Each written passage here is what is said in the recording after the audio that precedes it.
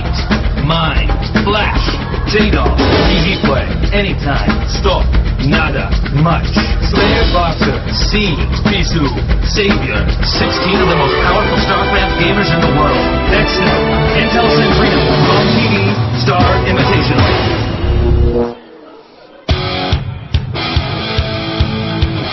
A조에 들어갈 선수부터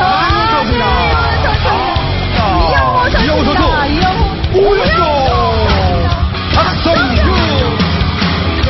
마지막 잔에 제가 설 수 있도록 잘하는 선수들이 많은 대회인 만큼 꼭 저의 본 실력을 보여줄 수 있도록 최선을 다하겠습니다. 이재동 선수, 박영민 선수, 게임은 안 했지만 우승을 해서 좋은 성적을 있으면 좋겠습니다. 지금은 송병구 선수, 현영태 선수, 김영수 선수,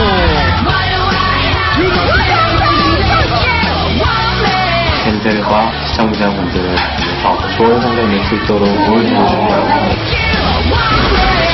김태경 선수, 영보도 김준영 선수와 B그룹의 유재호 선수.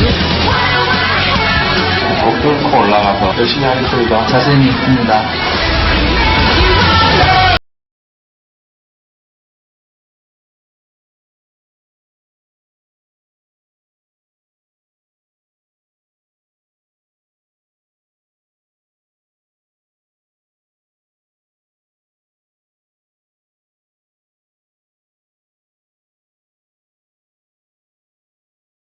To the GOMTV Star Invitational.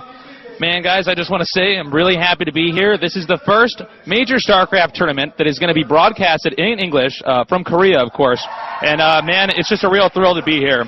Before I go any further, I just want to thank TeamLiquid.net. You know, guys, I really appreciate all the help you've done. Also want to say hey to Gosu Gamers and every other esport site out there that's been helping to promote this event. Hopefully we get a lot of hits. I'm really hoping that these Koreans will see how much people like StarCraft outside of Korea, since Korea is kind of in a microcosm right now in esports. StarCraft is their game, and I want to show them that there are other people out there across the globe that want to see this game, see this beautiful sport, and I want to share that with everybody. So again, thank you everybody for coming down here. We've got an excellent match coming up. We're in Group A right now. This is the first game of the entire tournament. It's going to be sAviOr versus Flash, and I think it's going to be a really good game. Group A, really good group. We've got total sAviOr, Anytime, Flash, and it's going to be tough. You know, and Mind. And, you know, I don't know who's going to be able to get out of this group. I know I gave my predictions, but, you know, those are really just my favorites. It's tough to say, you know, how this game's really going to wind up and who's going to come out on top, because all these players are so good. They're all so strong, it's just difficult to say. But our first game, it's going to be a good one. It's going to be on the map Blue Storm. We're probably going to get that pulled up here in a little bit. Again, special thanks to GOMTV for going out on a limb here, taking this risk, and, you know, well, we all know it's appreciated. This could have a massive impact on esports around the world. Finally, StarCraft, which is the most successful and competitive esport out there, and also the most difficult game to master, we're finally getting to see that in some overseas broadcasting. What else can I tell you guys? If we look over the history of some of these players, I'm going to hand it some stats as we speak. Just a moment. Yeah, I could see, you know, sAviOr's overall record versus Terran, 63 and 43. That's a 51.8% win ratio. His record on Blue Storm is 8 and 6, so he's going to be pretty comfortable on that. And if I could talk just a little bit here about Flash against Zerg, I could see it's 15 and 10 with a 59%. Oh, excuse me, no, that's another map. Versus Zerg, yeah, it is 15 and 10, 59% win ratio. And on the map that we're going to be playing on, he's 4 and 4, so a little bit more of an even matchup. Flash versus sAviOr. You know, sAviOr, not long ago, was pretty much an unstoppable force. I mean, he was a very powerful player. People were really beginning to ask themselves, when is this guy going to start losing? And, well, you know, it just turns out, you know, more recently, that he's kind of in a bit of a slump right now, a slump that he's been trying to break and has not yet broken. So at this point in time, you know, he has a lot to prove right now. This could be his big chance to come out and show the rest of the world that, hey, my slump is done with. Or it could just be another opportunity for him to show that he's still stuck in this cycle of losing. Flash, on the other hand, he's one of the more new players on the scene. Very stolid, very orthodox player. Especially, I think one of his biggest skills comes into his ability to control late game. I mean, if he makes it past mid game, this guy almost never loses. He's like I don't know, he's like a supercomputer or something. He plays in a very calculated manner, and he's going to put up a good fight, I think, against sAviOr. So we're just still sitting here. You know, I have to play off of the Korean commentators, so I'm kind of just sitting here talking until the screen starts to change in front of me, and then we can see, you know, where the game starts to, you know, progress, when we're going to see some more player stats and some other things we could talk about. Again, though, thanks so much to GOMTV for taking this major risk and doing this. I think it's going to be a big success. Thanks to all the sponsors, and also, you know, thanks to everybody out there who's been playing StarCraft. You know, there's a reason why this game has been so popular for so long, and it's because it is just the most technical game that's ever been made. There's so many secrets in the game, so many things to master, so many different ways that you can be good, that, you know, it really leads to so many different interesting games, so many different styles you can perfect. And we're going to see, you know, the best of those in this tournament. Again, sAviOr versus Flash in the group. Flash, Mind, Anytime, and sAviOr, all really, really good players. And if we could go to the other group, oh, I'm on the camera. I got to wave hi real fast. I got my hair done. I look kind of like I'm a Dragon Ball Z character right now. But at this point in time, I'm going to go ahead and talk a little bit more about some of the other stuff. Who else is in this tournament? Well, you see here, in Group B, what do we have? We have Jaedong, and Boxer's going to be in that group too, and Nada as well, of course, and Much. I think that's going to be probably the most popular group out of the entire tournament. A lot of people have been talking about that. We've got Boxer back in the game. And it might be his big opportunity to kind of prove himself in this, in the whole StarCraft community, because, you know, he's kind of disappeared for a little bit. He's kind of gone under. So, you know, I think it's going to be an exciting match. And of course, any games with Nada, you know, it's just going to be a thrill to cast. I can't wait. But I think we're going to be moving on to something else pretty soon here. e스포츠의 새로운 패러다임을 만드는 16인의 정상급 파이터 마이스트로 마재윤, 어린 괴물 이영호, 사신 오영조, 롬멜테란 박성균.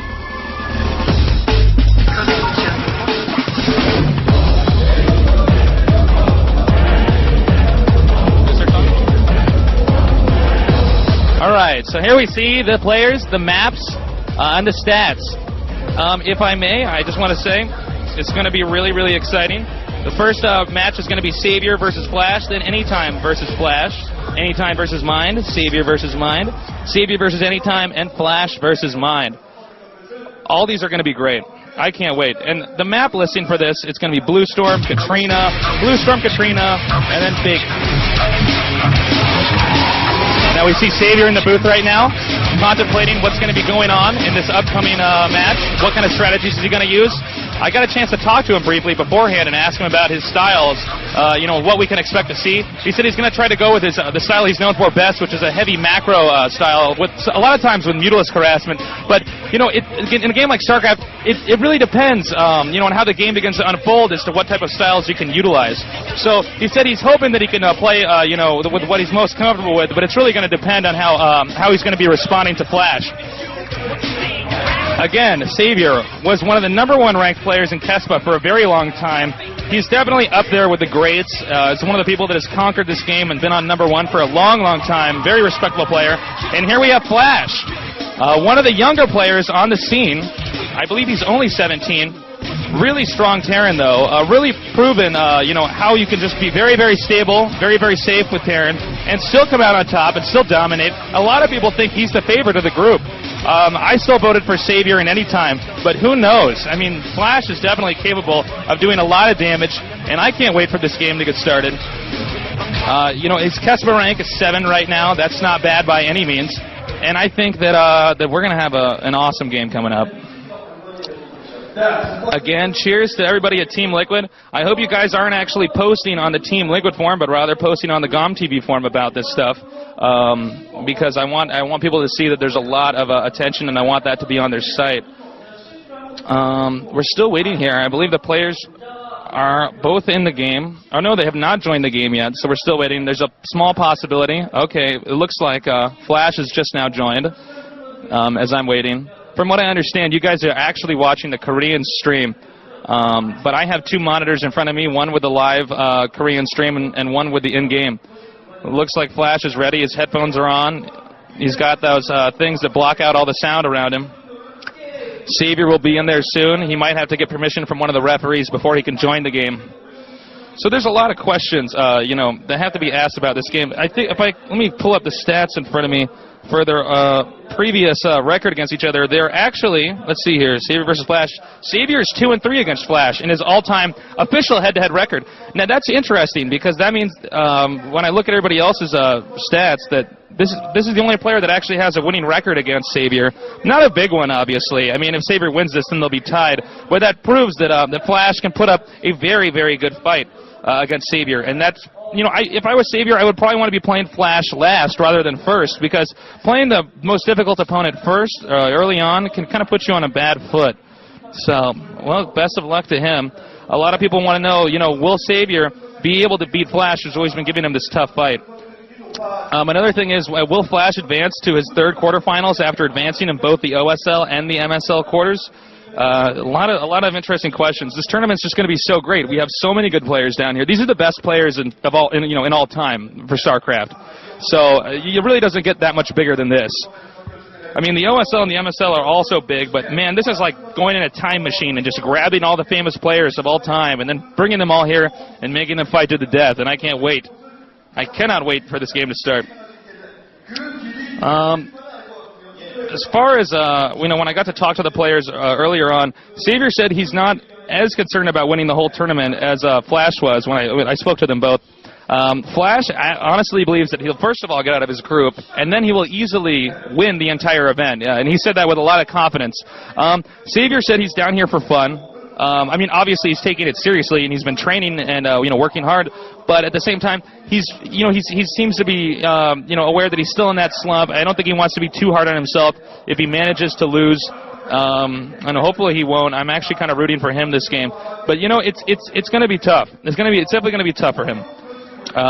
Blue Storm, really interesting map. I'm sure we'll get to see that pretty soon here.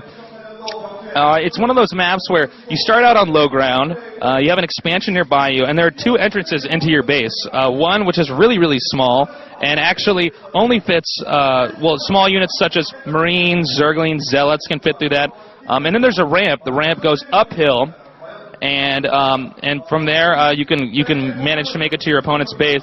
You can make it there either way, but it really affects the way in which players are going to rush, when they're going to expand. It's a really interesting map. One thing I love about these Korean pro leagues is that they never fail to amaze me with how they can come up with these insane maps. I mean, they've already started putting neutral buildings on the map, or they'll have permanent dark swarms in certain areas, or permanent D-webs. Minerals that are actually blocking certain ramps. It's really, really interesting. It makes for a lot of fun because in StarCraft the game depends so much on the map itself. It has a heavy amount of your decision making is made on do I have a ramp at all? Do I have a small ramp, a big ramp? Does my expansion have a gas geyser? So if you're going to be good at StarCraft like these guys, you have to be able to play so many different maps. You have to understand the game so well. It's come a long way from just knowing how to play Hunters or Lost Temple, and it's something that no other RTS game has ever really seen before. And that's another reason why this is easily the best game ever made. And it looks like it's about to start. I've seen now that sAviOr's joined the game as well, and we're off.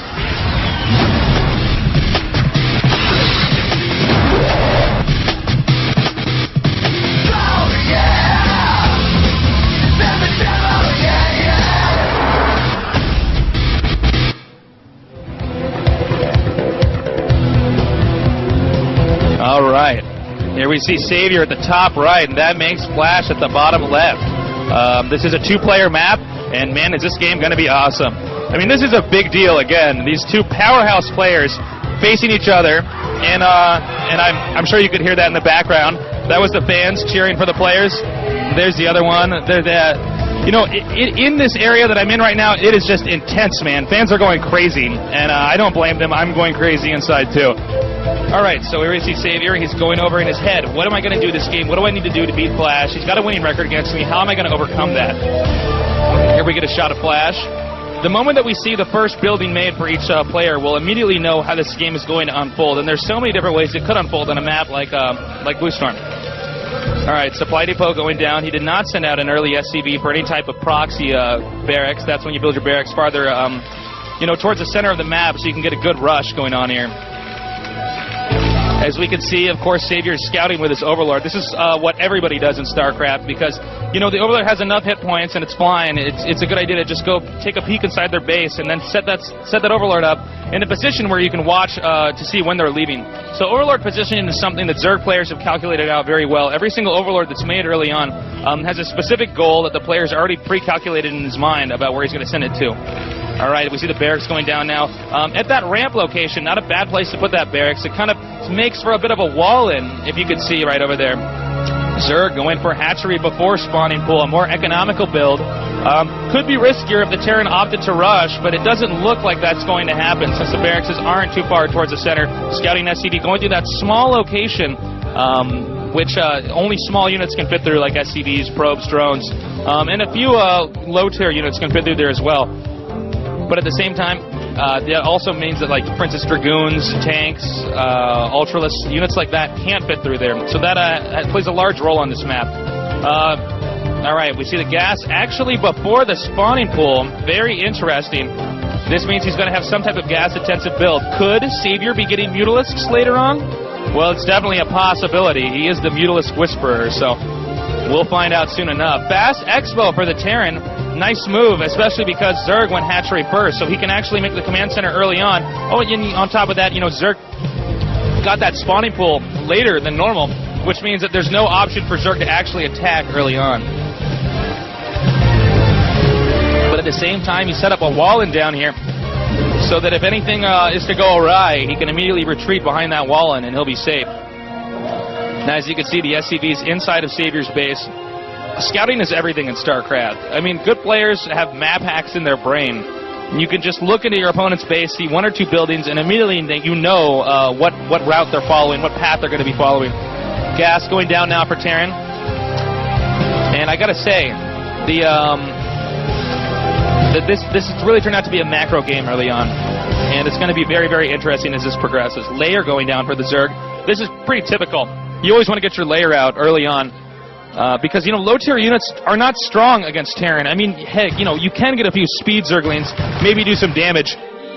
But realistically, you need either Mutalisks or Lurkers or a combination of the both. So until then, Zerg really can't do much to attack Terran, and if Zerg makes too many Zerglings, well, of course, he's making a sizable amount. If you make too many Zerglings, then you're not making drones, since you can only make units from the larva. All right, scouting SCV goes down. So usually you don't see players get too many Zerglings early on unless they're attempting to be very, very offensive and they're very confident with what they're doing. The Academy has not lit up yet, which means it's not upgrading STEM just yet, but I'm sure we'll see that soon enough. Hopefully the position of that bunker will be good for his opponent because Zerglings are coming in right now. And it looks like they've actually managed to get inside of the worker line. The bunker is not able to cover the command center from that location. Now, look, he's not mining from those resources. That's not good. And he's also going to get a Spire. Attacking the command center, he'll either have to repair or lift or do something to get rid of those Zerglings. Lift it off, and it looks like, excellent move. He's decided to pull out now. He realizes that since he has a fire bat, all he needs to do is get one more before he'll lose all of his Zerglings. He's done enough damage to make his opponent waste time by lifting off his command center. Nice move by sAviOr. Okay, now here come the Zerglings again. Nope, he's going to pull back, and I think that was a good idea. Testing his opponent's defenses right now, trying to figure out, okay, well, how prepared is he for this? Can I force him to make another bunker? Can I force him to do anything to waste more resources while I get these Mutalisks, which will eventually start some form of harassment? And if you've seen sAviOr's Mutalisks, oh man, I have bad dreams about those things. They are very scary. We now see the scanner going up. It seems like a lot of Terran players like to get the scanner a little bit later on, rather than right when the Academy finishes. This game is such a macro game that players want to get as many SCVs out first before they get the scanner. Whoa, okay, Zergling completely snuck in there. Oh, man. and is now aware that of at least some of what his opponent's doing. sAviOr Zergling checking now, sees that there's an upgrade going on in the academy. Another expansion also going down for at the top for sAviOr. Is he going to send 2 more Zerglings in here? Probably do some more scouting. Nope, he's going to try to take out this SCV. Every SCV counts, and he got that one too. A small blow, but a blow nonetheless. And he's going to try to get this one too. Flash doesn't want to lose any of these SCVs, well, at all. You never want to lose SCVs, but he really doesn't want to lose this. Meanwhile, Flash is setting up for a few Mutalisks. sAviOr setting up his Mutalisks. Flash is aware that since his tower was attacked early on, that his opponent is probably getting Mutalisks. Now, will Flash be able to hold off the harassment that is about to ensue from sAviOr? I don't know. Okay, another barracks. Oh no, that's the barracks that was over there previously. He's going to get floated over here. Probably upgrading attack for the Marines. That's going to make him do a lot more damage against these Mutalisks. Expansion finishing for sAviOr. And sAviOr's harassment is about to start. He's testing his opponent's defenses. He wants to make him, even if he doesn't end up completely going head-on in with the harassment with the Mutalisks, he at least wants to force him to make as many towers as humanly possible so that he can slow down his the development of his economy. All right, now we see the Mutalisks bunching up. I think it might be wiser for him to attack the main, but then again, Flash has Marines there already. Going down, taking one tower. Look at that micro. He's going to try to take out this one too, and that one too. Marines positioned excellently at the bottom to try to intercept those Marines, those Mutalisks. And he's going to have to edge around. Now I see more Mutalisks joining the group. If you can follow it on the mini-map, this has forced Flash to stop mining from this expansion. Flash is a very safe player, very orthodox, does not want to lose any SCVs at all, and has managed to lose a few, but realistically, sAviOr has really not killed that many, and he might need to be doing some more damage, because eventually the inevitable Terran push is going to start. The scan on the expansion, he wants to see how many drones does my opponent have, and as you can see, sAviOr does not have that many. sAviOr, this is not the best harassment I've seen from sAviOr. It's going to be very difficult for him to stay in this game for too much longer. All right, more SCVs now going down. Nice by sAviOr. Starport being made for the Terran. He'll soon have science vessels, which will make those Mutalisks a lot less useful. Once again, he may come in here for another SCV pick. As you can see, he's very good with his Mutalisk control. He's able to run in and dash back, and he's going to get these towers once again. Now, will he? Man, all right, both towers going down now. Now he's going to be able to pick up a few more SCVs. Marines going down as well. Flash has to keep rebuilding those towers. That's money down the drain. He keeps losing SCVs while it happens, so it makes it even more difficult. Again, I saw sAviOr's playing a lot like Jaedong right now. I've seen Jaedong. He likes to mainly stick with air, then go for the Greater Spire, which he could use to get Guardians and Devours. More Marines going down now. The harassment is becoming quite effective. He did lose a Mutalisk, but the Mutalisk numbers keep growing, as you can see by how dark the shadow is below the Mutalisks. Very impressive. I'm trying to drink a lot of hot water at this tournament so I don't lose my voice like I do at every other tournament. sAviOr versus Flash. More like Flash versus his Mutalisks. All right, they've once again backed out. Mutalisks continue to grow in numbers. He's not mining from that expansion. This is very bad for the Terran. Zerg is definitely on top right now. Hive now coming up, and I don't know, maybe my StarCraft senses are tingling, but I think that's going to be used to get the Greater Spire, because that would be an excellent position to get Guardians. Once again, another tower goes down. He's going to be losing more SCVs, but he's mis-microwaving those Mutalisks a little bit. Not quite dashing correctly with them. I know that he's going to be upgrading to Radiant pretty soon. He has to do something to slow down the progression of this harassment. Although sAviOr needs to be careful and not lose too many Mutalisks. Greater Spire now coming up. Is Flash aware? Will he scan in time? Does he know that his opponent's getting getting Guardians simply by the fact that the Mutalisk number continues to increase as the harassment pursues? Keep in mind also that every time he flies in there, Flash is stimming. The more times sAviOr can force Flash to stim, the less energy the medics will have when they come out during the push. So many things right now working against Flash. But then again, as we all know, if Flash can make it into late game, he rarely ever loses. So maybe he just has to weather the storm. I don't know.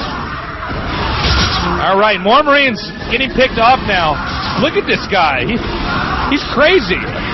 All right. And then, okay, this is not that good for Flash right now. As you can see, his mineral patches are not that saturated, which means he's been losing a reasonable amount of SCVs. A reasonable amount meaning that, well, he's not making the money that he would like to be making. And I say when maybe 30 seconds, Guardians are going to pop up. He's hitting the rest of his Mutalisk so that Flash assumes that at some point in time his opponents tech the Lurkers. But judging by the double starport, excuse me, judging by that double starport, oh, he getting radiated that! And I don't know if he managed to pull it out in time. We did not get a shot of that. There are Guardians morphing, though.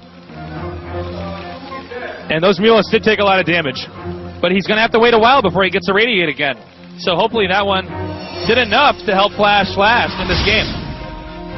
Man. He's mismicroing a little bit more as the game goes on. Mutalisks sometimes aren't attacking, but oh, God. All right. Guardians now attacking Flash. Flash has been pinned inside of his base the entire time.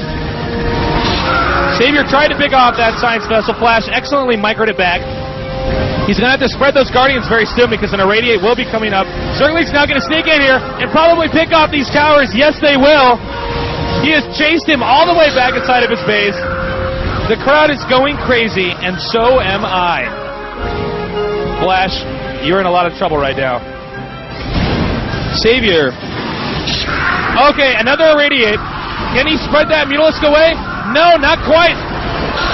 But I don't know if it really matters because the Guardians have these. The Guardians are just pinning these units down inside their base.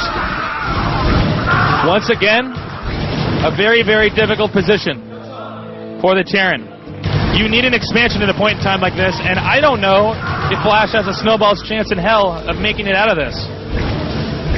Again, this build seems to be very strong on Blue Storm. It's very easy to abuse the Terran when they're in positions. Well, when the map is structured in such a way, you can really utilize Mutalisks and then tech the Guardians with ease.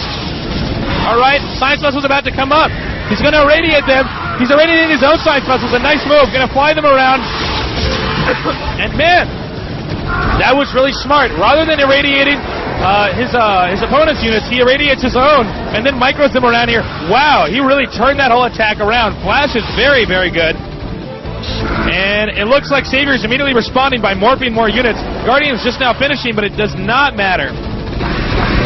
Flash may have to come back and attempt to push across the map, and he does not have that much more time left because he has not had an expansion. Is Flash going to leave, or will he set up the defense? He's leaving. This is it. It's now or never, Flash. He's floating the command center back. But Mutalisk coming in here, going to do some more harassment. But not enough harassment, indeed. Meanwhile, Flash continues to send his army back, but sAviOr knows that he doesn't want his opponent to leave. Continues to harass the command center, and it is gone. He's got to pull away the irradiated one. It's so hard to click on the one when they're that bunched together. Those Mutalisks all very low in health now. Can sAviOr muster the troops that he needs to stop this all-in attack right now? Second colony is going down now at the northern expansion. He has to buy time, using a few Zerglings to bait the army. Meanwhile, sAviOr sending his entire Mutalisk force down to Flash's expansion. No, it looks like he's going to pull back. He suddenly realized that he needs to defend this rather quickly. Well, it looks like at this point in time, sAviOr's going to lose this expansion, and Flash is making somewhat of a comeback right now. Science Vessel much? Yeah, I think so. And Science Vessels are very good against air units like Mutalisks. He's going to try to pick up these Science Vessels. He wants to get as many as he can before he manages to get to his base. He's got to separate those Mutalisks, though. He's losing too many of them. It's all going down now right now for sAviOr. This is so bad for sAviOr. It's good if you're Flash, though. However, Flash doesn't have an expansion. He needs to make more Suga colonies. He needs to make more units. He needs to do something fast. Another expansion over here at the bottom right. All right, nice. Took out one Science Vessel, but 3 more remain, each one gaining energy for an Irradiate. Mutalisk sloppily flown over Marines. He's going to have to be very careful. Now, does Flash know about this other expansion? It looks as though he does, and he's sending units down there right now. All right, sAviOr trying to just... Oh... Nope, the Scourge did not do its job. All right. Now, can sAviOr come by with a counterattack? Yes, I think he will. This is probably the best move for sAviOr right now, to pick off a few SCVs. He did manage to get that, but he's got to pull it out. He's got to micro carefully. Once again, very, very, very difficult position for sAviOr. This game has turned upside down. I thought it was going to be GG in no time with Flash leaving. Now suddenly Flash is coming back, and oh my god. This is what is so great about tournaments like this, is when you have players that are so good, that are so talented, you get to see how these games can unfold. More SCVs going down. Marine stimming once again to chase them out. Science vessels did not have the energy necessary to irradiate that. Now he has the necessary psychic colonies to hold off that attack. This means that sAviOr can continue to harass. But will it be enough? Wow, that's a lot of guys. Alright. sAviOr seems to be aware, or at least I assume he's aware, that his opponent's heading towards his expansion. Their vessel now turning around to try to do some harassment. And Flash is stimmed? No, sloppy micro by Flash, losing a few Marines. Every Marine counts in a moment like this.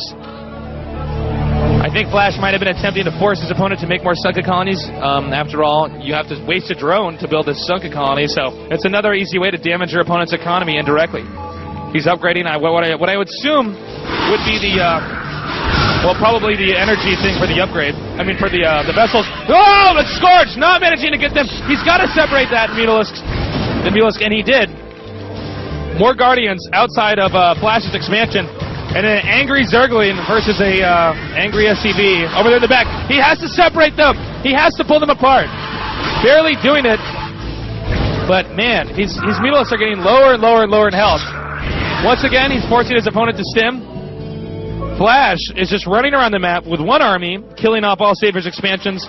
Meanwhile, he's got another one in his base defending it. Okay, if those eggs can morph into the Guardians, he will end up with full health Guardians. Guardians have full health when they morph.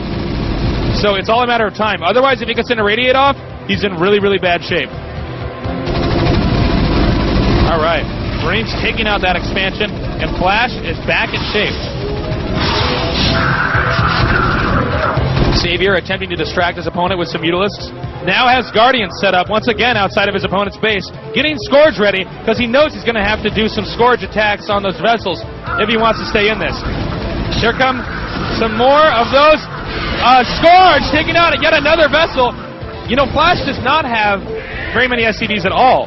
sAviOr has whittled his SCV line down to what I think I could count on my two hands, if I used all my fingers. All right.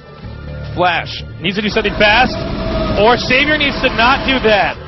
That was really bad by him. Once again, Flash has managed to hold off this fortification outside of his expansion. But man, sAviOr, what are you going to do? How are you going to get out of this situation? All Flash has to do is maintain that expansion and keep producing SCVs, keep getting vessels, and this all-in air tactic may turn out to be a blunder.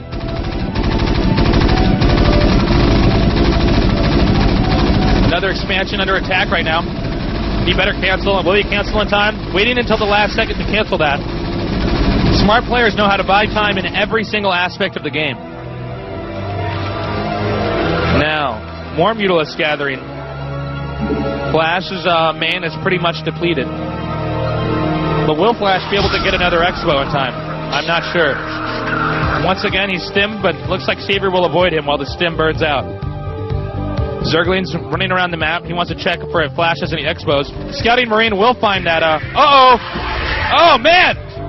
So many irradiates.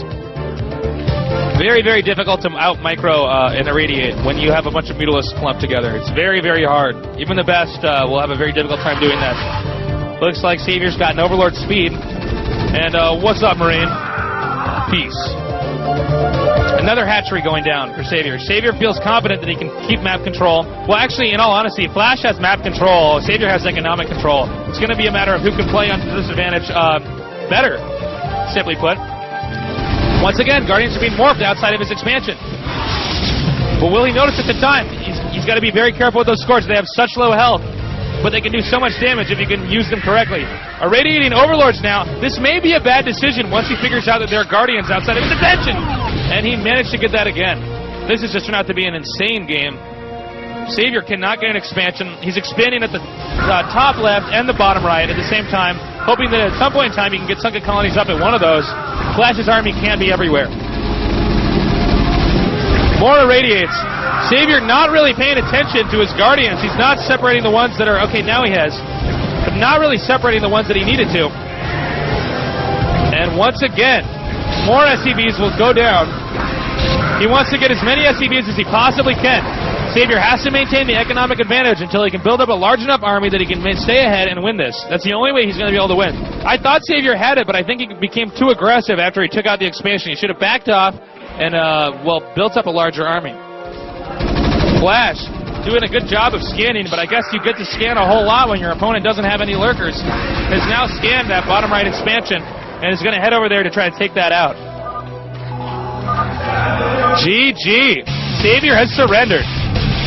Wow, that was unbelievable. I gotta say, you know, I thought sAviOr had it. I doubt he's very happy with what happened just now. But sAviOr got too aggressive by the very, very end. After he took out that expansion, he should have backed off and played it safe and taken the map.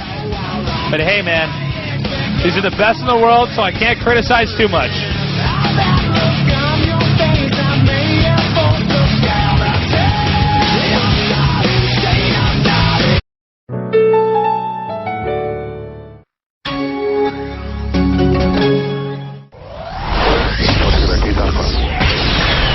Washin, Free, Iris, Light, Mine, Flash, J-Dog, easy play, anytime, stop, nada, much. Slayer, Boxer, C, Bisu, sAviOr, 16 of the most powerful StarCraft gamers in the world. LG, Intel Centrino, GOMTV, Star Invitational.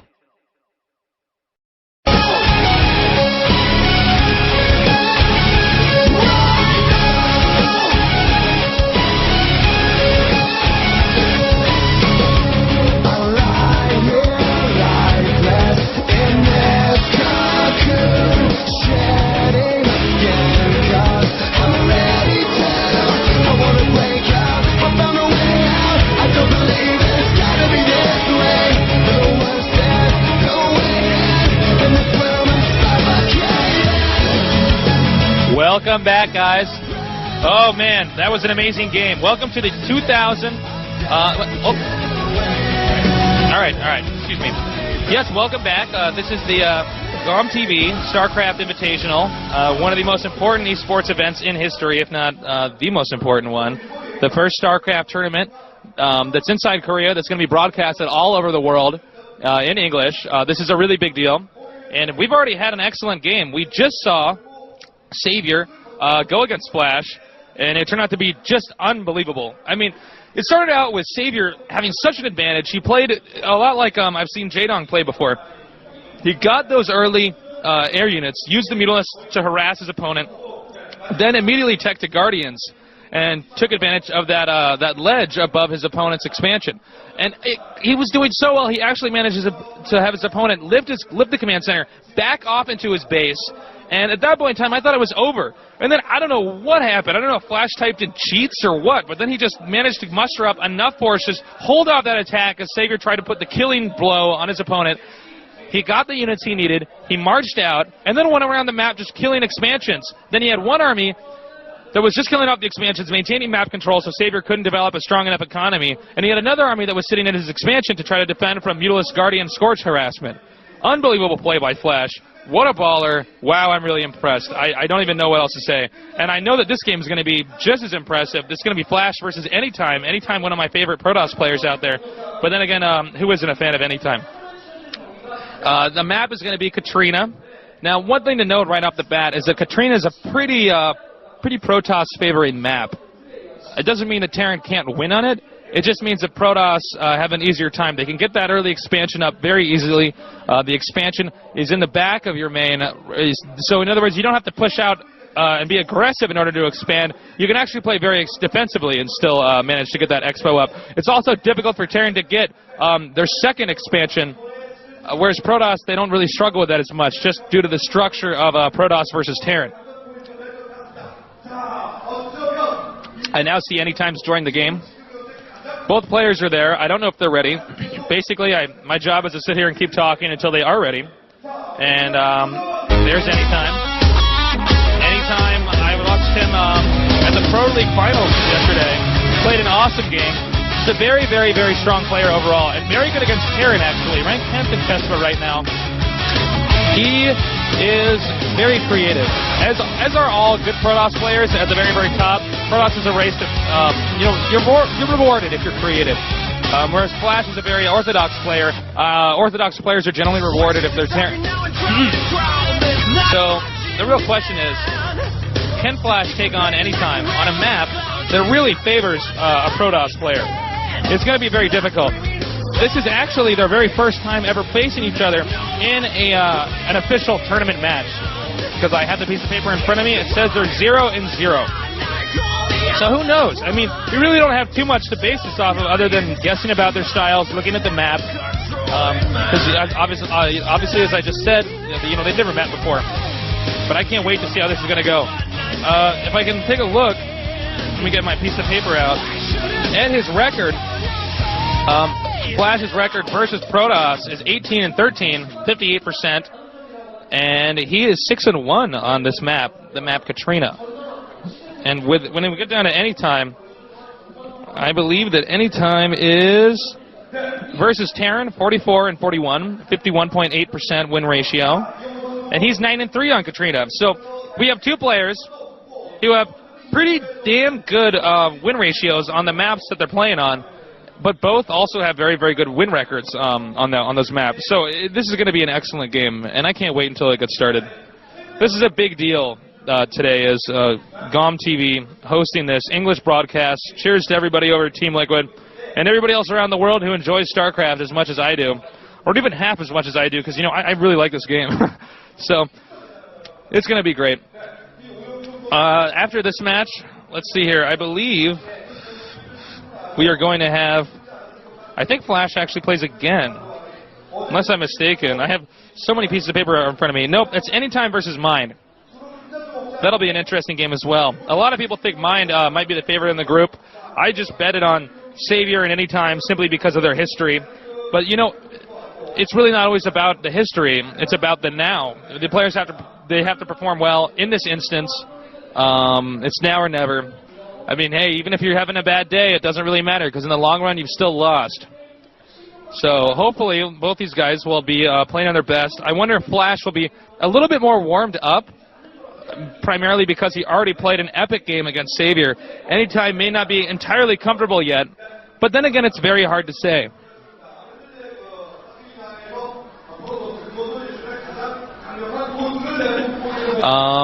I also hear that, there's going to be a few more minutes. It looks like Anytime has to get a few more things set up. I see the technical, I don't know what they're called, the technical dudes over there trying to help him get his keyboard and mouse set up. In a game like StarCraft, you have to have everything perfect. It has to be just like it is when you play at home. You can't just hop on a computer and start owning it up, because in reality, the controls are so much a part of the game. It's so much about maintaining that level of APM that you're comfortable with. The mouse has to have the perfect settings. It can't feel like it's going too fast or it's going too slow. Otherwise, you just won't be able to micro at all. In reality, the keyboard. A lot of players refuse to play with anything but their own keyboard. Here we're getting a shot of the audience, all the fans, and there are a lot of them here. The entire event is packed. I think they weren't even able to let everybody inside, if you can believe that. There's people that were actually stuck outside or probably had to go back home and watch on the internet. So, I mean, it's amazing how big this is. And just it's amazing in general just to think of how big StarCraft is in Korea. There's really nothing else quite like this anywhere else you can go. It's easily as big as what anybody would refer to as a real competitive sport. It's impressive, and I have a strong feeling that when StarCraft 2 comes out, we're going to see a similar effect globally, and I think that's going to be very exciting. I've been in Korea for I think this is my 4th week down here, and I just love it. Korea is just such a cool place. There are 3 PC bongs on my block, if you could even imagine that. That's a lot. I mean, I get my pickings of where I want to go when I own the noobs. So I love it. I think it's great. They really, it's a different culture. It's a gaming culture. It's a culture of perfection, really. And I think that's another reason why StarCraft is so admired in Korea, is because people realize how hard of a game this is. This is not just like, you know, some random game that people liked for some random reason. It's people like this because it is so challenging. It is so difficult. As you can see on the Korean screen over there on the right, that's GOMTV. I went clubbing with him a few nights ago, and let me tell you, man, he's a baller, man. Really cool guy, really nice guy, and his English is actually very good. He doesn't even have an accent when he speaks. I was really impressed. All the Koreans I've met with so far, very polite people, got a lot of manner, and, you know, I don't know, it's a very cool culture. I like it a lot. If you ever get the chance, definitely come down to Korea. Going back to Anytime versus Flash, I want to bet on Anytime simply because of the map, because I think that favors Protoss so much, and then the fact that Anytime is already very well known for having technical and creative. Protoss versus Terran, he's taken out a lot of the best players out there like Nada. I think it'll be a tough fight for Flash, but then again, I said the same thing about Flash versus sAviOr, and Flash was losing the whole time and then came back and won. Really impressive. So, you know, who knows? Who knows? I don't have a crystal ball that I can read that'll tell me this stuff. I'm just going off of their previous records. I hope everybody's tuned in, and if you're not actually watching this live, these VODs will be saved on the website, GOM's website. Please don't rip them. Just go to their site, and you can find them very easily. It's going to be really, really good. You can watch them at any point in time. It's all free. You don't even need to register on the site to do it. And the game is about to begin.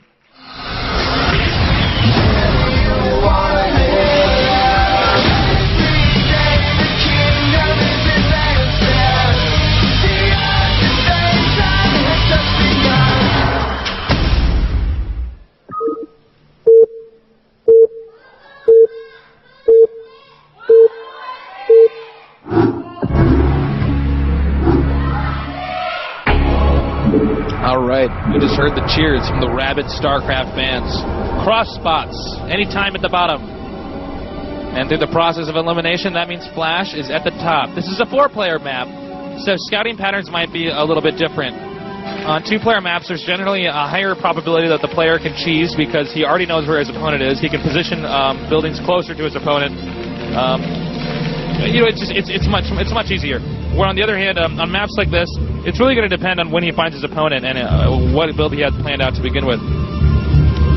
Katrina, a very interesting map. You start out on this massive main. I mean, just a very, very, very large platform, which also has an expansion, which is farther back from your ramp than the opening.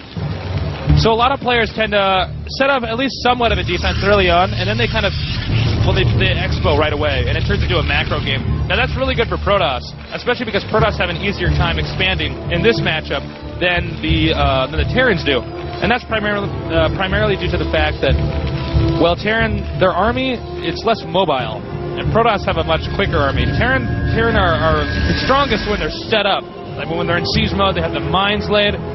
So it's very difficult in that sense for Terran to get the next expansion. Protoss can start to take the map rapidly, and if they get carriers, you know, you're really rewarded for using carriers on a map like this because carriers can cover, well, they can retreat over so many different locations that it's very hard to chase them down with Goliaths. And that's another thing that, you know, helps Protoss dominate on a map like this.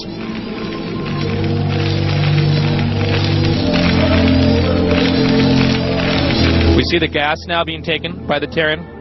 This is very standard. There's almost no other way the Terran can open up against Protoss. And it's normally considered like a cheese maneuver if they are to do anything different than that. They always have to get the barracks and the gas guys. They're fast Nexus. Ooh, that's hot. All right. As we had predicted, he will be going for some type of fast expo. Fast Nexus is a strategy. It's fairly new. On the StarCraft scene, a lot of people never thought that it would actually be possible for Protoss to figure out a way to expo early on and hold it off. And it turns out that since Terran are essentially forced to get that gas geyser and the barracks early on because they need the factory, those are where they get the units that actually matter in this matchup. Because of that, Protoss have timed out a way to get the Nexus early, then the gas and the gateway, and get the expansion up. And if they do it right, it doesn't always work, but they can usually hold off the early rush. There's some fans. Alright, factory now going down for the Terran. Depot also going down. As we can see, Terran did not wall in. That usually means he's going to get more Marines than if he had walled in. If a Terran walls in, they usually need to get 1 or 2. But in a case like this isn't really a map where you can wall in. So in this case, Terran will probably get maybe 5 or 6 and use that to hold off any initial Dragoon rush. But at the same time, Flash doesn't even know yet that his opponent's gotten a fast Nexus. His response will probably be to expand himself. I mean, if you look on the map, these players are very, very far away from each other. There's not many things that Terran could possibly do early on, except for maybe early starport. Not sure. We can see that Flash's build is very calculated, though, by the fact that he's actually pulling his units, or his SCVs, off of the gas geyser. He's got it mapped out, so he wants more minerals than he does gas, and he just needs enough gas to get the right amount of tanks or the factories, whatever it is he's aiming for. Flash now sees the expansion. He realizes it's going to be a macro game. I assume that siege mode, it could be mines, that is being upgraded at the factory. The command center goes down now for the Terran. There it is. So this is going to be another macro game early on, just like the one we had before. Actually, not just like it, because this is a different matchup, but it's going to be, the emphasis will be on macro. Dragoon range being upgraded. We can see by the spinning thingy on the cybernetics core. Because he realized his opponent fast expanded, he stopped making Marines and he's using the barracks as a scout or as a spotter. That's smart because there's really no need to get those Marines unless, you're going to get Dragoon Rush. So now that he realizes that, he's not going to bother with it. Moving out with 2 Marines in the Vulture. Perhaps going to plant some mines. Perhaps he just wants to make it look like he's applying a little bit more pressure, then back off. It's not clear. Zealot hiding under that bush. I can see you, Zealot. You can't hide from me. And SCV is now being transferred. Oh, there I am again. I still look like the Dragon Ball Z character. And it looks like, alright, he set up some type of positioning over there. He has the mines upgraded. It was mines. I probably should have guessed that by the fact that the Dragoons, that the Vulture bikes came out early enough. We also see that anytime he's gotten gas at his expansion, so he's going to be using, clearly he's going to be getting some type of gas tech early on. Maybe he'll want some more gas for carriers. Vulture bikes now running by those Dragoons, planting a few mines, but anytime with excellent micro manages to pick off one of them. Now those Dragoons are stuck behind the mine line. Anytime we'll have to be prepared for any type of Vulture harassment that may come up. Meanwhile, he's sending those Dragoons anytime is sending them north. Starport for the Protoss. Oh man, he's going carriers. Now the real question we have to ask ourselves is, will he be able to get the carriers out in time, or will Flash realize this? Even the positioning of the Stargate is important. He's put it in between the 2 expansions. That's a place where Terran is least likely to scan. Vulture bike cornered. Goodbye. Or Dragoon cornered. What's up with me swapping my pronouns? Alright.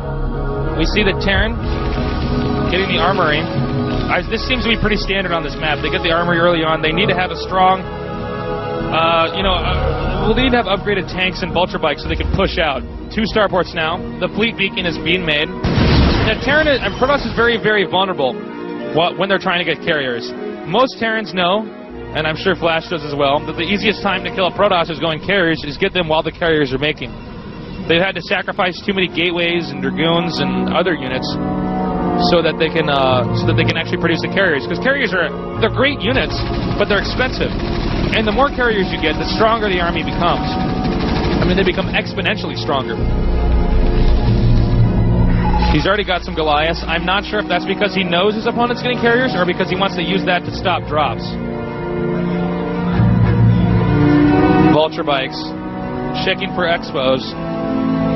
Terran usually sees the lack of expansion as a sign that the player is macroing up. And the way that Terran also attempts to look for this is by scanning the gateways. He wants to see, does my opponent have 4 gateways? Does he have 6 gateways? And if a Flash scans in time and realizes what his opponent's doing, well, then he might start to push earlier on. Also note, anytime scouted, the command center that is being produced. That means anytime he's gonna respond accordingly. Intelligence is everything in StarCraft. And a starport's now being made. Will he use that for dropships or will he use that for raids? I don't know. Carriers being made in both of the starports. And soon enough, he will have the interceptor upgrade.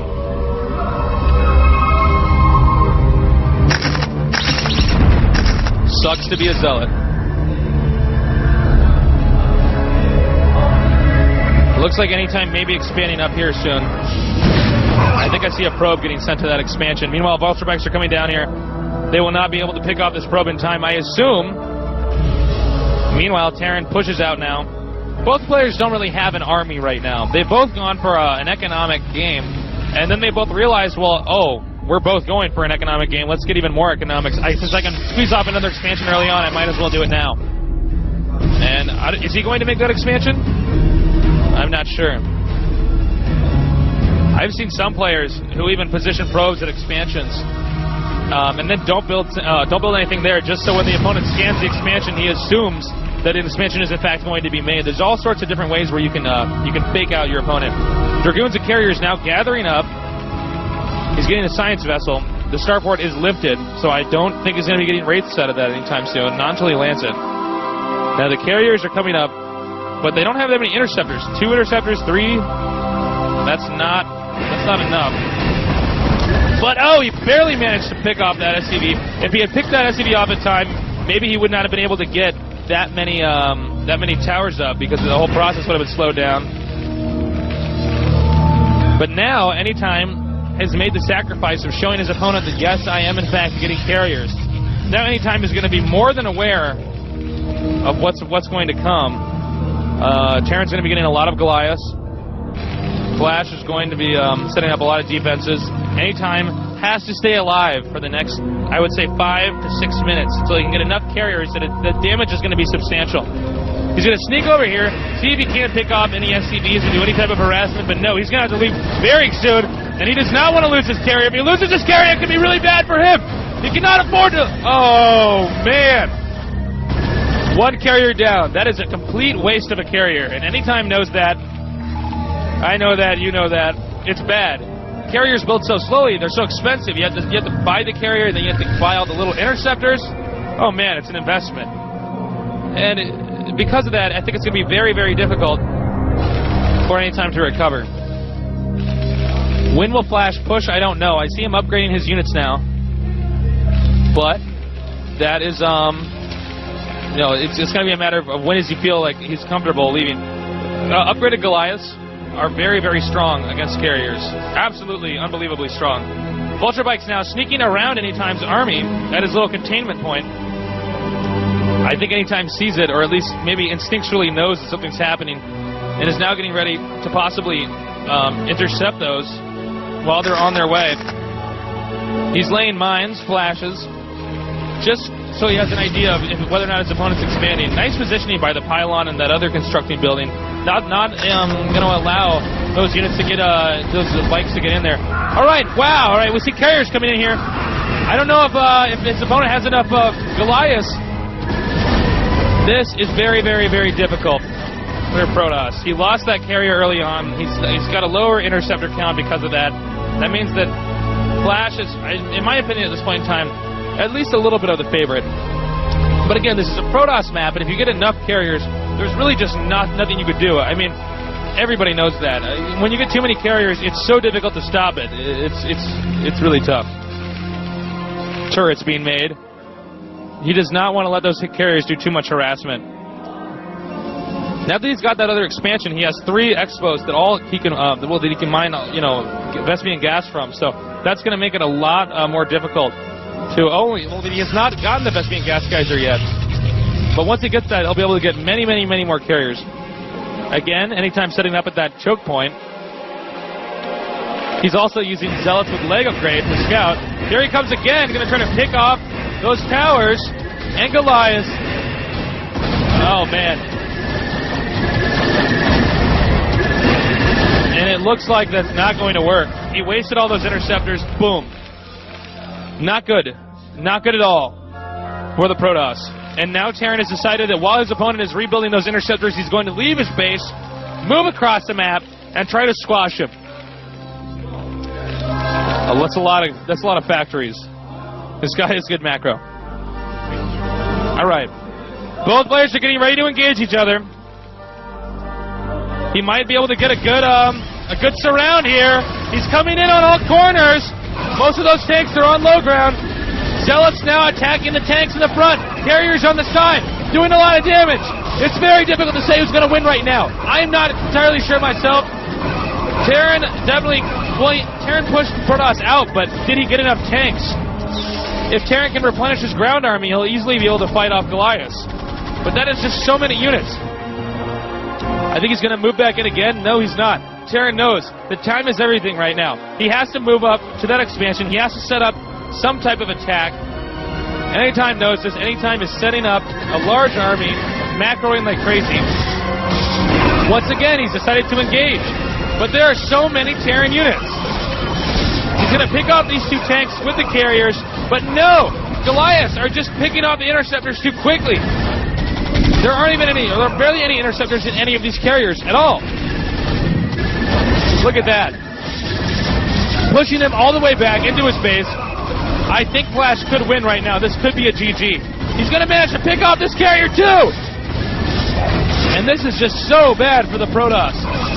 Flash is just marching across the map. Wow. GG. Excellent play. Unbelievable. Flash is winning on a map that doesn't even favor his race. Not only is he winning, he's dominating. Anytime, probably wishing he had not lost that carrier early on. It may sound silly, but that really did have a massive impact on the game. When he lost that carrier, he just lost too much. He lost his momentum, and that's bad.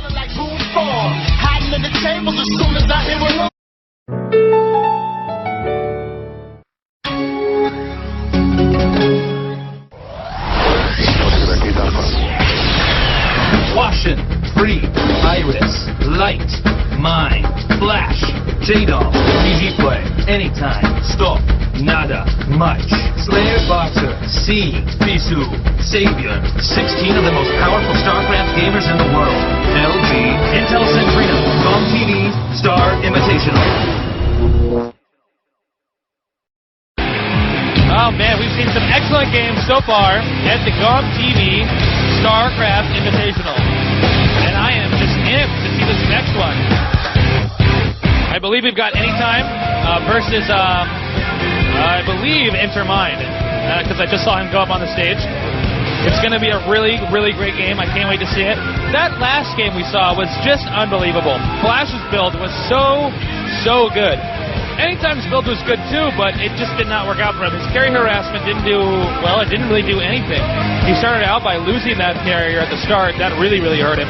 Because as we all know, carriers, the power of the carrier group goes up logarithmically as you get more and more and more carriers. Actually, I should say exponentially. Whatever, I'm a philosophy major, not a math major. But the point being that his carry harassment just wasn't good enough. And let's face it, that doesn't mean that losing that carrier was everything, but it certainly didn't help also that he was harassing his opponent with the carriers before he had enough interceptors. So then basically all the interceptors would fly out, and Flash is like, thanks, bro, and just kills them all. And then Anytime leaves and goes back to his base humiliated and has to rebuild all the interceptors. So I don't think Anytime played as well as we would have expected. And wow, Flash is just, he's been impressing me a lot. I know when I got down to Korea, I started watching Flash play more often, because most of the time when I was back in the States, I would only tune in if there was a Protoss player, but now I just watch StarCraft all day on TV. It's a really good life. And, I've really started to notice that, yeah, he is a very talented player. He's still so fresh, though, still so new. Can he win this whole event? I don't know. It looks like he's going to be getting out of his group, though, with ease. With that being said, it's just too hard to say right now. But I think we're going to learn a lot about their Terran versus Terran skills when he plays Mind. We've seen that apparently Flash has very, very good Terran versus Zerg. He can hang on even when he's losing very badly. He can come back and win. Meanwhile, we've also seen that his Terran versus Protoss is terrifying. I'm going to be having nightmares tonight probably about Flash Goliath marching across the map and killing me. And then what about his Terran versus Terran?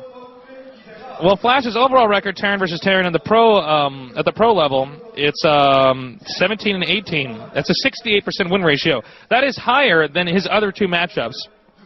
That's almost 70%. I mean, if you could even get over, I would probably say 55%. I mean, you're clearly a solid player. But then to go to 68%, I mean, what is your problem, Flash? Why do you have to be so good? I mean, can you make it fun for anybody else, please? No, apparently not. I think the map is going to be Blue Storm. Interesting map. Really cool map for Terran versus Terran, actually. There's a lot of cool things you can do. All right, so then we get a shot of Mind. Very, very good player. Very smart player. I remember the first time I ever casted one of his games was at the Seoul E-Stars Festival, where he played against J-Dong in the finals. He's really, really good. A lot of people think he's going to be one of the new best Terrans of all time. And his TESPA rank is 11. That's certainly not bad at all. That might be the lowest out of the group, but still, I mean, that's really, really, really, really good. The point being. And who knows, if he starts to win some games here, he could be a hell of a lot higher. I see Anytime is in the game now. We're still waiting for Mind to join. Until then, I kind of just ramble like a lunatic. This tournament has just turned out to be awesome. Great, great turnout. I heard there's a lot of hits online. You know, when I was at the first meeting with them, when they had set up the website, they said that there were over 138 countries that had gone and visited the website. There were people from Afghanistan checking out the website and people from the Congo. I mean, I was just astounded. I was not actually expecting that many different countries to be following this, but this just shows you how StarCraft is a worldwide, well, there's a worldwide passion for StarCraft. And I don't blame them. And I'm glad that we're finally here delivering some English commentary, so some more people who love the game but might not be that familiar with all the technicalities of it, well, now they can finally tune in and get it with something in their own language. I believe it's going to start very soon. We have Mind now joining the game in the screen in front of me. It's going to be tough to say who's going to win this. I mean, at this point in time, I'm ready to say Flash because...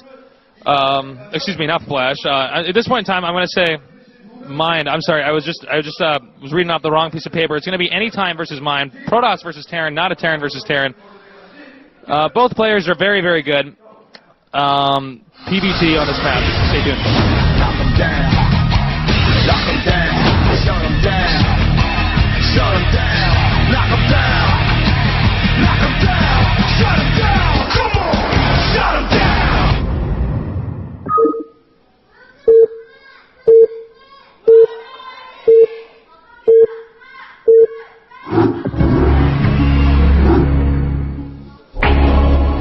What am I, the noob observer? I'm telling you guys the wrong matchup? Okay. Protoss at the bottom left. Terran at the top right. Anytime the purple Protoss. How will Anytime play this out? He's already lost one game. He cannot afford to lose another one. The pressure is on. Mind? The question for him is he warmed up yet? He has not played a game yet today. He's the last player in his group to play a game. Will that affect him negatively? Will he have more stamina now because he's just now starting up? Or will he feel uncomfortable? I don't know. We'll know very soon what Protoss is going to do by where the first pylon is positioned. That's what you always want to look for when understanding what the Protoss will open up with. Probe going out. Going to put a pylon out here. That could very well mean... Okay, no, I'm wrong. Excuse me. He's actually sent the probe out very, very early before he's made his first pylon. Pylon going to be in the main. I'm curious if Anytime's going to be hiding anything on the map, or if he's just going to do a direct scout. He may have sent that probe out early on to steal his opponent's gas. If you can take your opponent's gas in this matchup, if a Protoss can take a Terran's gas, it hurts him so much. Terran are completely dependent on tier 2 units like Vulture Bikes, tanks, Goliaths. Okay, now look, he's snuck over here. Oh, he did get spotted. Maybe he was going to try to proxy get over there, but now he's going to take his gas.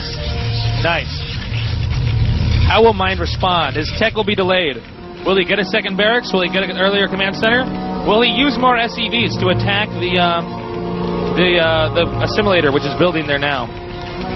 All are very important questions, and he must play his hands well if he wants to stay alive in this game. I also see a Terran SCV moving out and building something. Uh-oh. Oh, man. Barracks in the middle of the map. He's going to respond with a very all-in-like strategy, one that involves a lot of SCVs and a lot of Marines. Will Anytime know this? Anytime is busy moving around, checking for buildings, looking for the second depot, but it's usually a pretty big hint. Uh-oh. Is the probe going to spot it? It looks like he's already looking for something missing. Anytime already realizes that something is missing inside of his opponent's base. And it's too odd that he was not attacking this Vespian gas geyser sooner. Normally Terran freak out and like take 8 SCVs and just start attacking it right away. Since he's looking for that barracks, well, he's going to have to play very, very carefully. But unfortunately, he's looking in all the wrong spots. The barracks is in the top middle, top middle. And he was only looking the other direction, near the bottom middle. Zealot blocking that entrance. Both players essentially cheesing each other. Alright, he's going to take out the Vespian gas geyser. Alright, he spotted it! He spotted the second barracks. Suddenly, Anytime realizes that something else is going on. That Mind is putting himself in a very, very risky position, and that all Anytime really has to do is survive the inevitable rush that's going to occur very, very soon here. Both players trying to outdo each other. Uh-oh, look at the mini-map. Look at that white stuff on the mini-map. He's getting a forge now. He's going to get cannons. Oh, my God. This game is so cheesy, Kraft Macaroni would be proud. All right. He's moving down now. Zealot's in the back. He's going to use his first Zealot to try to block off those Marines. Now he's backed off. Meanwhile, a lot of SCVs are coming down here at the bottom. This game is going to end very soon.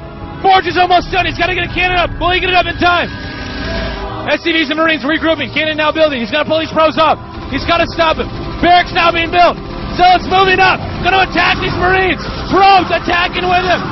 He's got him in a very good position. Mind might lose this right now. And I think he will. But look, wait. I see more Marines now at the top. I did not see them before. He took him out.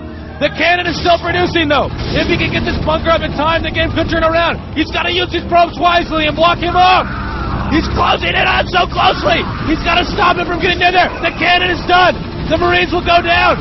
He's trying to get this one Marine inside the bunker, and he does. Oh, my gosh. He did not get it in there. Look at that. One inside there, but it does not matter. He's going to take that out. Cannon can do a lot of damage right now. And it did. Now he's going to have to turn around. He's going to have to retreat. Terran has not even gotten his gas yet. He's going to make a few more Marines. He's going to try to go in once again. Protoss isn't out of this yet, though. He only has one cannon, and really not enough to possibly hold off more and more Marines. Mind was trying to sneak around there, and Anytime's carefully position his units near the bottom to try to block him off. That's why that's what the Zealots are. That's why the two probes there. He's going to try to sneak Mind. Nope. Anytime will not let him. Anytime knows that this is all he has to do. Mind pulled off so many SCVs that game, but look at this. Protoss might actually have less probes than Terran has SCVs. I could be wrong. But man, this has turned out to be a... Uh-oh. Oh, now what's going to happen? Is he going to build something with that probe? I don't know. Another gateway. Maybe he's going to go for Dragoons with some range. I did not see a Citadel or a Robo-Bane. Anytime is playing very, very, very cautiously. Anytime has managed to sneak into Mind's base. Oh, he canceled the cannon. That might have been an unwise decision. It's hard to say. If we can get a shot of his army, yes, it's right there. I think he would be able to hold that off with the cannon and the units he has. The cannon can fire so fast, it just kills Marines at a ridiculous rate.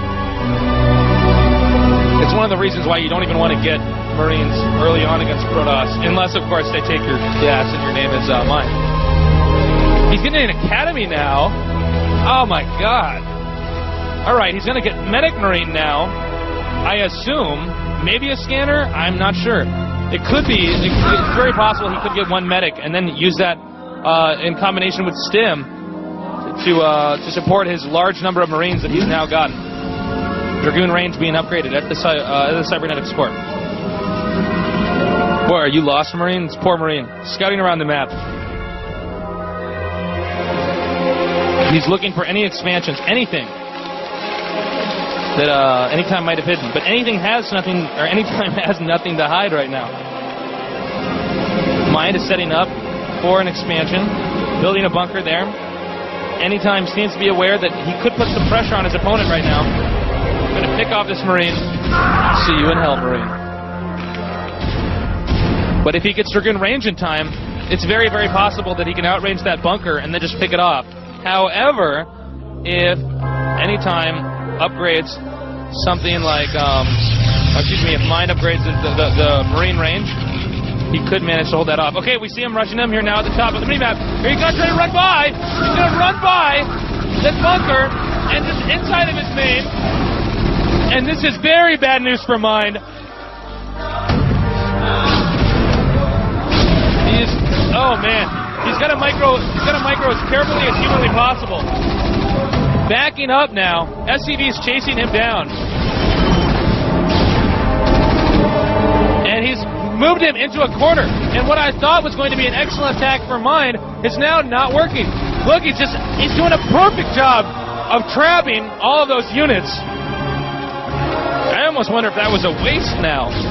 Anytime's not done yet, though. He's going to try to pick off this bunker, but Siege Mode has chased him out. A Nexus now goes up for the Protoss. He's trying to see if he can't do any type of harassment. Mind was hiding that bunker with his barracks so that it would be more difficult to attack it. You couldn't right-click on it.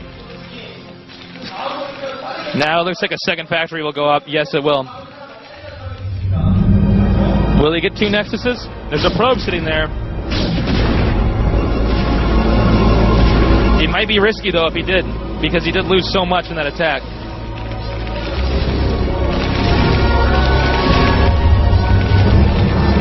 You see something upgrading. I assume it's Mines because Siege Mode is already there. Oh, and then another Nexus goes up. I highly doubt that Mind will get a starport just because Anytime's already got the Forge. So it'll probably be a fairly strong push, which Mind will attempt to pull off. But will it be strong enough? Who's ahead right now? It's difficult to say.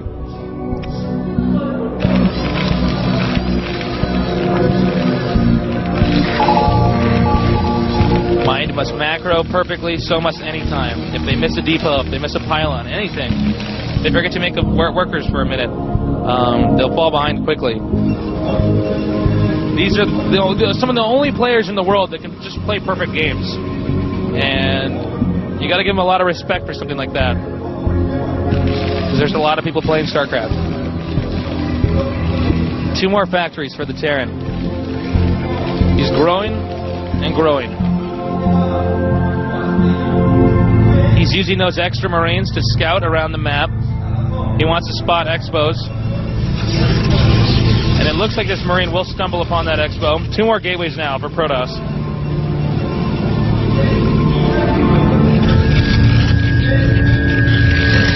It looks like...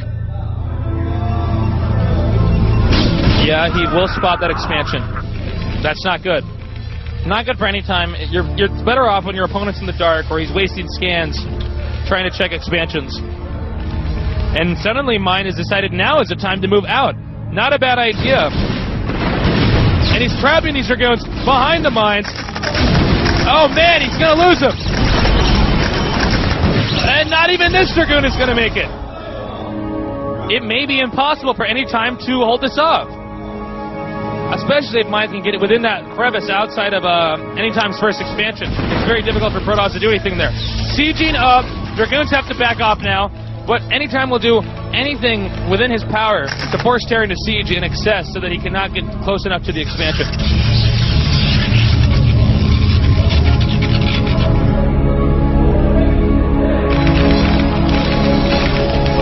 More factories for Mind. He's macroing at a very steady, strong pace.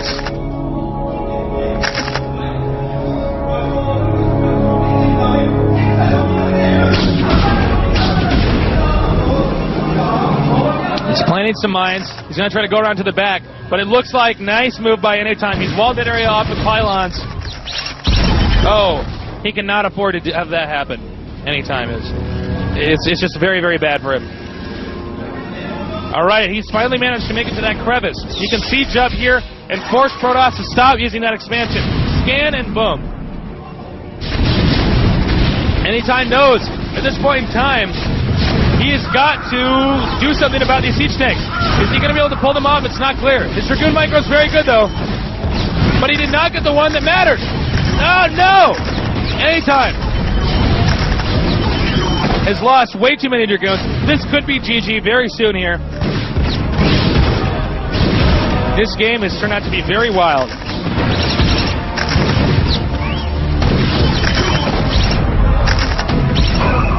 Will he be able to macro up enough to hold this off? This is unbelievable. I mean, it started out with Anytime taking his opponent's gas, then Mind attempting to pull off this really, really strong cheese strategy with the Marines, the SCVs, and no! Anytime has won. I mean, lost, excuse me. Anytime definitely did not win that game. Wow. Mind is a very strong player. It looks like my predictions could very well be wrong. I'm very impressed. Both the players have just played excellently. Mind, wow. Tear in, more like tear can. He's just very, very good. Total comeback there. I thought it was over once the Marine SCV rush failed, but I was wrong. So now we have two Terrans. One that's 2-0 and another one that's 1-0. The real question is, what will happen when these two face each other?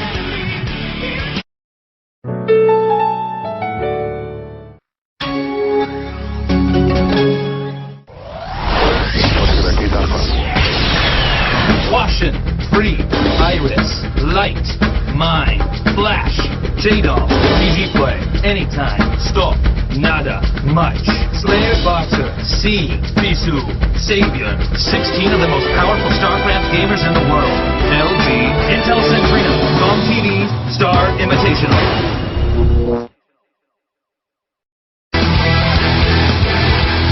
Welcome back to the GOMTV Star Invitational. These games have turned out to be miraculous. We just finished up Mind versus Anytime. Anytime, wow, incredible game. Anytime took his gas, then Mind countered with one proxy barracks in the middle, then sending lots of SCVs and Marines to attack. Anytime's response after he detected that proxy barracks was to make a forge, use a cannon. And after the flurry, Terran had to retreat. Both players had lost so many workers. Unbelievable. And then Mind managed, Protoss double explode, and Mind just came out with this excellent push, picking off some Dragoons. And, you know, the timing of it was just excellent. And I think it's going to be very, very difficult now for either sAviOr or Anytime to get out of the group. The Terrans in this group have proven to be the stronger ones so far. Our next game is going to be sAviOr versus Mind. That should be also a very interesting game. sAviOr is probably my favorite Zerg player out there. He's just really fun player to watch, really good. Mind, I'm also a big Mind fan. I don't know who isn't, but it's going to be difficult to say who will win this. Let me look at their stats actually, which is within the pile of paper that I have in front of me. sAviOr versus Mind. sAviOr is actually 3-3 versus Mind in their match history. So it could go either way. They're dead even right now. But regardless, sAviOr needs to win a game. He needs to do something to come back and make some presence in this group. Anytime has already pretty much shown that, well, let's be honest, I don't think Anytime can even get out of the group now. It's really not possible. He's already lost 2 games. Which is too bad for him, but hey, that's life. sAviOr, on the other hand, he still has somewhat of a chance. It will really depend on how Flash does versus Mind as well.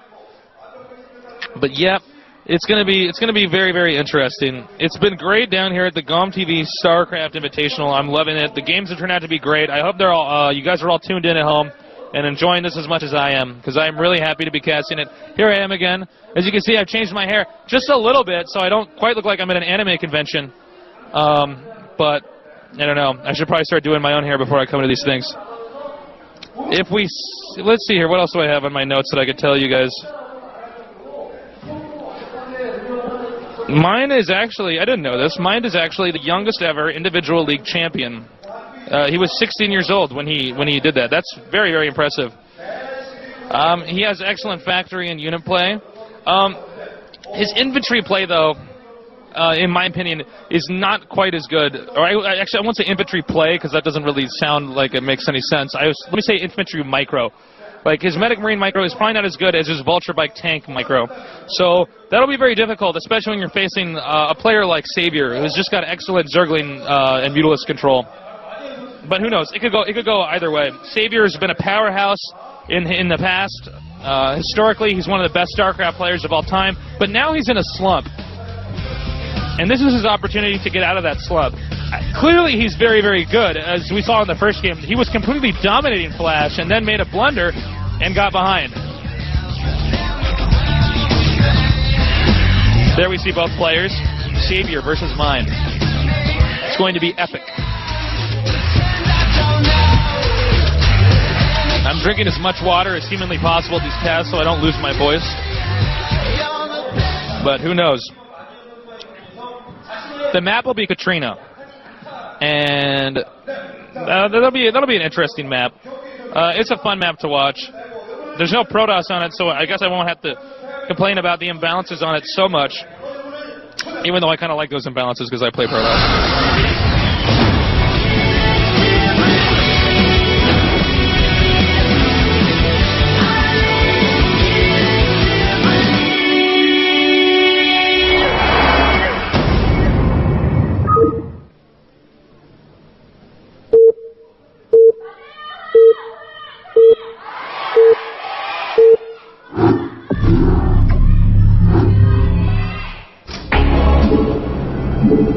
Now is sAviOr's chance to get his revenge for losing his Pro League series in the MSL. There's sAviOr. His build is already mapped out in his head. All he has to do is execute it in the game. The positions, the players are rather close, unlike our game with Anytime versus Flash. This will make for an interesting game, though. Note that sAviOr's base, as you can see there, if we were to move the screen down a little bit further, his expansion would be at the south of that. That means that, essentially, Mind is much closer to sAviOr's expansion by dropships. So there's a possibility we could see some dropship harassment. Doesn't mean it'll necessarily happen, but it's something to think about. At the same time, sAviOr is also very close to his opponent, so we could see Mutalisks. Some Mutalist harassment would not be bad. But I'll leave the decisions to the best, these guys, because they're a hell of a lot better than me. Supply depot now for the Terran. He did not barracks first, although I think barracks first in a map like this would be unwise. You're so far apart. There's really no point in bunker rushing because the expansion is not close to you at all.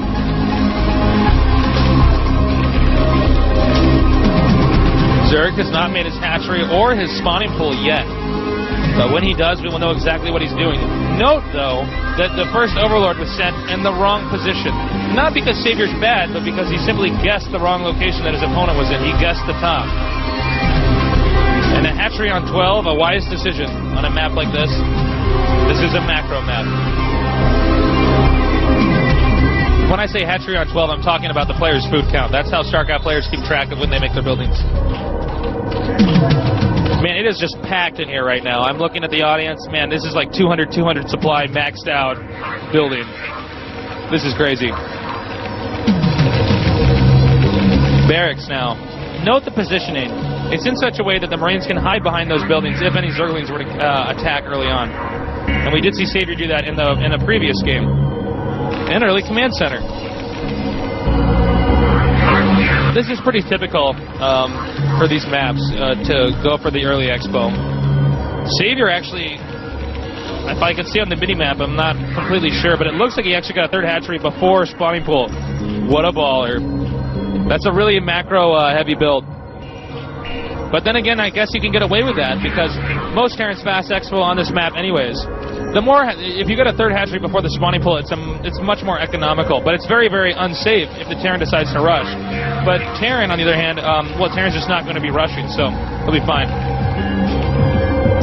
Both players building up, which means we're going to see some big, big battles here in the future. Drone exchange. How many will he send? Looks like 3 is the number. I'm sure most of you already know this, but for those of you that don't, there's an exact number of workers you always want to be transferring, and it really depends on the map and what your build order is. So it's not like these guys just grab a random clump of workers and then send them out there. Keep in mind here, has an exact number of SCVs that he knows he needs to send to his expansion. Everything is calculated, everything is scripted. Like musicians playing notes.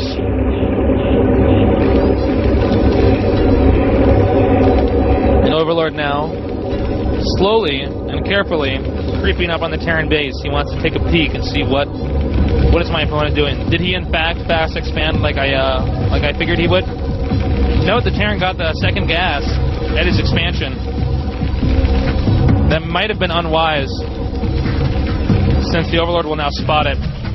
Although I suppose most Zergs probably check the first gas geyser rather than the second for gas.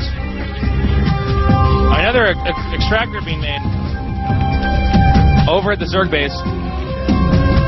Zerglings taking a look at the front. Early on, Zerg really get the ability to watch over their opponent and study them and decide how they want to play this out.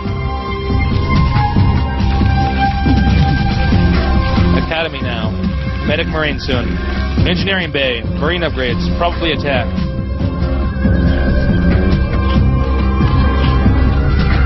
Zerg Evolution Chamber will probably be getting armor. Although I have seen moments where they get the range upgrade. He's now going to kill that neutral building there. That will allow him to have a free flow exit from his expansion. Or actually from his main base, excuse me.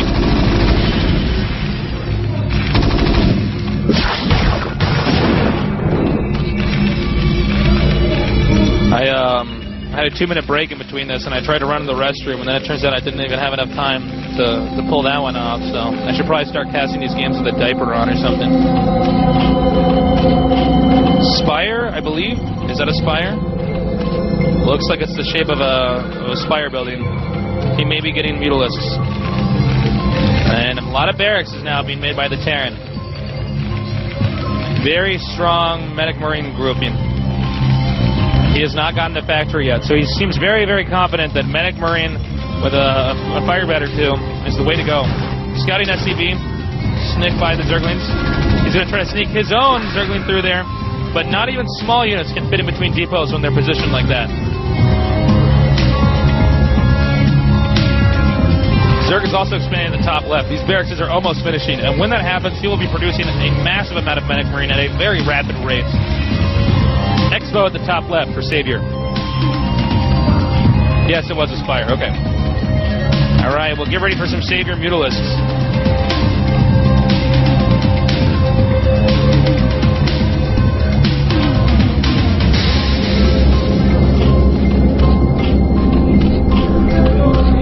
And when these Mutalisks get out, man.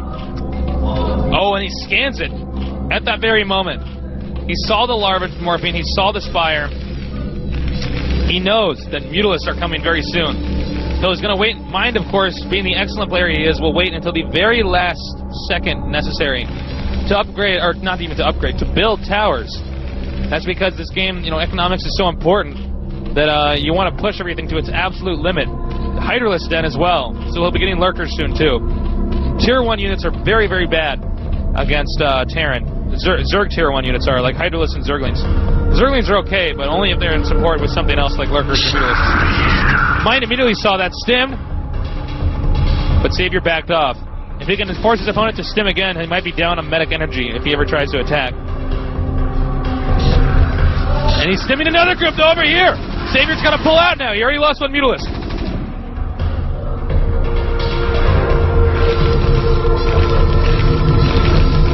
sAviOr is dancing around these Medic Marine. forcing them to stim, forcing them to not get too near his base. Remember, medics can't heal endlessly. It requires energy. If you can force them to stim so many times, well, then they really won't have much to heal themselves with by the time they make it to the base. And he's more than prepared, too. He has a lot of sunken colonies. Oh, careful.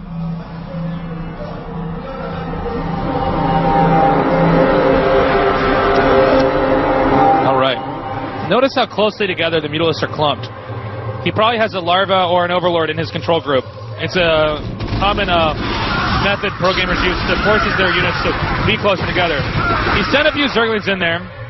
I don't know why. I'm sure it was a mistake. Whoa! Picking off that medic. Remember, they've been stimming all the way up to his base.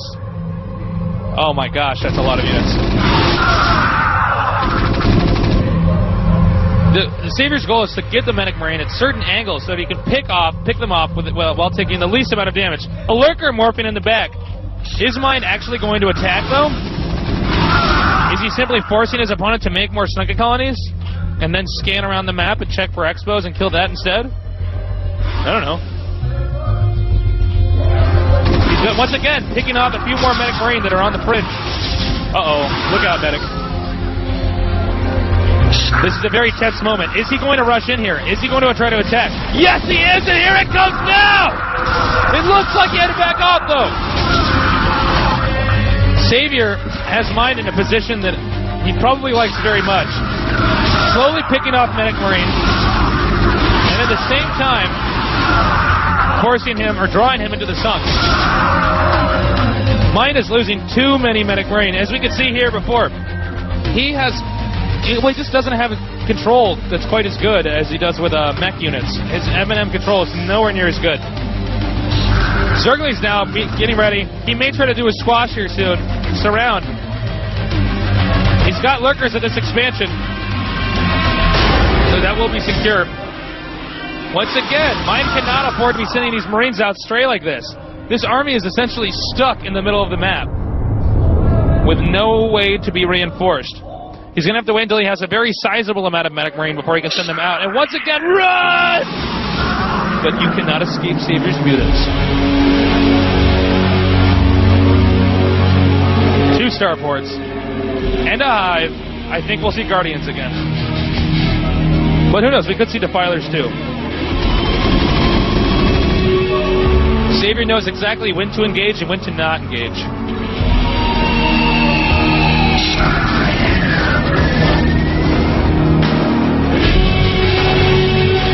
Zergling's going around. He may try to attack the front of his opponent's base. Spotting these Marines, taking out more.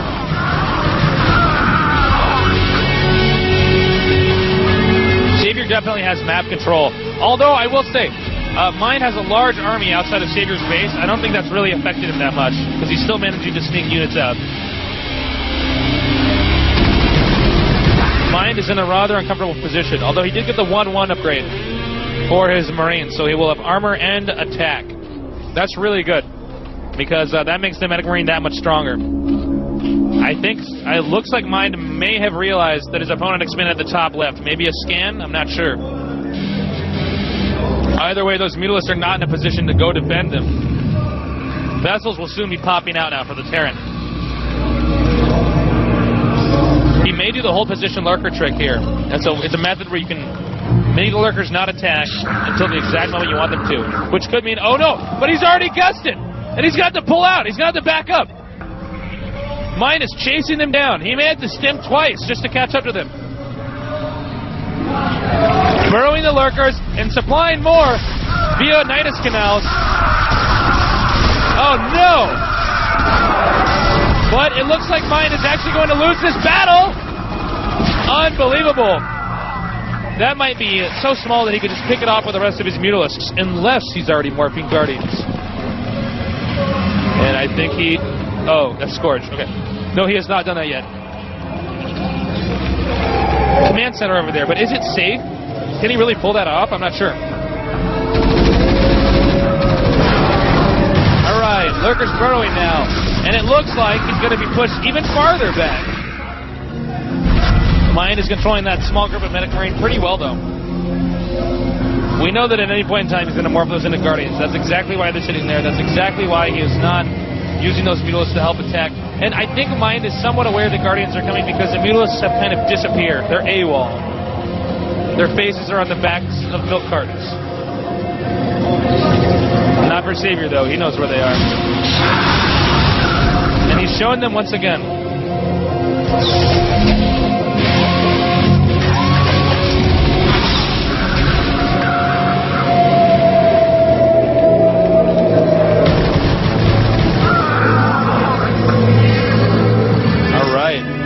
Got some vessels in this group, and Guardians are making. Defilers are out. The final tech tree of the Zerg has been completed. You better hope that he doesn't spot those Guardians in time. So sAviOr. He's also pushing them back with some Dark Swarm. Siege coming up. Oh my god, that Plague was so good. He got so many units with that Plague. He may have to turn around. And Guardians are going to come up from behind. This could be a trap that Mind may not be able to get out of. He's gonna try to retreat through this valley to the north. Guardians coming up from behind, and Zergling's coming up from above. sAviOr, like a giant trapdoor spider, ready to kill his prey. Zergling's now countering at the bottom, taking out this bunker at the front. Oh my god, he's gonna try to sneak in here! And one Scorch spotted it, but the other one did not have 20/20 vision and missed it that time. All right, this could be very, very bad for sAviOr's XNote at the bottom. He's going to lose a Defiler mount. He's got to rebuild that fast. Guardians are slow. They won't be able to get there in time. Going to take out the Evolution Chambers, too. He won't be able to upgrade. Meanwhile, sAviOr's counterattacking his opponent's main base.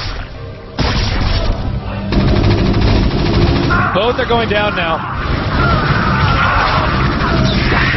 Now burrowing under the Dark Swarm. At Mind's base. Mind is in a very difficult position right now.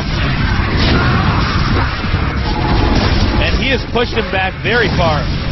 Meanwhile, a small force has moved up to the north to try to take out these two expansions of sAviOr's.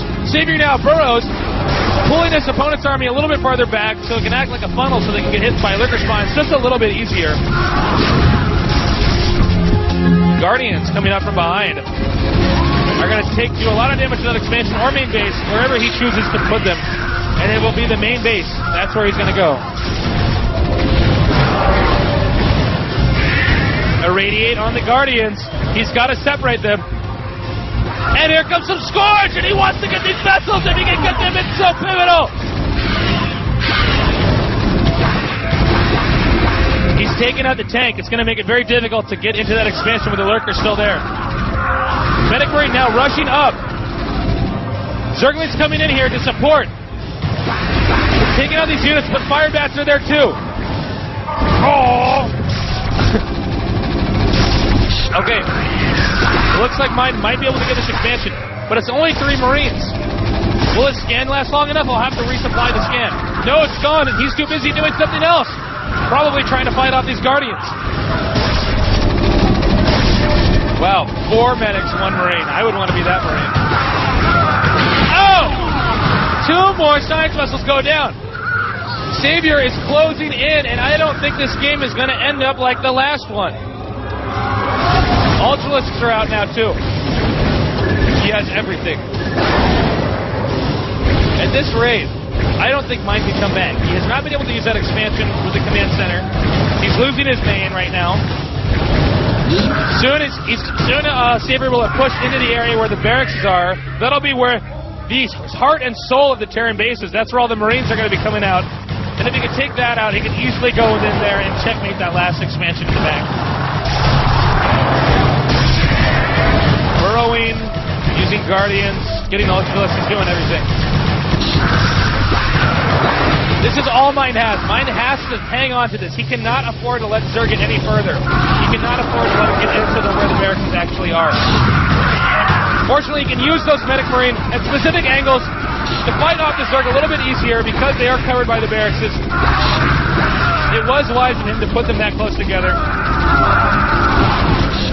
But there's an innumerable amount of Zerg units on the way down to the south. And I think this is going to be GG very soon here. Unless Mind can do something fast. Mind's going to need a miracle. Swords once again coming in here. Probably going to take out one of those last vessels. Or the dropship. You choose. Okay, dropship. With that dropship being gone, it's going to be an impossibility for him to do any type of counter-harassment. Wait, whoop, there's a phantom dropship just mysteriously appeared out of nowhere. But sAviOr's already ready for that. Abandoning that one Marine, he's got to go find somewhere where he can do some type of counter-harassment. If he doesn't do something fast, well, I think this game's already over, but here's his last attempt right now. Something to try to stop the macro effect that has been made by sAviOr playing this game. There's an expansion at the bottom that he floated his units to, and he's now going to attempt to save. He snuck that one over there, but no. Dropship's down. Burrowing a lurker here. If he loses too many SCVs, he can put him even farther behind. The lurker will go down. Mind has barely managed to hang on. Has sAviOr overextended himself? It's not clear. Got a bad angle for these Marines. He's irradiated the Defiler. He's got to get a swarm up fast before the Defiler dies. That will not happen.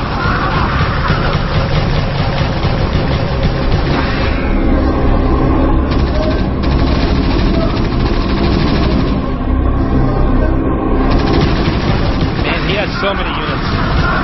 sAviOr does. And it's going to be almost impossible for Mind to do anything to try to cover this expansion that he has. Too many Zerglings, too many Ultralisks. Not enough Medic Marine. Like a wise StarCraft player, he irradiates the Ultralisks, but no, it doesn't matter. GG. Unbelievable.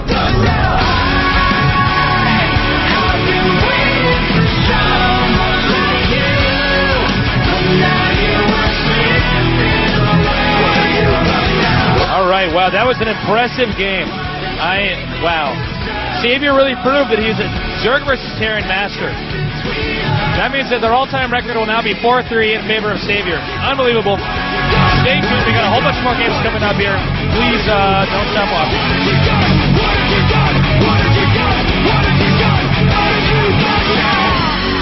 Would you mind if I killed you? Would you mind if I tried to call you? You're my worst enemy. You can't.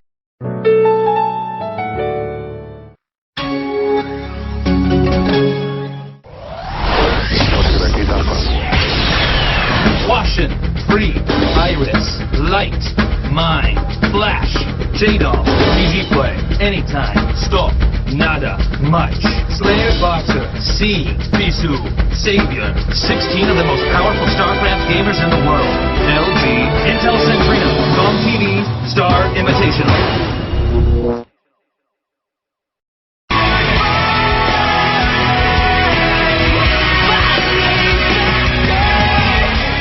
Welcome back.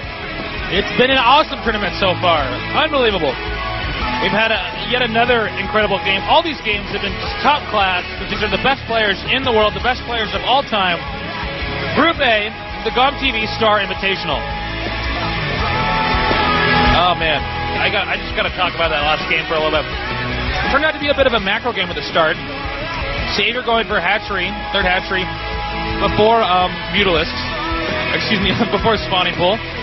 And at the same time, we had Mind. He went for a very, very fast command center. As the game began to unfold, sAviOr went for Mutalisks with a few lurkers, did a lot of Mutalisk harassment. Mind tried to head out and start a push of some sort, but it just looked like sAviOr's Mutalisk control was so good, he managed to pick off an unbelievable amount of Medic Marine, to the point where Mind's army was basically trapped in the middle of the map. He did not have a lot of options. He had his army whittled down to just a few units. And by then, sAviOr had morphed Guardians, trapped that middle army, forced them out, and then proceeded to go into the main and just start pounding him. Mind attempted to expand elsewhere, but it just wasn't enough. It wasn't enough. sAviOr just had too much control over that part of the map. And, wow, props to sAviOr. sAviOr pretty much beat Flash until he screwed it up and lost. But he's really proven that his Zerg versus Terran is a force to be reckoned with. sAviOr, of course, one of the most well-known players in the world, one of the most respected individuals out there, because back in about 2006, he was just, everybody basically concluded that he was probably the strongest player alive and that he was going to stay like that. He's in a slump now, but who knows? We'll see if he can get out of his groove. Right now, we have sAviOr versus Anytime coming up next. And there they both are. And on this, let me check here real fast. sAviOr versus Anytime. This is gonna be a cool game. Yeah, let me pull up their stats here. I have so many pages with so many different stats. All right, Anytime versus Zerg, 35 and 25, 58.3% win ratio. On the map that we're playing, it's 3 and 2. He's 3 and 2. That's his all-time record. The map's in Korean, and I'm worried I might butcher the name if I say it. I think it's pronounced Baekdu, but I apologize. I'm not sure if I'm pronouncing it right. I have it in front of me phonetically, but it looks a little funny. The other, let me see here. Let's take a look at the other thing. Hold on just one moment, please. I'm pulling up sAviOr stats now. And it looks like his overall record against Terran, like I said before, was 63 and 43, 51% win ratio.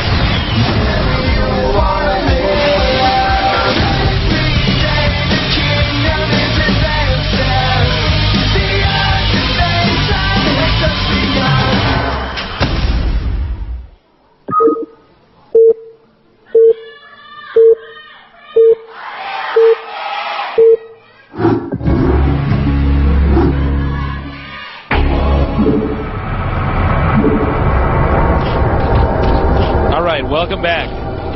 sAviOr versus Anytime. Protoss versus Zerg. On what, in my opinion, is one of the weirdest and most interesting StarCraft maps ever made. Well, one thing about this map is that there are 2 gas geysers. Right at the start. Which means you can go for some of your very strong tech builds very early on. There's also double the amount of minerals that there are at a normal expansion.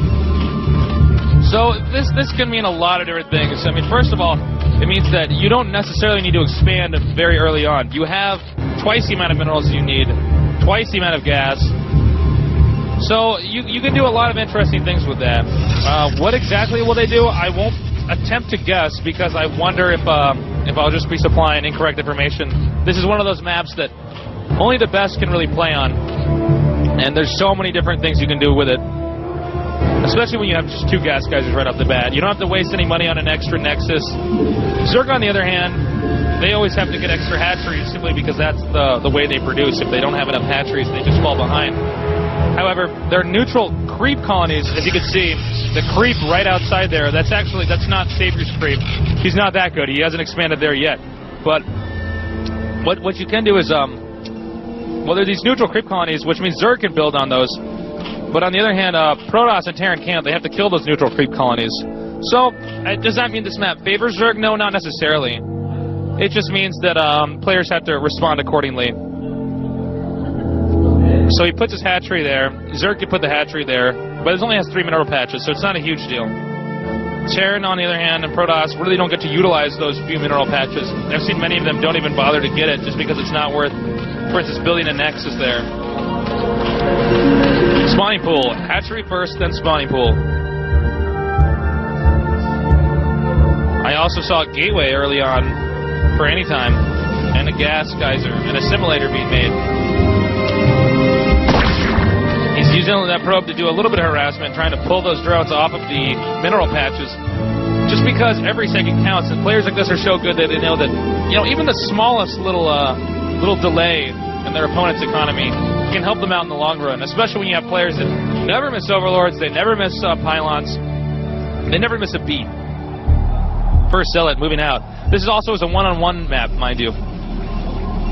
So in other words, they know each other's starting locations. A lot of times you can see some wild cheese builds on this map. Not always, though. Drone has pushed the probe out. Second zealot now moving out. It looks like he sent that first zealot out, kind of feinting an attack, perhaps in an attempt to force his opponent to make more Zerglings rather than drones early on, then withdraw and turn the game into an econ game, get ahead that way. I was told I can't put my hand over the top of my head anymore while I'm casting. I didn't realize sometimes the Korean cameras are going on me, and it looks like I'm sitting there with a migraine, when in fact I'm just very focused on this game.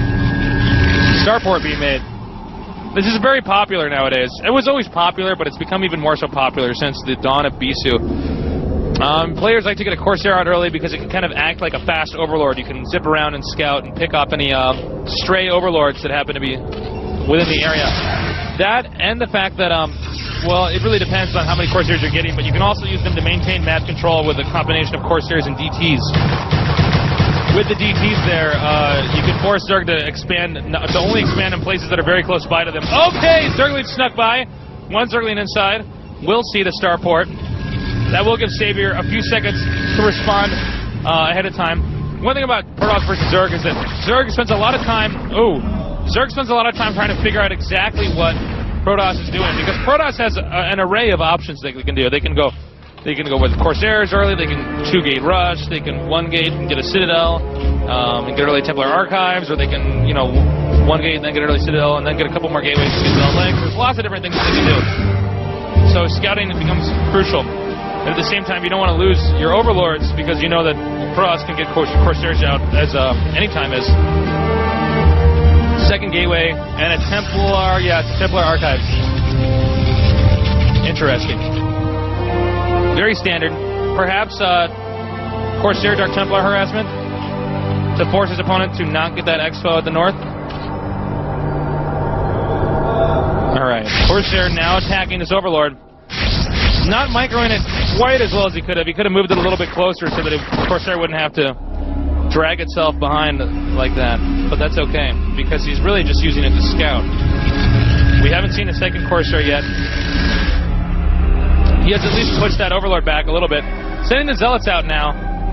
Again, forcing his opponent to make a few more Hydralisk Zerglings than Zerg would have wanted to. And why does that matter? Because Zerg make everything from the larva, so it's not like you can keep making workers and attacking units. And if you can force the opponent to make more attacking units rather than workers early on, and then not really let them utilize that, it can help you get ahead. Nexus soon, using that Corsair, he knows there are no overlords over that position, so he pulls back, probably to cover an upcoming Nexus that will be built there. Yeah, it just was. And he'll have DTs there, so that, like that one right there, so that he can cover the expansion. Two Zerglings once again going to sneak inside. One down. He's still using that Corsair to scout around the map. sAviOr's getting Mutalisks. Not a bad idea.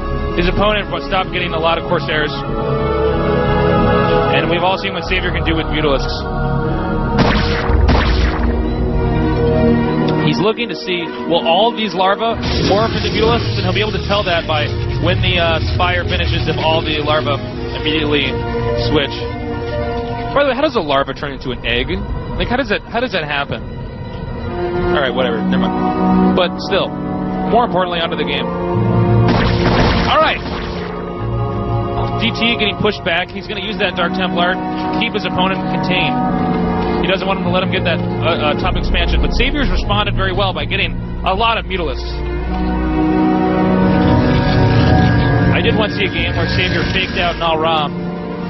Made it look like he was getting Mutalisks by making nothing but, morphing all of his eggs right when the Spire hatched. And then it was nothing but Hydralisk with speed. And he upgraded Overlord speed. And unfortunately for Nal Ra, he made nothing but cannons in the back of his base to defend from the Mutalisks. sAviOr rushed in and killed him. He's going to try to get this drone. He gets it and retreats. Or not. He gets it and commits suicide. Here comes the Mutalisks now. And he is making cannons. and now morphing into an Archon. Perhaps he forgot to get Storm. Perhaps he just made the Archon later than he expected. Now he has to have cannons in many different places, and he also does not want to lose the Corsair. Probes getting taken out. He's taken out almost all the probes of that expansion. sAviOr, with those agile Mutalisks, zipping around, picked off the Corsair, and is now setting up that expansion. That expansion will be a little bit later than sAviOr would have liked, since he did lose that first drone. He's actually setting up a second expansion at the top of the map, too, if you can see on the minimap. More gateways for the Protoss.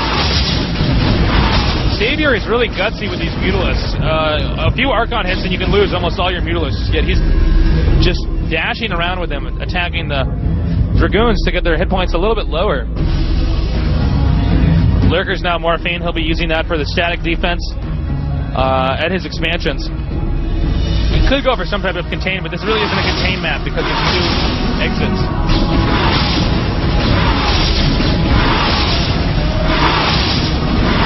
Flying in here now and taking out a lot of probes. Unbelievable. I was drinking water right when they came, and I practically choked when I saw it happen. He's going to try to pick off that Templar. Very gutsy. Doesn't look like he has Storm either. 2 Templars taken out. You really need Templars against Zerg, and they cost a lot of gas, so losing them like that is very bad. Very, very bad for the Protoss. Dark Templar was going to go in there and harass some drones, but there are no drones. Yes, there are. There's a few. Getting a few here and there. And he served his purpose.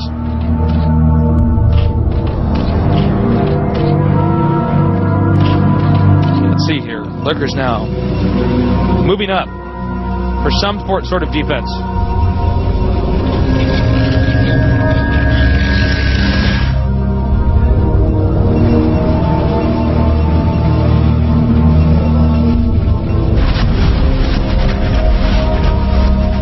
We see more and more Zerg units starting to move around the map. 2 Lurkers there containing his opponent. More Lurkers moving down at the north. He's got some Mutalist harassment going on this end. He may send those Lurkers in there. He doesn't have... I don't see where the Robo is yet. He's doing some more gateway harassment in this area. Protoss moving out at the top, encountering Lurkers and Zerglings if he burrows them in time. But Storm can do a lot of damage. He doesn't have an Observer there, but he does have Psy Storm that will damage burrowed units, obviously.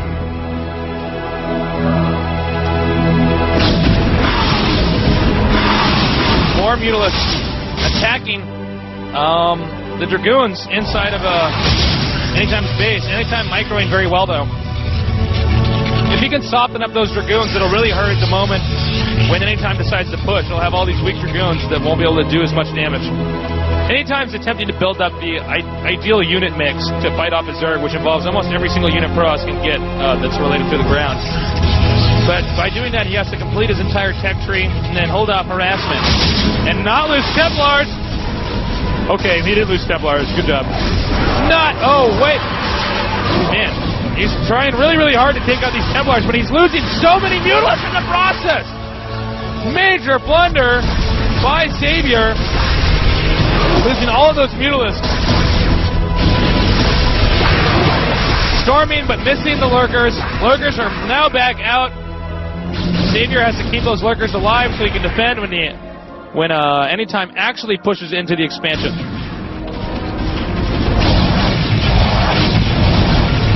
There are these neutral buildings in the middle of the map. By killing them off, he'll have more access to different areas of the map. And Anytime was doing that simply because he knows he cannot engage sAviOr at his base. sAviOr's static defense, in combination with Lurkers and other units, will just be too much. He wants to make sure that his opponent doesn't get any more expansions. Uh-oh. But it looks like he may be coming up from behind with a lot of Lurkers and Zerglings, possibly for a trap. Flying in now are the Scorch to take out the Observer. He did not get both of them, though. Had he gotten both of those Observers, and rather than miss microing, well, he would have taken out a lot of Protoss units since there would have been no way for them to see, and he might have not had enough Storms to do so. or to take them out in effect.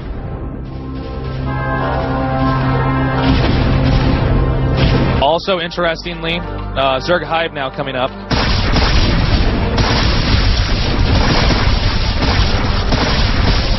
He can't engage him there either. At this point in time, sAviOr definitely has a strong defense. More hatcheries going up, which means more units. sAviOr's in a very, very strong position right now. Anytime. Park outside of his base, hoping to maybe make some more sunken colonies, but there's no way Anytime can engage that right now.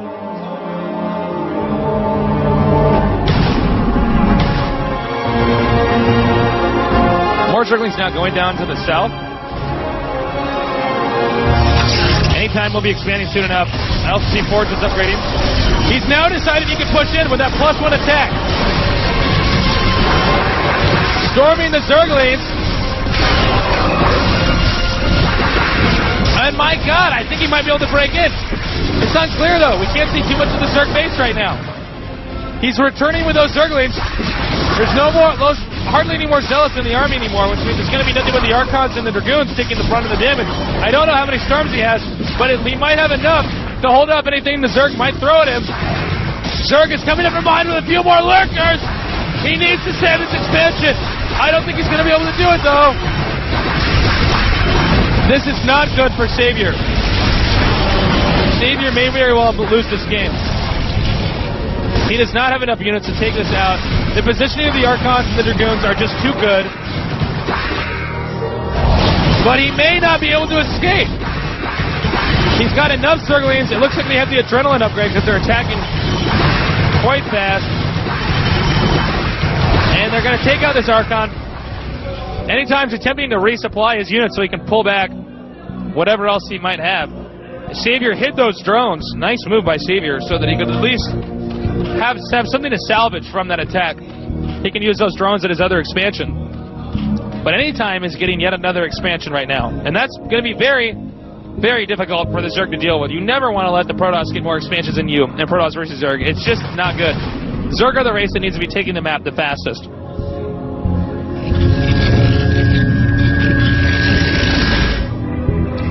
Anytime's moving his army down to the south. He knows he has to defend that expansion from any possible counterattack. And guess what?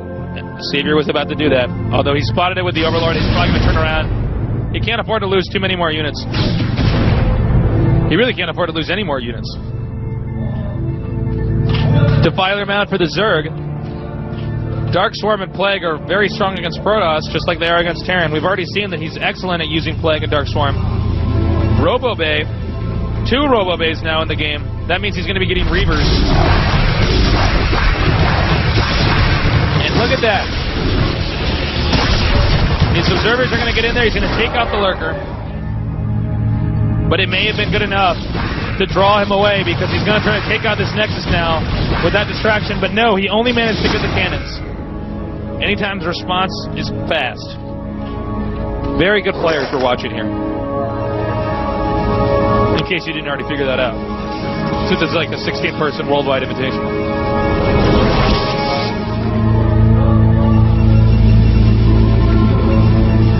Yeah, he is going to be getting Reavers. That's going to make it very difficult if he attempts to use Ultralisks. I'm talking about sAviOr, of course. Templars, Zealots, Dragoons, and Archons. Coming up. Looks like he's going to be able to take this out too.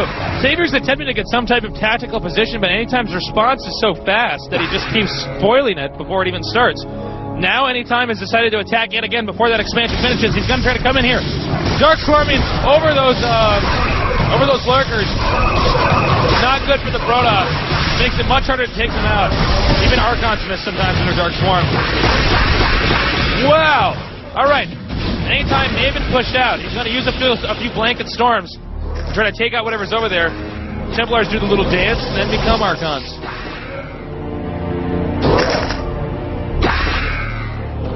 He's consuming more Zerglings, getting ready for a Plague perhaps, or a Dark Swarm. He's coming in with a Zergling surrounding one Archon. Those are the backbone of the Protoss army. He doesn't want to lose too many of those. Once again, moving in with the observers. He's got Scorch. He's going to try to take him out and push him back.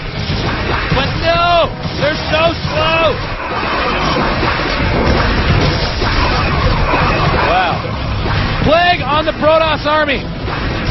Anytime's in bad shape, but he does have Reavers on the way. sAviOr has to get this expansion up. He cannot afford to lose this expansion. It could be game if Anytime breaks through and takes it out. Using, once again, more Dark Swarms, making it very dangerous for the Protoss to enter those areas. What was that Scarab doing?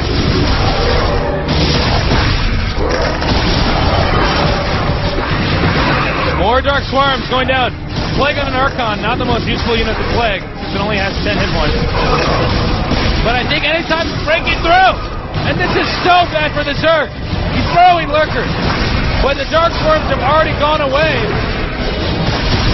And this is very bad news for the Zerg. I think he managed to pull through, but he does have a reasonable amount of Zerglings. Actually, wow, sAviOr, nope, he didn't. He managed to lose the expansion. I thought there were less Protoss units for a second, but I was wrong. He's now going to pull out. He probably doesn't have to do any more damage. Or wait for the Reavers. With those Reavers, he can very slowly push in, which is good. Plaguing them once again. This is bad news for the Protoss.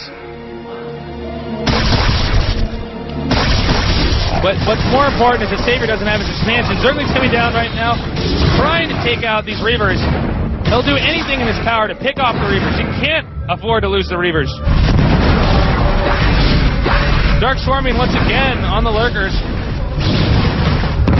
Whoa! Alright, more and more attacks. Protoss is just massing up a large army in the south. I see it moving on the mini-map, heading towards us to reinforce us. Anytime has decided it's time to slowly move in for the kill. And while sAviOr may be picking off these Reavers, he's losing a lot of Zerglings in the process. And keep in mind, Anytime has a large army there anyways. He may try to break through now. There's no more Lurkers. Oh, there's one more. Oh, but he stormed his own observers! That's going to hurt him. That's going to slow him down a lot.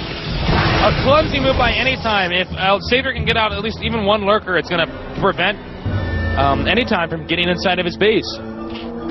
But he doesn't seem to have any Lurkers.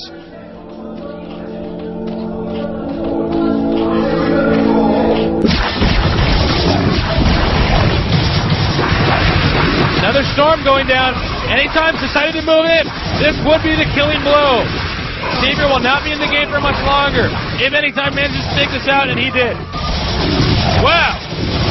sAviOr is 1-2 in the group. Anytime is 1-2 in the group. The two Terrans are the ones on top. Wow.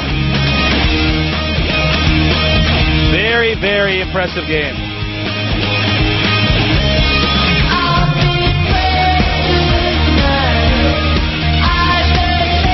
Oh man, this has just turned out to be unbelievable.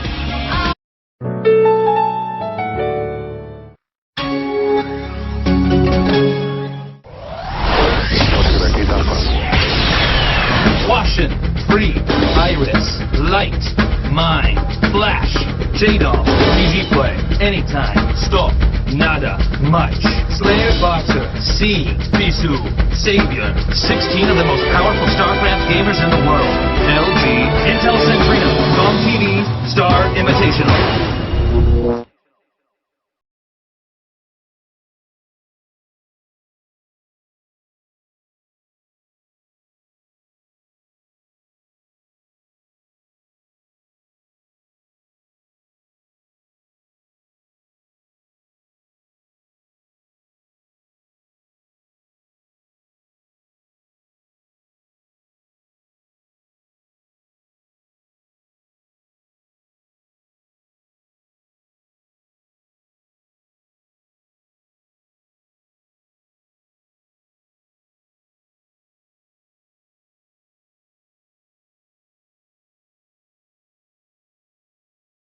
Talked to one of the heads of GOM. They said there's a lot of people tuned in. They're really pleased with the feedback. I hope you guys are all posting on the forums. The tournament has just turned out to be really interesting. The two players that I actually predicted to get out of my group, or get out of this group, were the two that actually lost. All the games were very close, of course, but it turns out that Flash and Mind were the players that turned out to be victorious. At this point in time, Flash is 2-0. And Mind did lose to sAviOr. But, you know, it's going to be up to this game to see, you know, if there's going to be any type of ties or anything like that. If Flash wins this, he's hands down out of the group, though. The map, and gosh, I'm sorry, I'm just going to try to pronounce it as it says on this piece of paper. I'm not even sure if it's spelled right. Like, Pekma Goji? This is one of those maps where they only have it written in Korean. So, I don't know. It's not one of the maps that they use in foreigner tournaments. It's a map I'm actually not entirely familiar with, but I'm more than happy to cast on it. It's proved to make for some very interesting games. As we can see, Mind is 1-1. Flash is 2-0. If Mind loses, it's a three-way tie at the bottom. If Flash wins, well, I mean, if Flash loses, then, well, it'd be 2-1, so we'd have the two players who are in the top two of the group. It's going to be very interesting. I'm excited. And I'm sure you are, too. Cheers to everybody around the world who's tuned in. The tournament's turned out to be quite a success in Korea and outside of Korea. All the players have been practicing a lot for this. Unfortunately, it looks like it's pretty much impossible for sAviOr or any time to get out of the group, out of their groups. Those are probably the two more, the two older and more pronounced players that were actually in the group. So it's very surprising to see that there was the two newer ones that managed to come back and come out on top of this. It's interesting to see how StarCraft is a game that's constantly evolving. It's not like there's one guy who's like, well, I figured it out, and now I'm going to be number one. For a while, it's too competitive. That's just not how it works here. All these players train so hard. People are finding out new secrets all the time, and we're going to find out who these two good players are, who's the better one, in just a second here. It's interesting. They actually figured out a new bug with Larva on how to make them move by grabbing them with an Overlord and spamming hold position. They just figured that out, I believe, a few weeks ago. So, I mean, there's new secrets they're figuring out in the game all the time, new tricks, and there's always more for the players to master. They're coming out with new maps constantly, it's really interesting. I mean, it's at the point now where they have maps that have neutral buildings at them. For instance, the neutral sunken colonies in our last game. We have maps where there's mineral patches on the ramps, so you actually have to mine the minerals before you can get out of your base. It makes for a really interesting game, especially in a game like StarCraft where it's very, very, very map-intensive. Taking a look at the stats of some of the players. Mind versus Flash. They're actually never played each other before. This is their very, very first time ever engaging each other, so history is going to be made. They have not really gotten that familiar with each other's playstyles. Of course, all these pro gamers study each other's games before the actual match starts, just so that they, you know, can do the best possible job they can to get ahead. It's a completely other animal when you actually play against somebody and you can really feel their style. This is actually the youngest ever Star League or Star Leaguer versus the youngest ever league champion. So these guys are young, but they're the best right now, at least in their group. Who knows what will happen when we get to the bracket stages of this? This tournament is still in an infant stage. It's already proven to be very exciting.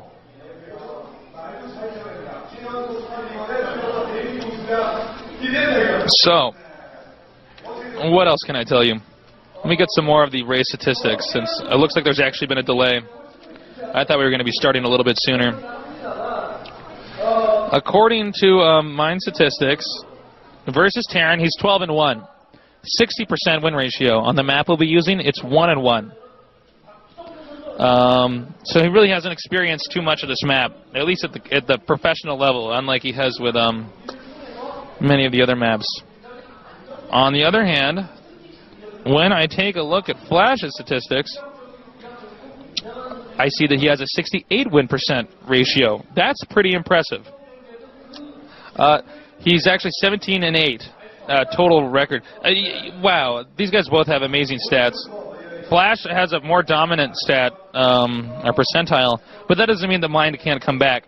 He's also got a 3-2 record on that map. Apparently, let's see here.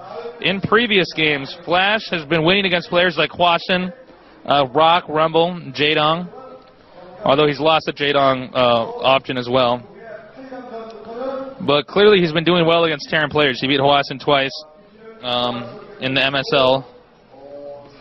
And when I look at Mind, He's been beating players, well, one notable one, especially is Firebat Hero, who I think has excellent Terran versus Terran. Most of the players he's played recently in major tournament events have been Protosses and Zergs, like Luxury, for instance, or Free. So, I wonder how warmed up they both are for this event. I know they've both been training a lot because I spoke with them, and they're both taking this event very, very seriously. Neither of the players have joined the game yet. They may both be going over replays, perhaps just trying to get themselves in the zone. There's a lot of different things they could be doing. They could be trying to get their mouse settings right. As I said in one of my previous casts, in a game like StarCraft, it's absolutely important that you are in the perfect state of mind with the exact settings that are that you use when you're at home.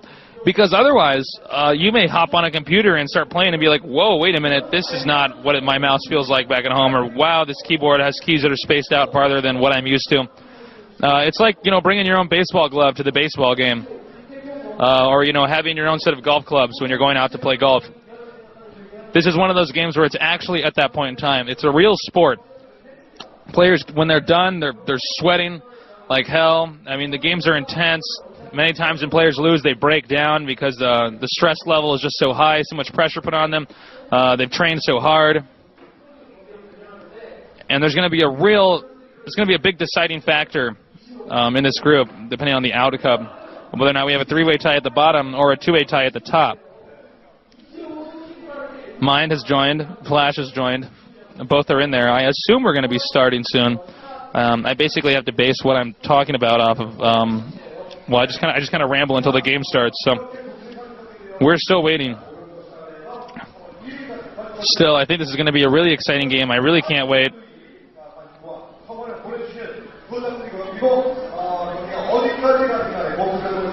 Mind and Flash, two very young players that are undoubtedly very, very good, but at the same time, you know, they have never faced each other, so it's really hard to make a legitimate prediction, especially in a mirror matchup.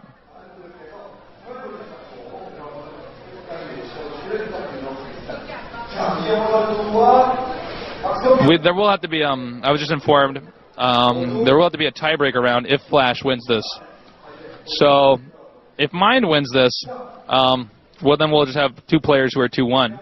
But if Flash wins this, then we'll have one player who's 3-0 and another player who is, well, we'll have everybody else will be tied at the bottom. So there'll either be two people at 2-1 and two people at 1-2, or, all right, you get it.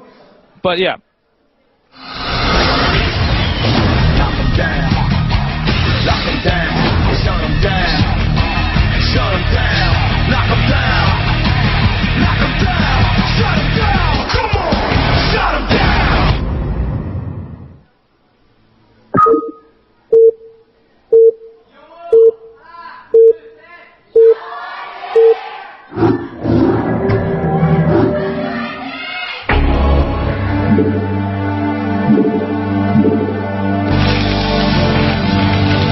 The game has started.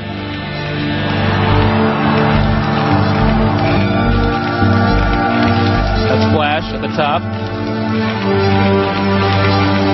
So that would be Mind at the bottom.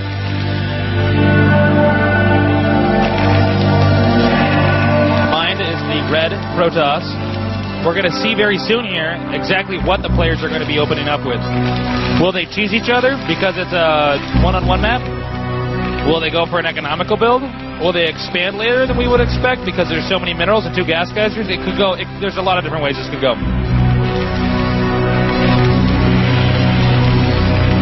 Again, very important game here.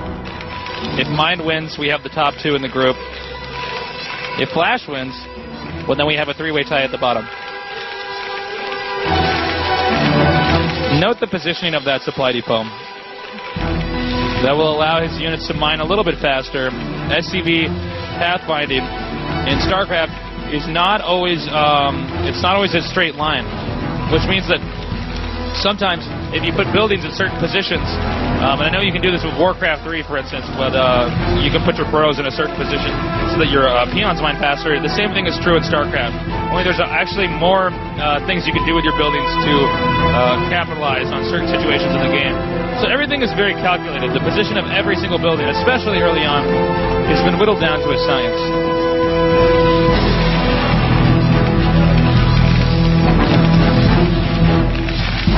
One player's already taken his gas. That would be mine. Flash has not yet taken his gas, and I'm a bit curious about this. Because you almost always take your gas immediately. Well, actually, like 98% of the time, you take your gas like right away in Terran versus Terran. There are very, very few instances where you can not get the gas. So I'm a bit curious as to what Flash is planning on doing.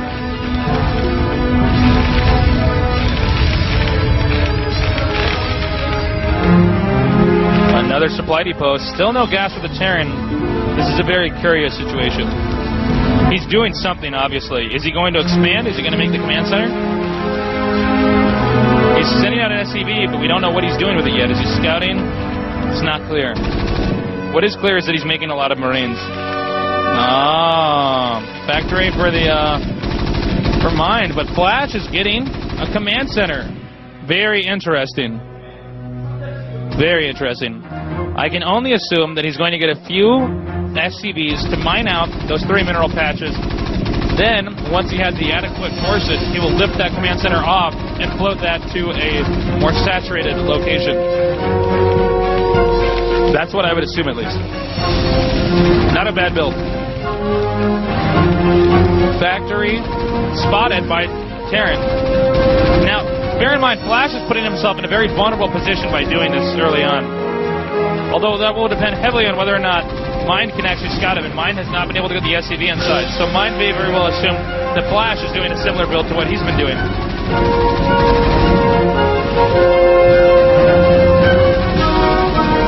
As we can see, Factory finally goes up for Flash. The Factory will be later. That means he's going to be more vulnerable. Now look at that. He's doing a very similar opening. Getting that command center out early on. Whoa, he like went through the barracks. Nice. All right.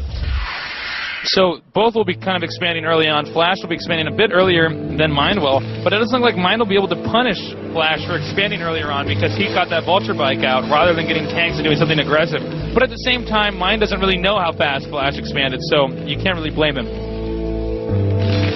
In other words, Flash has more intelligence on his opponent than Mind does.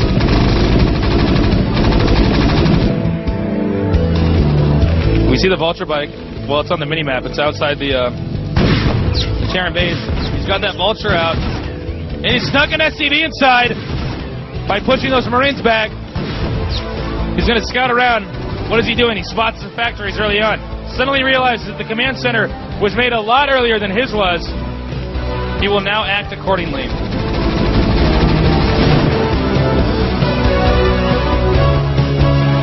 The command center is almost done. Now it's done. For Mine. And another factory is being made, but it's not out yet. So Flash is going to have a mild econ advantage. I would say, normally in StarCraft it makes a huge difference if you get a command center up a little bit earlier. But in this case, there's only 3 mineral patches there. So it's not as big of a deal. It still matters, of course. Just like everything matters in StarCraft. The most manly game alive. This game will make hair grow on your chest.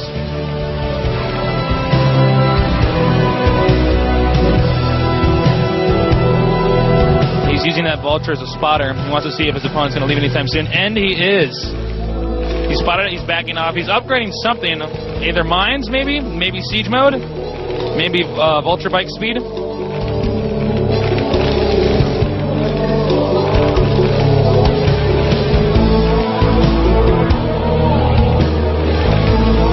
Again, both players are very withdrawn right now, massing up, playing it safe. Terran vs. Terran is a lot like chess. It's a lot about positioning your army in specific locations and gaining control of specific areas on the game board. Vulture Bike's realizing they can probably take out that Vulture real fast, do it, and back off. Doesn't look like mines are done yet, if that's what he's upgrading. I would assume he is because of the number of Vulture Bikes he's gotten. One upgrade finishes. Is it mines? No, it's bike speed. He's going to need to get that done, though, soon, because Mind is closing in.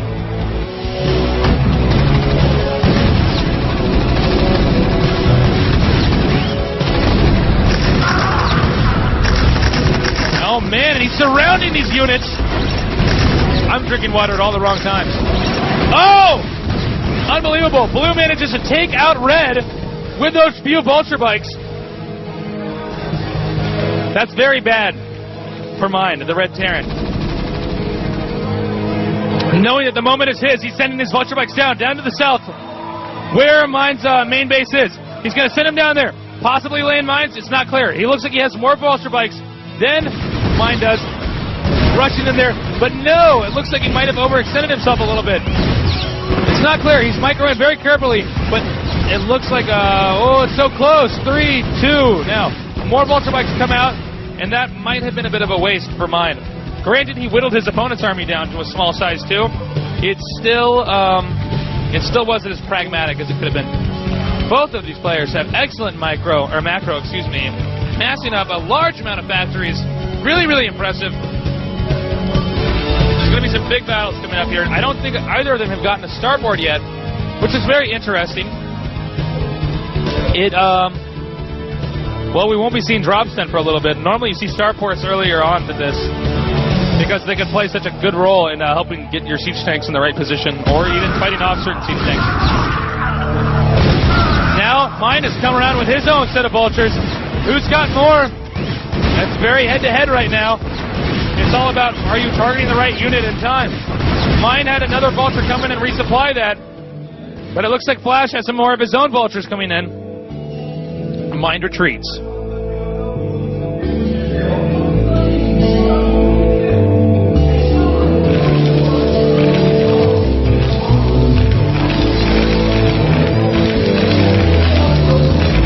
Neither player has decided to get his gas geyser earlier on. His second gas geyser, of course. It's all vultures this game. Vultures, vultures, vultures. Tons of vultures now facing each other. Both players. Oh man, it's just so hard to say who's going to win right now, but it looks like mine is getting behind. Flash is chasing him down. If Flash can manage to chase him down and pick off the rest of these vulture bikes, it'll be very bad. Now mine is racing and sending some of his own vultures in with this group.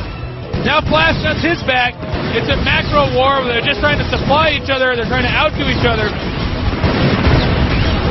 And wow, Flash came out on top there. Flash proving to be a formidable opponent indeed. Canceling the building he was building there, just so he could get his units behind that. He's got an armory yet. I don't think he's upgrading anything though.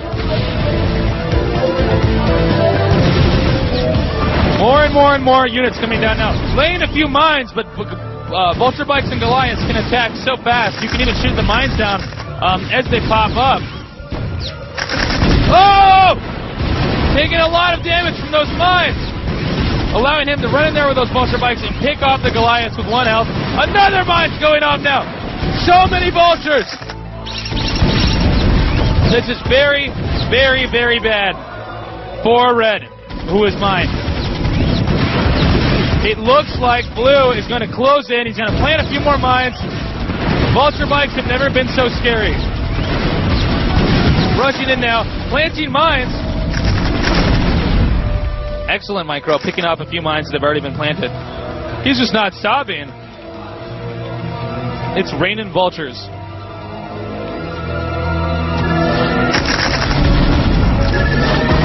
It looks like the Goliaths are now moving in, picking off these mines in the barracks. But he's got to be very careful. Goliaths have a very, very fast attack rate. What? Oh man, this is just intense. Oh my God! But oh, so close. This is so intense. He's got to be very, very careful with the Goliaths. If any of those vultures manage to actually explode on the Goliaths, it would just be painfully bad for mine. Man, good thing I brought a stick of deodorant with me on this job I'm doing, because this game is making me sweat.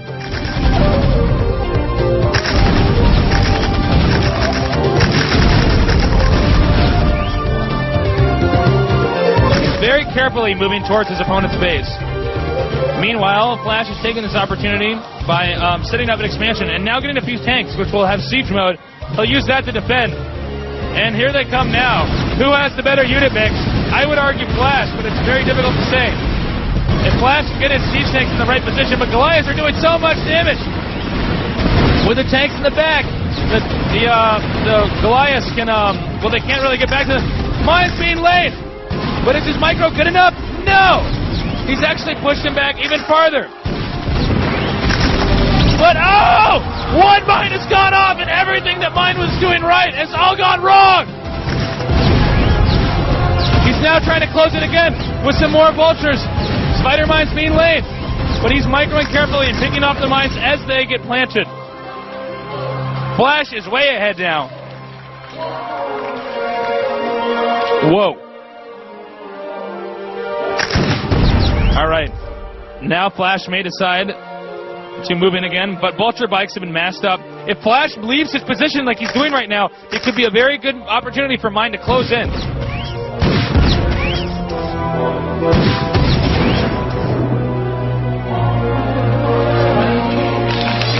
Is he going to respond in that way? It's not clear. Okay, he suddenly realized what's going on, that his opponent is closing in on him. He's going to plant these mines. Now remember, these Terran units can attack very fast. They can usually shoot down the mines. But if he could surround them and perhaps lay a few mines, he could take out all of these tanks. And Terran is going to have to micro very, very carefully. Oh! He's getting a lot of units. Mine is forced to retreat. But he already has another army at the south, hoping that perhaps his opponent's been distracted and has not yet planted mines there. Remember, vulture bikes do not set off mines, but tanks and Goliaths do. So here he comes at this corner, setting up siege. And he is going to be in range of the command center. Mind will have to do something to that tank in the front if he wants to stay alive.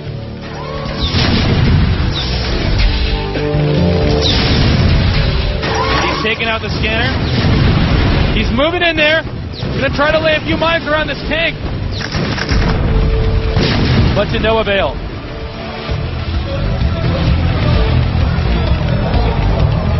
More command centers for Flash. Flash is in a very good position, taking out one of his opponent's only expansions.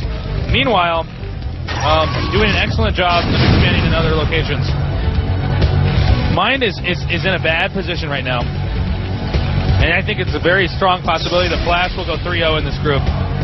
Now he's going to be sending his tanks through here, but there's a minefield waiting for him. If he can manage to pick off all of these mines. No, not all of them.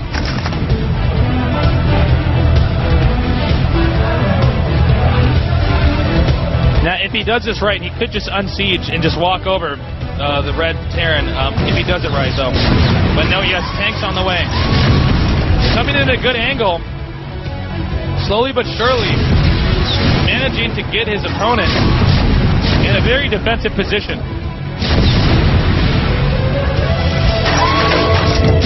And unfortunately, these siege tanks are not quite in range of that command center, or perhaps they just need vision. Siege tanks can shoot farther than they can actually see. So if you have something to spot for them, they'll do a heavy amount of damage. Over a very long range. Armories for both players. Upgrading. You need to get your tank stronger than your opponent's. He might be overstepping his boundaries here. Flash does not have as much of a dominant position on his opponent anymore.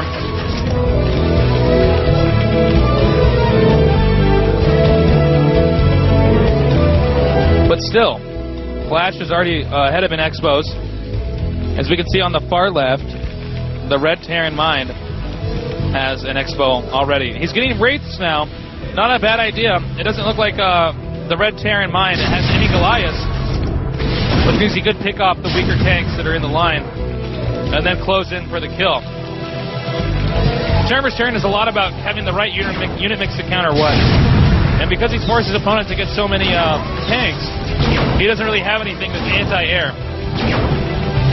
He probably should have waited until he had a few more wraiths before he did this, because that wraith won't be able to do that much damage. He can just repair. As we can see, oh, another Expo? Easy. Flash is in control of this game.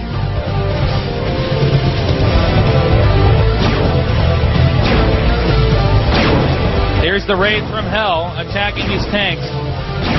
Now he does have the +1. They both have the +1 attack.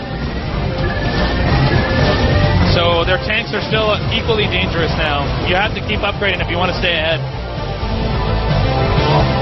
It looks like Mind has now got adequate defense at his expansions, but Flash is still expanding too fast. He basically has his opponent contained. He has a siege line in the south down here.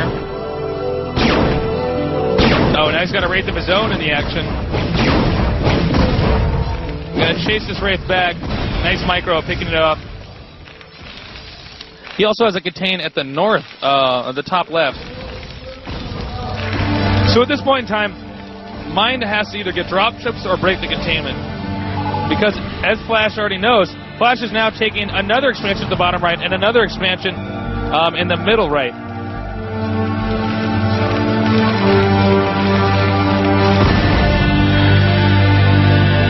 Look at that.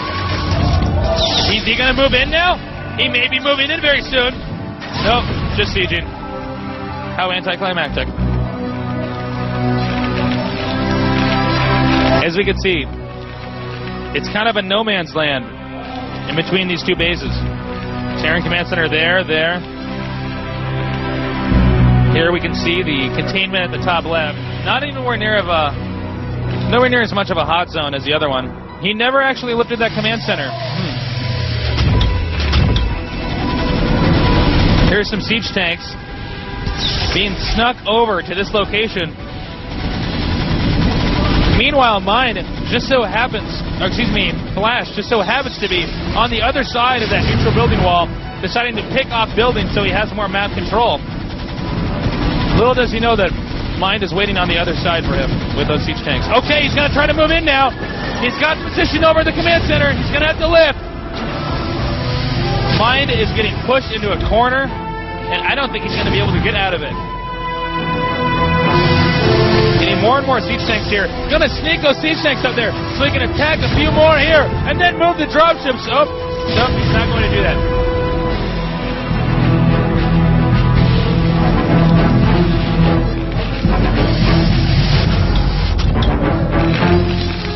Okay. Unfortunately for Mind, he's had to pull his expansion out. This is really, really bad news for Mind. Flash is completely out of control. He is like King Kong this game, rampaging through New York. Mind is attempting to do something by dropping in central locations on the map to gain control there, but no, it does not matter. He has too many pieces. And now he's going to get control of this area, sieging up here. He will be able to hit the SCVs, and if he can get this expansion, it will be good game for sure. That means we will more than likely have a three-way tie this game. Mind, at this point in time, unless he can save it with these dropships, looks like he'll be able to buy some more time with these dropships. But he better come up with something fast. He planted a mine there. Looks like he managed to hold it off. Flash overextended himself for a brief second. But really, he's allowed to overextend himself a few times because he has so many expansions. He can afford to make mistakes. Mind can't.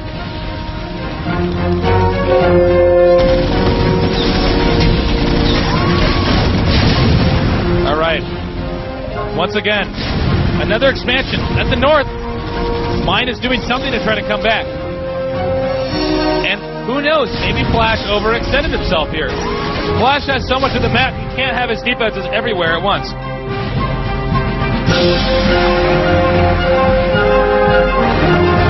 But then again, even if Mind runs around the map trying to take out all these expos, it's just not going to be enough, I think.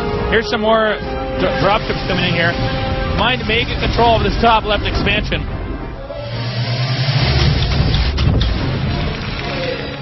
Flash is attempting to respond by sending some of his own tanks. Until then, he will more than likely lose his command center.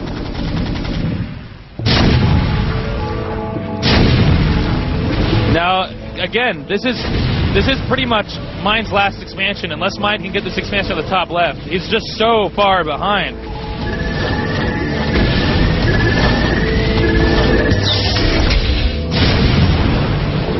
Now he's unloading onto these siege tanks over here. He might be able to reclaim this expansion at the bottom. Mind is putting up a great fight. A lesser Terran would have died by now. And here it comes. He might be able to intercept these dropships. Mine's dropships have been spotted. And the interesting question will be, well, how will Flash respond? Will he be able to save this expansion? Planting some mines here. You can't unload near the mines. Mine completely, he gives up on even bothering with that expansion. And instead, no, he's not going to go there either. It looks like Flash is just everywhere right now. Mine is just looking for some place he can go and deal some damage. And it looks like it's going to be at the most useless expansion that he could have possibly done any damage to. The one that has like 4 SCVs mining from it. A rather unfortunate position for mine.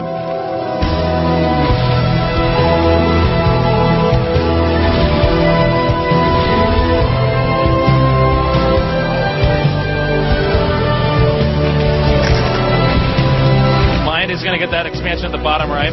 He's really never been able to have that many expansions for that long, though. Once he gets one up, Flash takes out another one. I wish I could see the food count right now. I'm really curious to see how much more ahead Flash is from mine.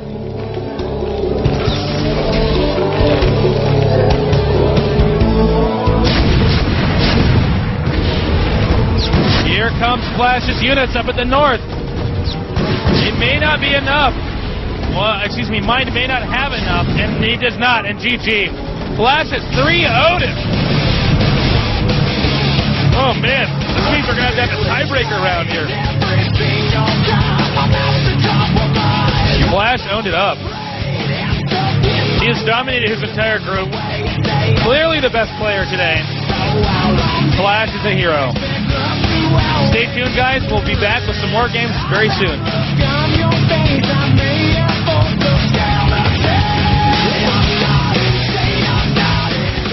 이렇게 해서 이제 A그룹의 본선 경기가 끝이 났는데 2명의 파이어 진출자가 1명밖에 가려지지 않았습니다. 예, 그렇죠. 정리를 해보시죠. 지금 이영호 선수가 3승으로 1위, 8강에 진출하게 되었고요. 그리고 오영표 선수와 박성준 선수, 마지막 선수 각각 1승 2패로 재경기를 갖게 되었습니다. 그렇습니다. 자, 재경기, 백마고지, 블루스톤, 가스리나 순서대로 경기가 치러지게 결국 이 3명의 선수 중 1명을 가리는 그런 경기인데, 1명이 나머지 2명의 선수를 상대로 해서 2승을 거둘 때까지 이제 경기가 치러지겠죠. 네. 자, 방금 이영호 선수와 박성준 선수 경기 보셨는데, 이영호 선수, 글쎄, 오늘만 그런 건가요? 아니면 최근에 이영호 선수의 모습이 계속 그런 건가요? 정말 강력한 모습을 보여주는군요. 이영호 선수 오늘 경기 플레이를 보면 어느 하나 경기 약간의 배우도 푸시적으로 일어나지 않느냐. 손 빼고는 큰 명령만한 선수 하나도 없던 그런 플레이였습니다. 네, 정말 잘합니다. 자, 16강 이제 재경기가 잠시 후에 치러지게 될 텐데, 엑스포츠에서는 중계방송이 중단되겠습니다. 곰TV를 통해서 계속해서 중계방송입니다.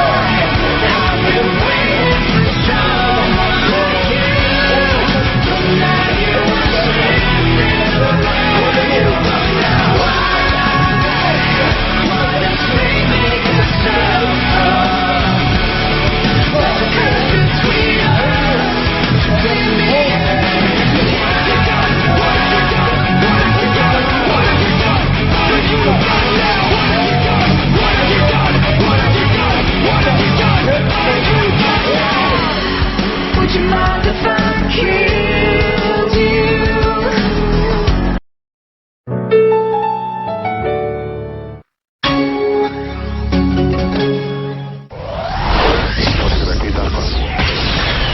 Caution, Free, Iris, Light, Mine, Flash, J-Doll, TV Play, Anytime, Stop, Nada, Much, Slayer Boxer, C, Bisu, SAviOr, 16 of the most powerful StarCraft gamers in the world, LG, Intel Centrino, GOMTV, Star Invitational.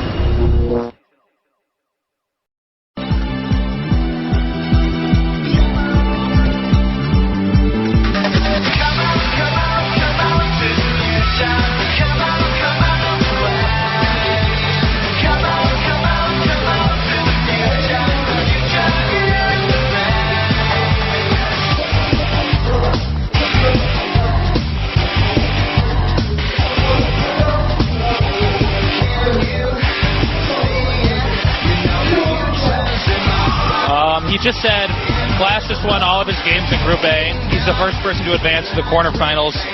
Give it up for Flash.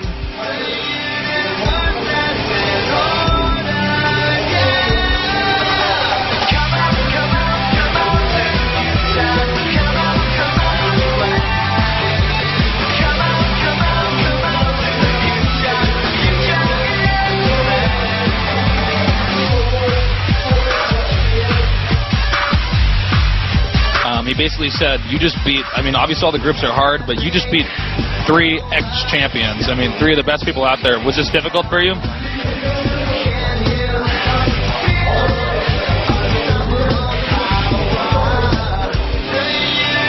He was expecting 2-1, but after he won the first 2, he kind of laid back and took it easy because he knew he was in a good spot.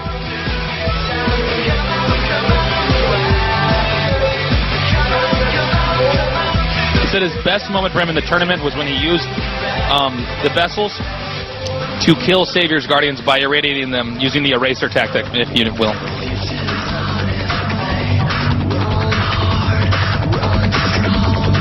At that point, he thought he'd already lost, actually.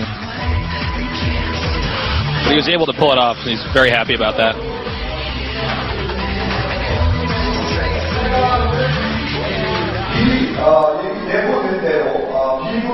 You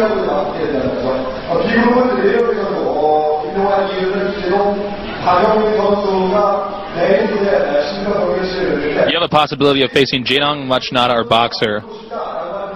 Are you nervous? You want to play. Is there anybody you want to play?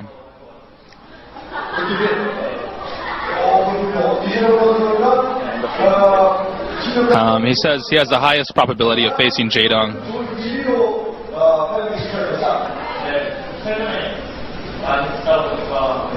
Because I'm facing them so often recently. He feels like it's kind of in his destiny because he keeps facing Jaedong over and over and over again historically.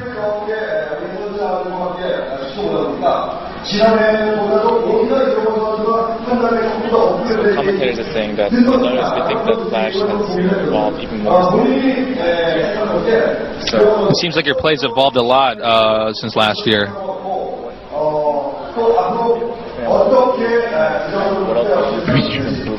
What have you improved in the most, and what will you be improving on in the future?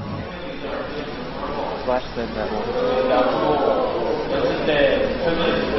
playing in front of TV. Yeah, he says I got more skilled and I feel more comfortable playing in front of TVs. Playing on TV.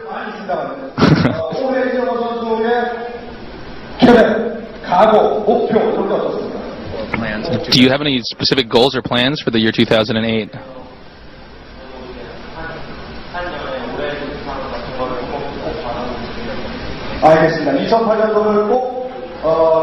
He says he wants to win a major tournament very soon, and he wants to be getting yearly awards.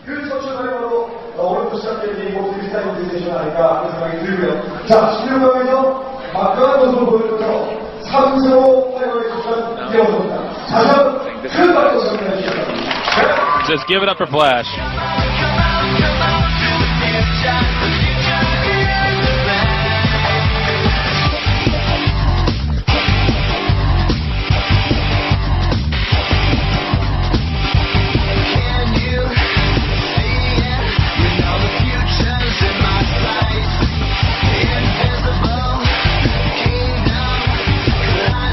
Welcome back. We have a 3-way tie. Turned out to be an amazing event so far. Mind, Anytime, and sAviOr. First round's going to be Anytime versus Mind. Remember, Mind did do an excellent job of beating Anytime in the time they faced before. I'm going to be told the maps here pretty soon. But yeah, it's going to be a very exciting game. Oh, it's going to be Bekma Jogi. I hope I'm pronouncing it right. I keep asking different people, and they're all saying different things, so we'll see. All right. Both players are in the game now. Terran versus Protoss. Anytime, of course, is the Protoss, and Mind is the Terran. This 3-way tie has all 3 races in it. Again, these are well, they're easily some of the best players in the entire world. This is the GOMTV Star Invitational, if you're just now joining us. And it's very difficult for me to say who's going to get out of this group. It could really go any way, and I'm not even going to attempt to make a prediction. The winner, well, the person who's going to be, actually, hold that thought. What I wanted to say is Flash will now be playing the winner of Group B. So he said in his interview, which I was attempting to translate, I had a simul who was translating in my ear for me on that, but he said that he just has some feeling that he's probably going to be facing Jaedong in the future because he keeps facing him.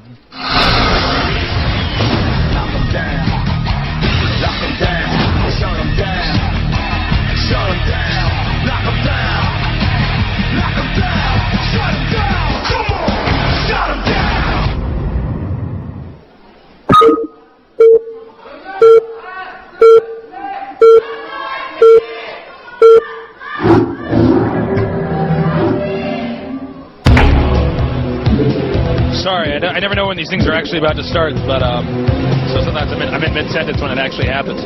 All right. Anytime at the top right, a purple Protoss.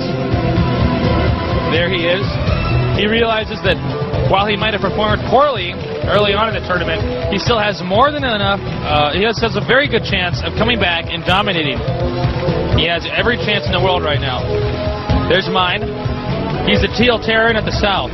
Bottom left, to be exact.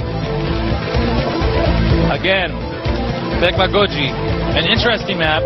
A map where you have 2 gas geysers and twice as many minerals at your main. And that's interesting for many reasons. First of all, you don't actually have to spend a whole lot of money or a whole lot of extra minerals on another command center early on, although we did see both players do that in the Terran vs. Terran last time.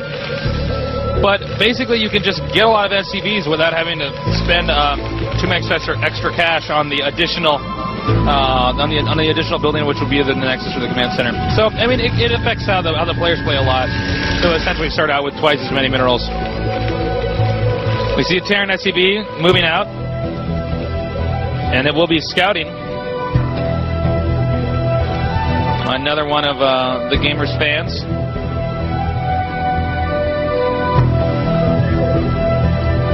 Peeking around that corner. I think Mind is actually checking for proxy gates because he just turned around. Like I said, this is a one-on-one map, so the probability of a player cheesing another player is actually quite high. So he's peeking out there. He wants to see if he can find a pylon, which might be used to make a proxy gateway, because a proxy gateway build would be very strong in a map like this. Realizing that his opponent is in fact not proxy gating. Oh, there I am. Yeah, as I said before, seeing as his opponent is not actually proxy gating, he's probably in a lot more of a comfortable position. He just wants to play it safe. He's a smart player. He doesn't want to lose really fast early on. Now we're going to have the Protoss scouting his opponent, seeing that he is indeed doing a very standard build.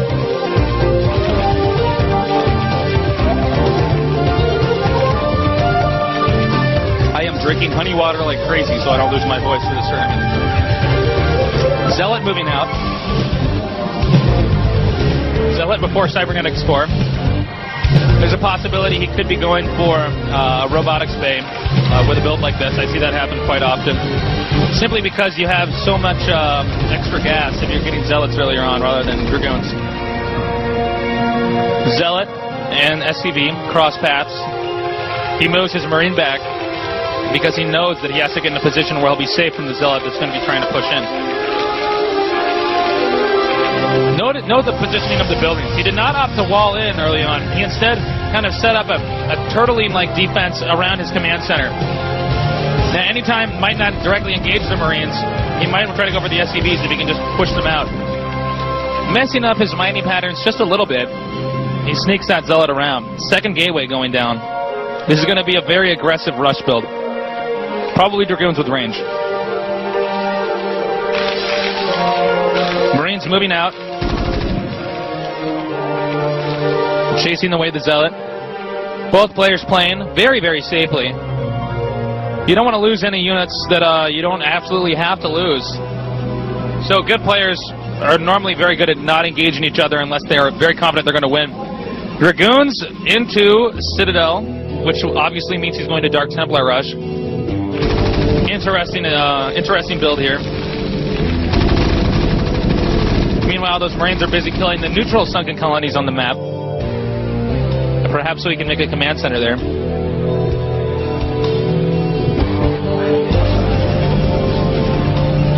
Robo Bay being built too. It's going to be a DT drop build.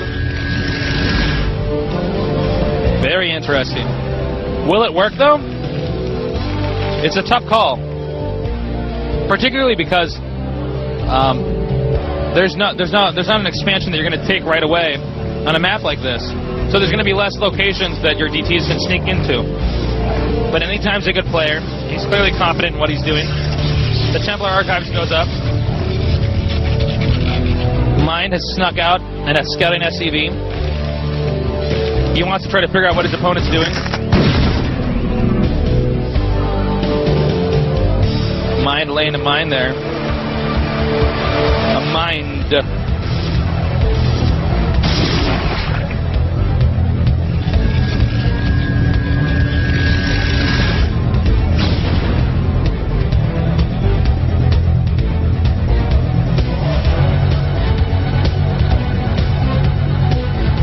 He's on the move now. This is a pretty typical rush build for Terran. He will have a difficult time engaging the 4 Zealots and 2 Dragoons, which are waiting for him. Zealots don't do as much damage as Dragoons, but they attack faster, which means they can be very dangerous if you're not microing perfectly against them. Planting a few mines. He's going to have to be very careful in his attack. Dragging that mine in there, but it did not work. Anytime's in bad shape right now, but the DTs are on the loose. He's going to have to pick off these mines. He's doing an excellent job of that, but he does not want to walk into that minefield. He doesn't have to, though, because he has a shuttle. eBay just now finishing, so will the second command center. Again, the main here is very small, though, so it'll be very difficult to get the DTs to do too much damage. So we'll see. He's moving in, though, anyways. Anytime, getting a second DT out, very carefully picking up mines as they are laying, rather than risk letting his DTs get hurt. He's now chasing out these Marines. Here comes the shuttle now. It's on the move. Oh, man! He almost lost that! I was staring in shock. It looks like he's already set up enough of a defense so that there's really not too much damage those GTs can actually do. Whoa. That GT is good. Scanning that Dark Templar and picking it off. He's down 1 Dark Templar, which is in the offensive area. Moving in there now with another DT. And going to take out this tank. You don't want to lose that tank early on. Managed to do it. He's a very dominant player. However, I don't think any player really has a strong advantage right now. It's pretty back and forth. I thought for a second Mind might really kill any time with that rush, but it turned out to not be the case.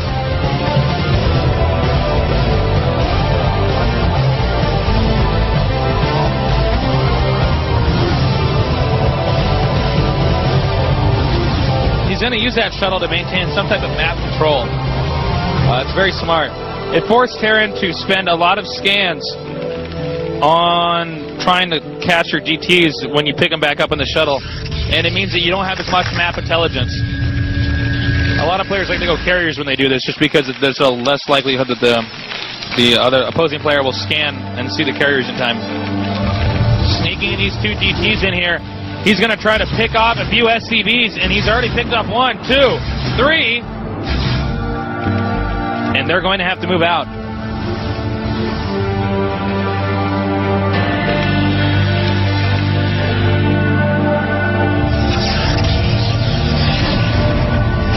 He's got the observers now. Going to pick off the minefield. And he'll now have access out of that exit as well. Note the positioning of the pylons in the front. He's essentially creating a smaller entrance there by doing that, and that makes it more difficult to micro vulture bikes through that area. As we all know, vulture bikes can very easily pick off all your workers if you just let them slip by, and here comes some vultures now. Planting a few mines, but anytime he's not interested in letting him have any mines at all. He's now attacking that tower. He might be able to get it. No. He got the tower but lost the DTs, and not very cost-effective method.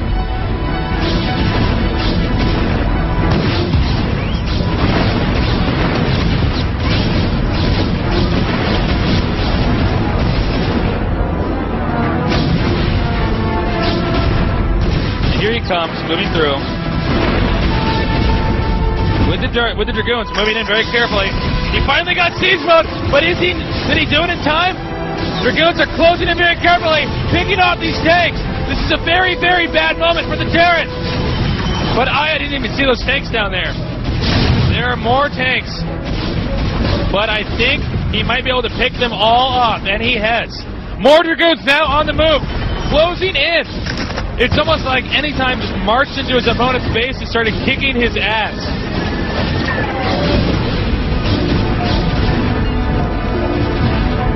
He's making this look pretty easy. He's trying to reinforce those Dragoons. I believe that's going to be used for an Arbiter since he already got the Templar Archives, yes.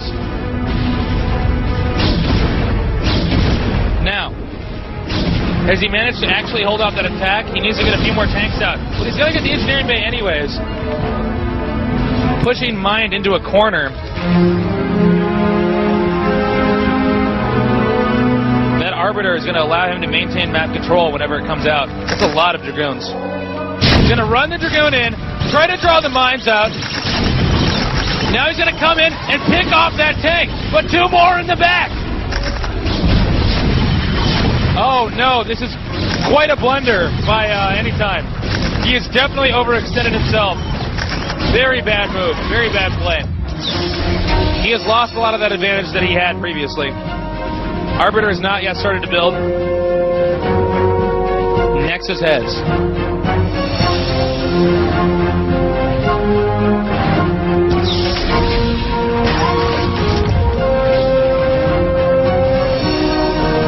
All right, now it's making armory. He'll be able to get Goliath, upgrade his units. He's going to have to heal that command center. Anytime doing a good job of not letting his opponent get too far outside of his base.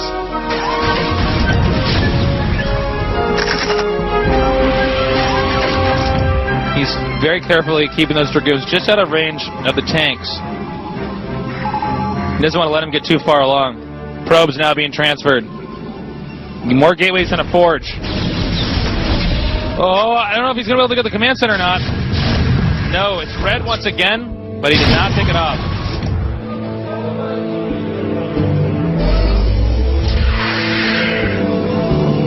Arbiters take quite a while to build.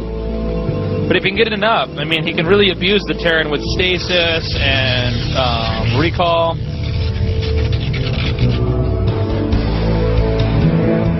Planting a few mines at that expo. The Protoss, Anytime, has made a pylon wall at the far right bridge to cut off bike circulation, vulture bike circulation in that area. I once got criticized for calling vulture bikes bicycles or bikes. People got confused how there were bicycles running around on the screen. People didn't understand. I thought everybody called them bikes.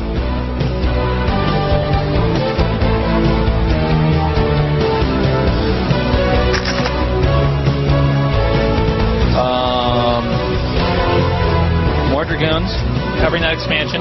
He's got cannons too, so that'll make vulture bike harassment a bit more difficult and allow him to have more mobility with his Arbiters. Of course, covering up his entire army.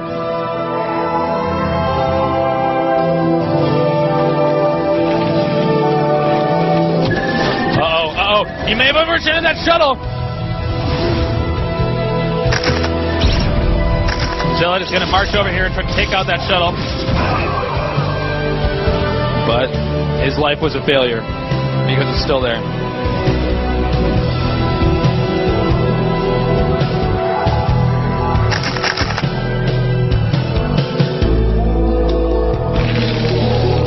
both players are very withdrawn from each other right now. Both massing up and checking accordingly. I think the Arbiters was a wise decision from Anytime. It's going to make it very hard for Terran to get across there, especially considering he can chases his whole army. A map like this, you don't quite have the mobility that you would like to have with Terran. And there's a lot of different routes that counterattacks are very, very possible.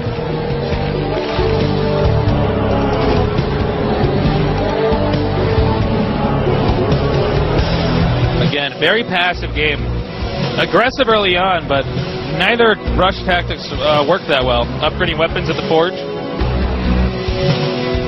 Nexus again. When will Terran expand again?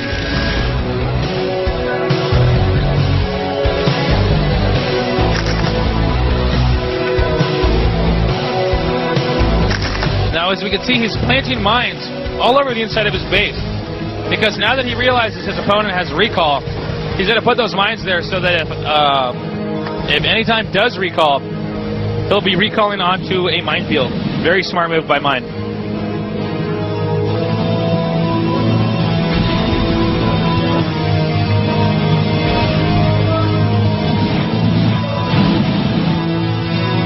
Looks like he's moving, and he wants to have a bit more of a containment position over there. A small attack up here on these pylons, which are in a very remote location on the map. It looks like Anytime doesn't really have access to that. Because he does not have control over that part of the map, his circulation can move freely. Looks like he's moving his units down there so that he can hold it off. But here comes the Vulture Bikes. They're attacking this one cannon. He's going to need to pull those probes out fast. He's losing another cannon. Dragoons are on the move. Wow. All right. Well, he will take out that small fortification at the far right. Vulture Bikes are now retreating. He also is upgrading at the science facility. That's going to be EMP, which he'll be using on the Arbiters so that he doesn't have, that he won't be able to stasis in time, or he won't be able to recall, if he can pull it off, of course. That's all a game of micro then. Now Protoss has very, very good position on the map.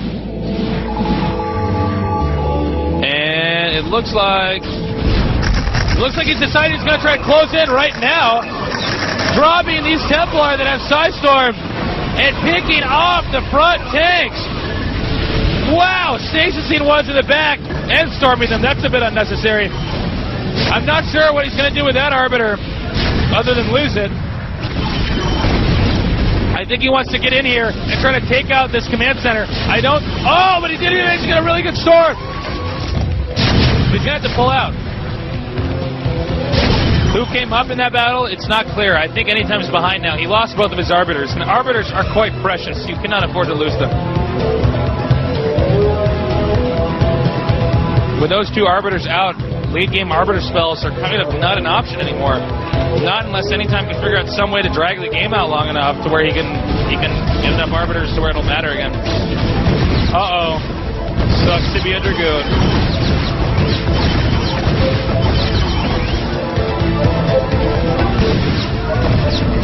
Terran is closing in on that expansion, but targeting attacking units rather than probes.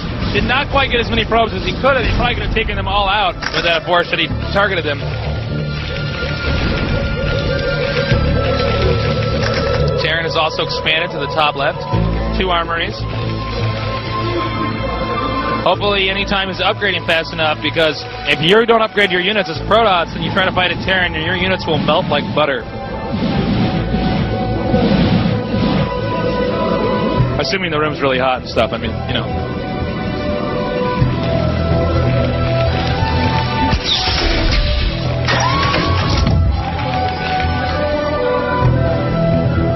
Anytime is doing everything in his power. Well, what are these Dragoons doing? Anytime is doing everything in his power to maintain map control. But Mind is growing at a very fast rate, and it's going to be a matter of minutes before he unsieges his tanks and and begins a very deadly push across the map that may run Anytime over. Anytime knows that, of course. So he's doing everything possible to try to delay this. And Arbiter's out again. I don't know how much energy it has. There we see the vessels on the move. They want to try to EMP that. Nope, they don't. I lied. They're moving around. Okay, here comes a big push. Watch the center of the minimap. Center bottom. Actually, it's a bunch of vulture bikes laying mines. Quite a lot of vulture bikes laying mines. And unfortunately, Anytime is trying so hard to maintain map control that he's spreading out his Dragoons a bit too much. Because of that, isolated Dragoons can very easily die to vulture bikes. EMP used on the Arbiter. One vessel goes down. Terran do not want to lose vessels either, just like Protoss don't want to lose his Arbiters. Nexus at the bottom right. Anytime has quite a sizable army. I'm surprised mine hasn't bothered to push out yet. He knows better than me, though. An observer goes down. Less intelligence for the Protoss.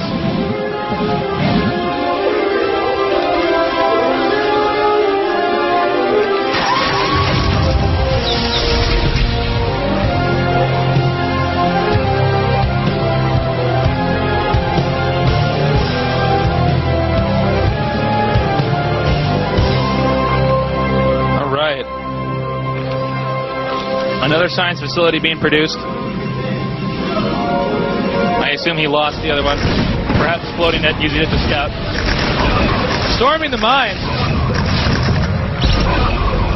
Anytime is very interested in that expansion. And he may be able to attack it because mine is actually pushing up to the top left valley. Here comes an EMP on those Dragoons. I'm not sure how much Terran has on there. And defensive matrix, crazy science vessel. Being very helpful right now. Anytime, immediately going to move a large part of his army up into the front of that valley. Meanwhile, he's going to break down that neutral building so he can come in for this round. States the scene, the science vessel that will force Terran to scan if he has an Arbiter there.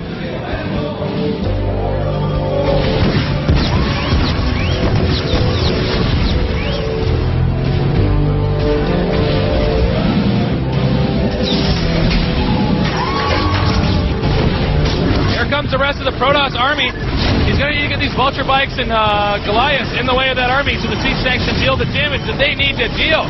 They've also taken out an Arbiter. Templar casting storms. It looks like he will manage to run over this army of mines. Vulture bikes attempt to reinforce, but they do not get there in time.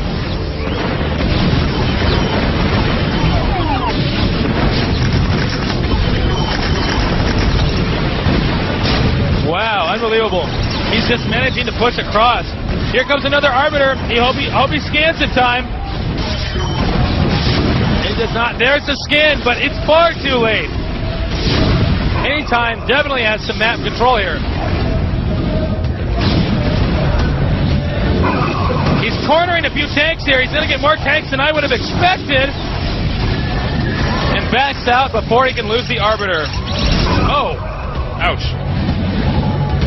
Moving up at the top left will take out that expansion. Mine does not have a lot of options. There's not a very easy place to expand to after you take all the expansions right outside your base.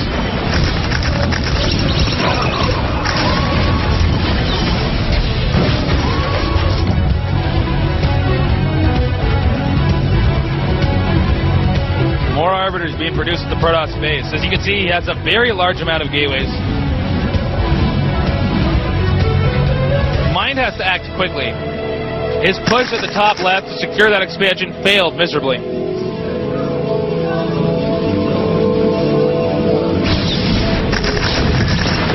Oh man, Spider-Mine's doing a lot of damage. Stasis on the Vulture bikes. I don't know if that was the best clump to Stasis, but he does look like he is going to manage to walk over this small Terran fortification.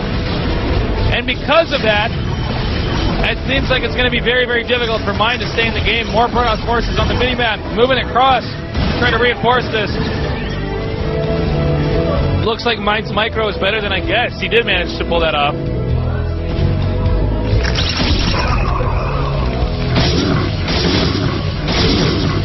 Here come those more vultures. Now, notice the Terran Command Center's gone, so it's going to be a while before Mind can really start to utilize this location on the map, but he's actually got another one floating there right now. Looks like he lifted off the one that mines from the 3 mineral patches that are inside of his main.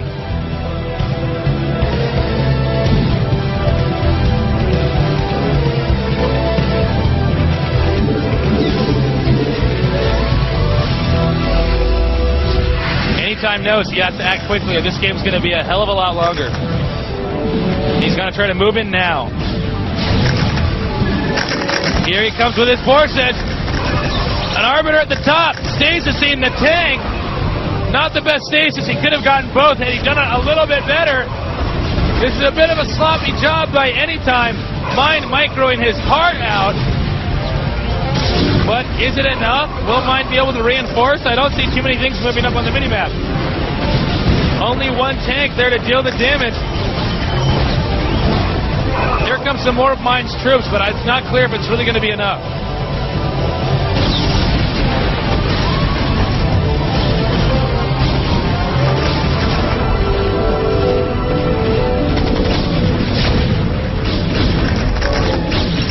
He is going to be closing on this expansion. Mind cannot afford to lose this expansion. This whole game hinges on whether or not Mind can save this expansion. Another expansion at the bottom for Anytime. Man. And I don't think Mind can do this. I think Mind may be out of the game at this point in time. SCV's stuttering as they moved away from the command center. And he will lose this command center as well. There's too many Dragoons. Vulture bikes are not enough to take this on. Oh, but tanks are. But maybe not that many tanks. So many SCVs getting lost here. Anytime has such map control that he is literally expanding to the Expo that is right next to the Mind's base at the bottom right. I mean, they're like right next door. I don't even think, oh yeah, he's aware of it. Okay, there's siege checks there.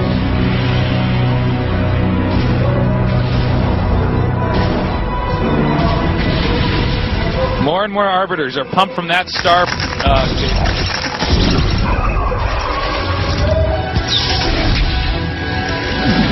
Here comes some more Zealots.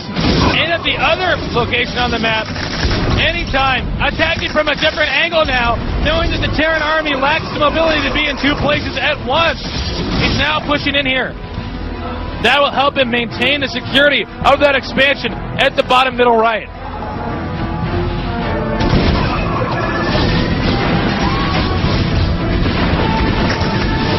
Oh, and a massive stasis on those tanks. Oh my God, GG.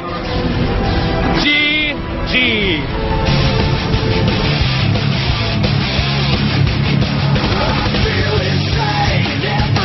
Anytime has won. Mind, who looked like he was going to be getting out of this group, may very well not be getting out at all.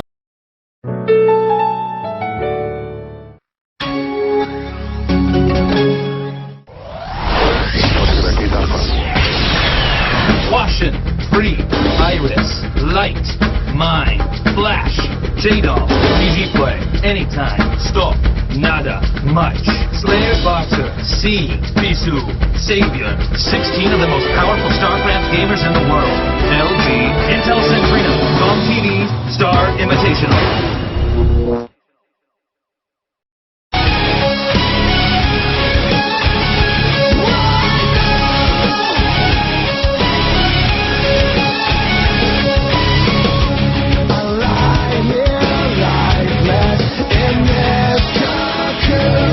Welcome back. We are tied right now in the round, or the Group A, excuse me, the Group A of the GOMTV StarCraft Invitational. First of all, Flash has already made it out of his group if you're just joining us. The bottom 3 were tied. It was Anytime, SAviOr, and Mind. We just saw Anytime versus Mind. Really, really exciting game. Anytime pretty much dominated through the vast majority of the game. So much so that Mind really never got to, really got to get too far out of his base. The next game is going to be SAviOr versus Mind. on Blue Storm. Should be very good. We're still waiting for the next match to begin. They said I've been talking to the guys at GOM in between my breaks when I'm not scrambling to the bathroom, and they've been saying that we've been getting a lot of hits. So I want to thank you all very much for showing your interest. They are now well aware that there are a lot of people who follow StarCraft outside of Korea, which is good. That means there's a higher probability that we'll see more of this kind of stuff in the future. Cheers to Team Liquid, GhostOfGamers.net, WorldGameTour.com, SC Legacy, and everybody else out there, all the non-English StarCraft sites. I don't know how many of you guys are actually watching, because if you don't speak English, then I don't know. Wouldn't really make sense to tune in, but you know, if you're there, thank you very much. Oh, I'm sorry. My sheet has the wrong information. It looks like we're going to be playing Katrina 1.3. So at this point in time, Anytime has joined the game. We're still waiting for sAviOr. He'll be here in a matter of time, I'm sure. Again, Anytime is 1-0, Mind is 0-1. So if Mind loses this, it's going to be up to sAviOr in Anytime. If sAviOr wins this, which, by the way, he dominated Mind last time we saw, it's very possible we could go into another three-way tie. And if that happens, well, then we have to do another tiebreaker. So we could be here for a while. It's very, very possible. I've been casting for a few hours, but I'm not tired of it yet. I just love casting these games. I'm really excited to do it. It's a real pleasure. Blue Storm. Again, I think we're probably going to see a lot of Zerg Air openers on this. It just seems to be what good players do. They like to get the Mutalisks, and then they like to get, they like to get Guardians. But that doesn't mean that's the only way to play the map, that that's set in stone, that this is the absolute golden rule, that that's what you're supposed to do on this map. It's tough to say. Although, this is weird. Maybe my paper actually has the wrong information on it, because I'm looking in the booths and I see Anytime versus sAviOr, or sAviOr to booth and Anytime to booth. Hold on just 1 second and I'll be right back. I want to go confirm this. Hey guys.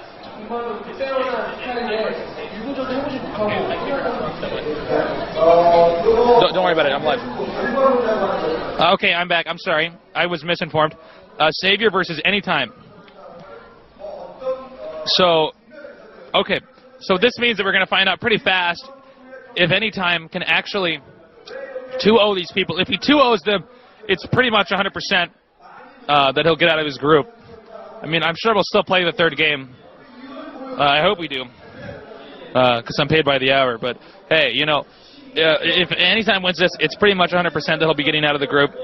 But you know, if not, then it'll go on to the final game, which will be sAviOr versus Mind. Anytime versus sAviOr. This is going to be a really interesting match. This is probably the match I was most eager to watch out of the tiebreaker round. And I think a map like Blue Storm is going to make it even more interesting. No, wait, it's Katrina. I'm sorry.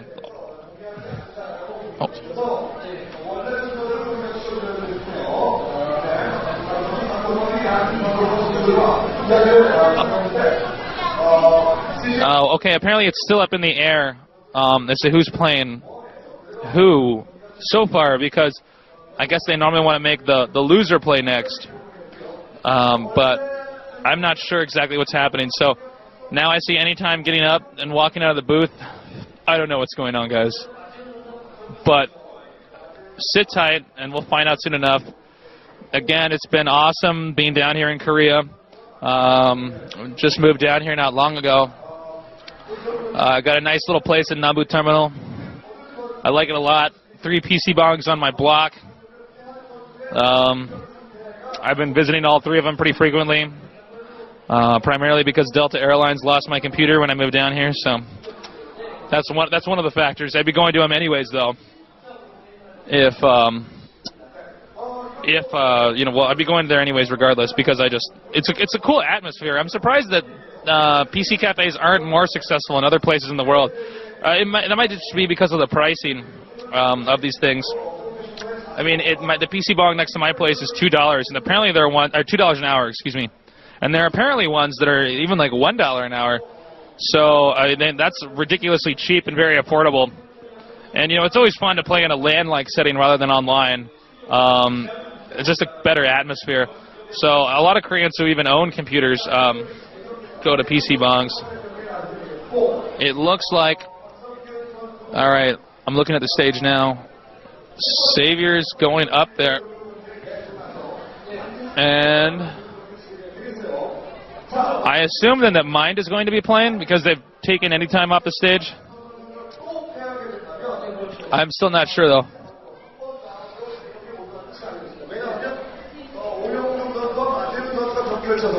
But as I was saying, I'm having a great time down here in Korea. If you're ever thinking of a place to go visit, definitely come to Seoul and visit Korea. It's a really cool place. Apparently this is like the 6th, I believe, largest city in the world. And if you count the suburbs, if you count all cities and their suburbs population-wise, it's the 3rd largest. So that's a lot of people playing StarCraft. Just so you can get some kind of idea. Some of those people out there that might be more ignorant might assume that Korea is actually very small. And even though, like, geographically it is small, it's a very, very populated country. Lots of stuff to do down here. I will probably never run out of bars to drink in down here. And never run out of PC bongs to go to. We're still waiting for this game to get going. sAviOr is standing in his booth. Okay, it's going to be sAviOr versus Mind now. And they're doing that because Mind lost first. So that way if Mind wins, then we'll know if he still has a chance in this. Otherwise, if sAviOr beats Mind, then it'll really boil down to Anytime versus sAviOr.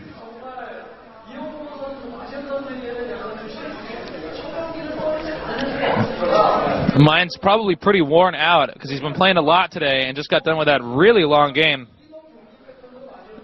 I know I would be. You know, playing StarCraft, being good at it, playing in long games like that, it's like flexing a muscle. It's not something that you can just sit down and do at any given point in time. It's very, very tiring, and it's one of the reasons why these coaches make these players play so much in a given day, because it just becomes so ingrained in your brain, all the systems you have to follow and all the patterns you have to adapt to.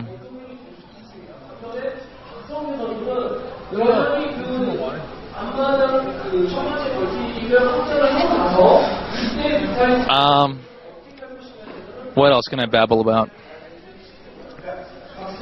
I've had the privilege of hanging out with Dan. You guys probably know him as Reckrel. Really nice, funny guy. Also Guillaume Patry, who's known as Gur, and their roommate Spunky. So really nice guys, a lot of fun. I've been going out with them, gone clubbing and stuff several times. A lot of fun.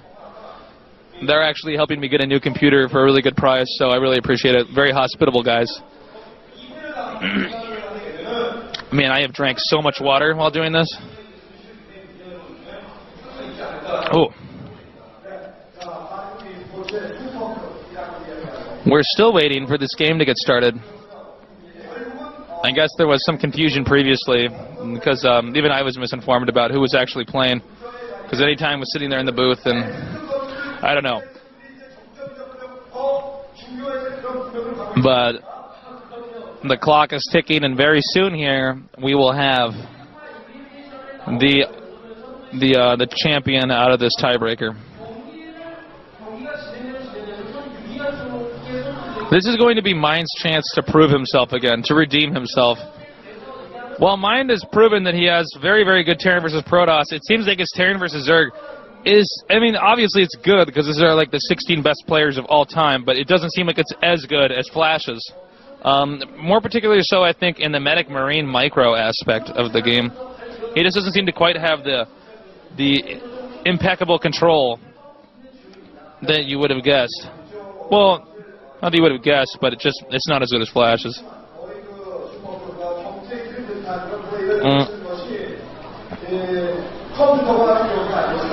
One thing about Mind, he's very young.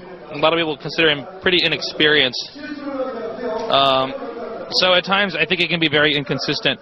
There really is a whole other game you have to master when you get to this level and you got to play in front of all these people. You know, one thing that I can't stand is when you read on these forums, these guys are like, well, this guy's really good, but he just gets owned at every tournament he goes to, because it really, like, StarCraft is as much about game knowledge as it is about performance. Okay, we're getting a shot of sAviOr. This, to me, means that the game's going to be starting soon. And mine. Whoa, they didn't waste any time with that. Music is starting up, so let's get ready. I think this game's about to get going.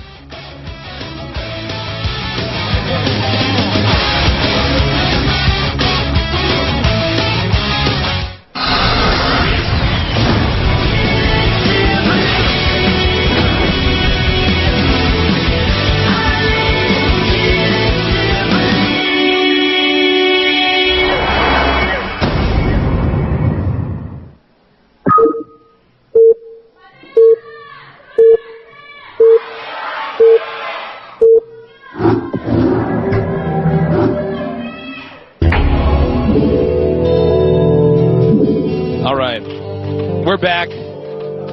Zerg versus Terran. Our Zerg player, sAviOr, at the top right. And at the bottom left is mine.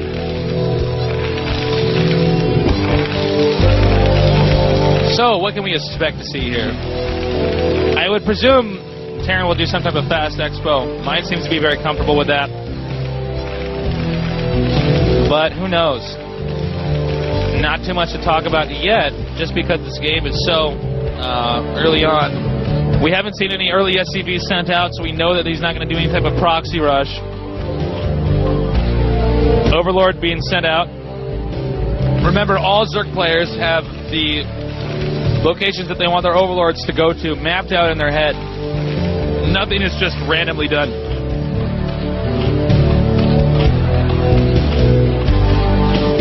That guy is a baller. He's got a lot of fans down here now. I've kind of been under the impression, just judging by the noise level of the fans when they scream the cheer, that I think sAviOr has more fans today than anybody else. Barracks at the entrance to the base, positioned in such a way so that it can act like a funnel for Zerglings. sAviOr's drone is moving out now.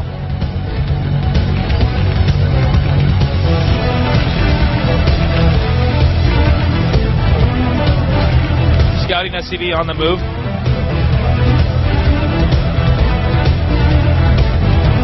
sAviOr is pointing at his eye.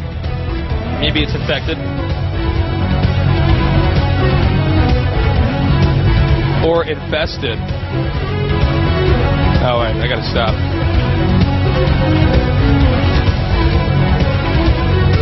Barracks now done.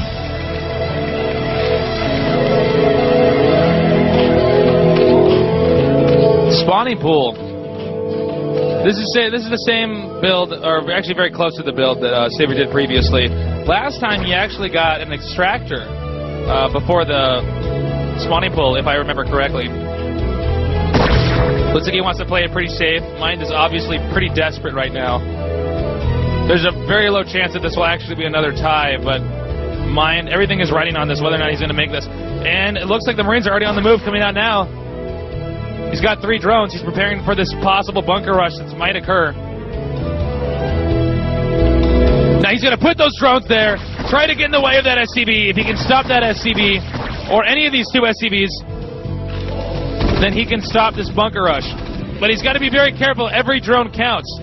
And this is all time lost when he's pulling these drones off the minerals. He only has 3 or 4 mining it. But sAviOr's stopped this 100 times before. Well, actually even more than that.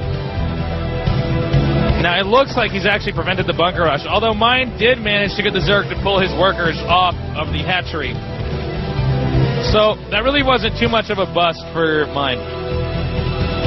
Doesn't mean that he's massively ahead either. It just means that he forced sAviOr to micro his drones. And here comes this one Marine.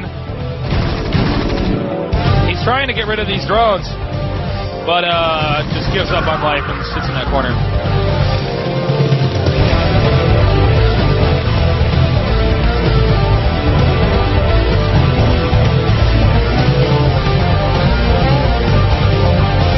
All right, we got Zerg drones actually all drones are Zerg.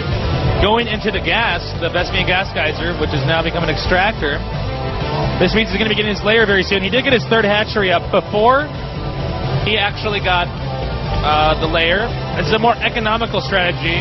You won't be teching as fast, but you'll have more drones. The Zerglings on the prowl. Marines carefully positioned so the Zerglings cannot get access inside of his base. Inside of Mine's base, of course.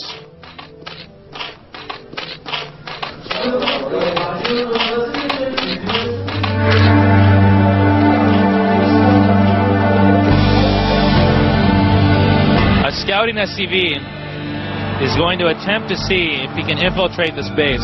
He wants to gather some intelligence. Meanwhile, another barracks and an armory, or an academy, excuse me, are being made. He has managed to get inside. He sees the lair.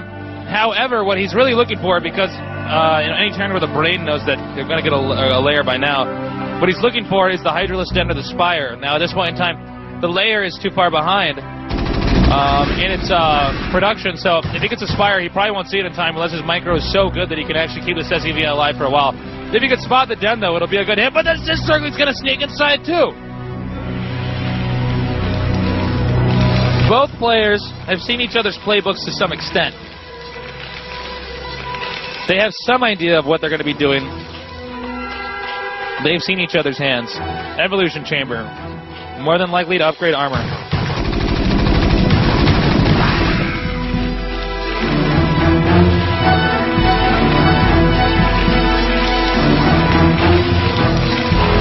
Barracks going down again for the Terran. This is a very typical fast Expo build.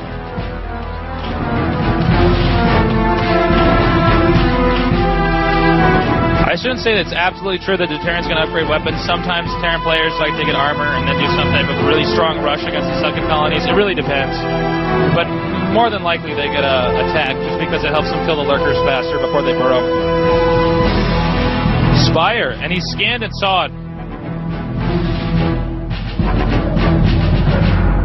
Savior's Mutalisks, man. You better watch out. He's bringing his medic marine over here. If Savior doesn't respond in time and make enough sunken colonies, he rushes in there for the kill. More than likely, Savior will have the sunken colonies in time. Considering how often he texts to Mutalisks, I can't possibly imagine that this would break him. At the same time, though, this could just be an attempt by mine to force the Zerg to make additional sunken colonies, which, in effect, forces the Zerg to sacrifice a few extra drones, which could have been mining minerals. Mutalisks have started making, and you can tell that because all the larvae have started at the same, or all the larvae turned into eggs at the same time.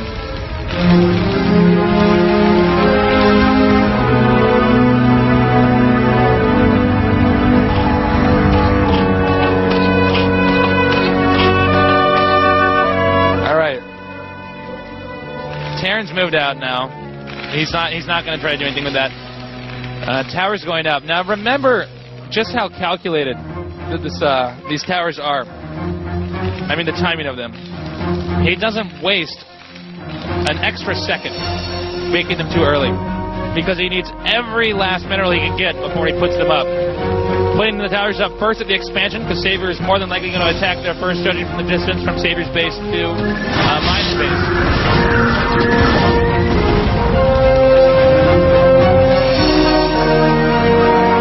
Taking off these SCVs. Well, just a SCV. Now remember what Savior did to Slash in a similar situation.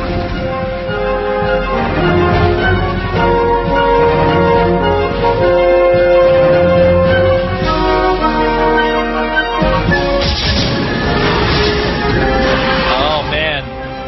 This is not going quite as well as I think Savior would have wanted.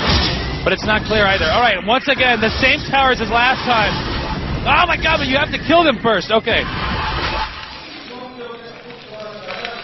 He has picked off one tower. But this harassment doesn't seem to be as effective as his harassment against Flash. Or we saw Flash scrambling with his SCVs and Marines to try to stop this. An expansion at the bottom right. Interesting.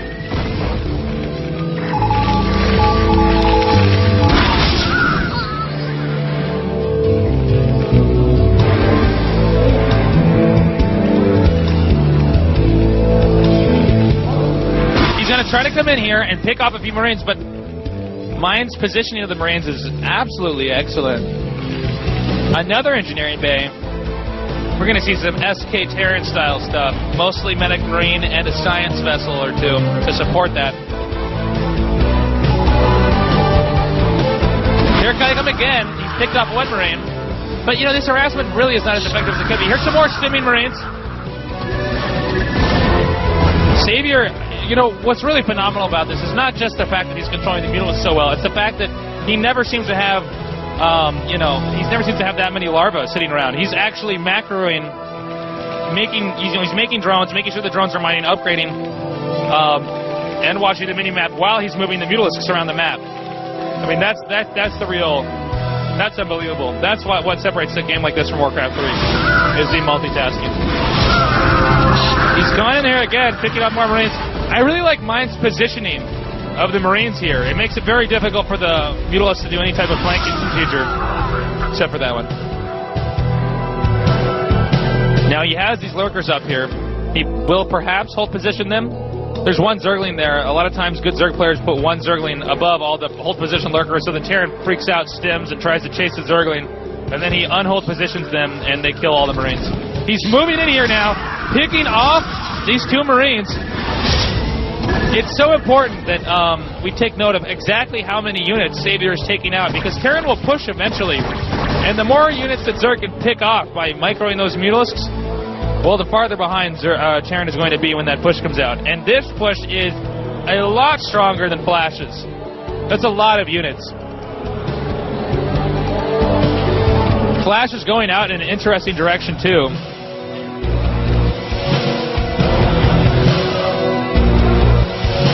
Hey, look at that. He's going up this ramp over here, this staircase. I don't know if he's even aware of the presence of the lurkers there. And he's going to sneak up on them from behind. He's trying to pull out right now, and he's going to lose at least one lurker. Could lose two, though, with that +1 attack upgrade. The lurkers will not be able to burrow as quickly. They, of course, have the +1 carapace upgrade because sAviOr has predicted such a procedure since he did scout them in time. Irradiate on the Mutalisk! He's got to get the Mutalisk out! Mutalisks backstabbed the burning Mutalisk rather than comforting him and killed him. I would have done that too, though. That Mutalisk needs to die if he's going to screw up the Zerg army like that.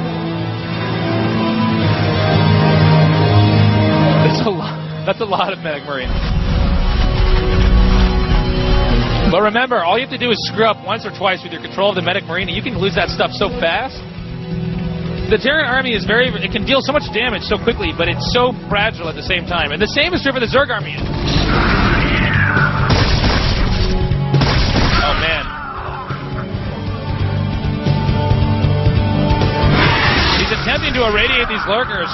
I'm surprised he actually didn't irradiate the Mutalisks, too, but I guess with the SK Terran style, which is mostly medic marine and science vessels, you need to just keep irradiating lurkers, and then eventually when you whittle them down to a small enough size, you just bust them with the medic marine. Sunken's at the bottom right. sAviOr does have a very large army. We haven't really gotten that many shots of it yet, mostly just the lurkers, which are defending the large army.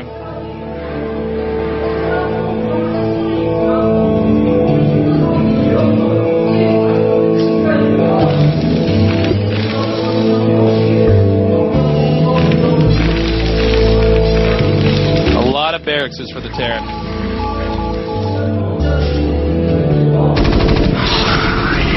Oh, and he did get one science vessel. Science vessels are really the backbone of the SK Terran style. You can't afford to lose that many of them because it's all about the irradiate, which will make an army small enough to the point where you can actually run it over with the ridiculous amount of medic marine you have. God, he has a lot of medic marine. What is his problem? Now he's sending half of his army down to the bottom. He literally has Zerg completely contained right now. Sending small groups around the map. Irradiate, irradiate, irradiate. You see it slowly whittling down, the number of lurkers that he has. Very carefully, he unburrows and moves down, so he has a little bit more of a better position. That was a bit of an easier angle to irradiate. That might have been why he moved his army down there to begin with. But now he has the Defiler. That is what Zerg spends most of the game trying to get at the right time with the right amount of units. And the Defiler is where all of the irradiates will start absorbing, because you have to irradiate the Defiler, because otherwise you are hopeless against the Zerg with a Dark Swarm. Dark Swarm comes up. Another one here. Hydralisks underneath the Dark Swarm. Marines are hopeless against this. All an SK Terran can do is run away from the Dark Swarm and move to another position.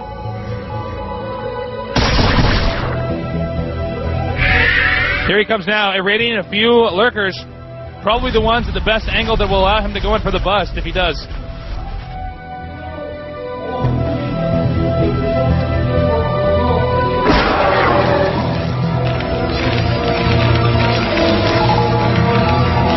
He's expanding at the top left. My God, he has so many units. I don't know what sAviOr's plans for this are, really. sAviOr's attempting to rush in here with these Hydralisks, possibly to try to... I don't know what you would do with those. He's going to sneak in with 2 more lurkers. If he can come in at the correct angle, and he might... Here comes Mind. Mind has decided now is the moment he has to attack, and that was not the moment at all. He lost a lot of units. Again, Mind, he's smart. He's got good macro, good strategy, but it seems like his unit control is just a little bit weaker. Here he comes again. Time to put the killing blows on this medic Marine. He's got a sizable amount of vessels. Mind does. And sAviOr is macroing frantically so that he can actually engage this SK Terran army at some point in time. I call it SK Terran, and I'm not the only person who does that, because it was the SK Telecom Terrans who started doing this initially.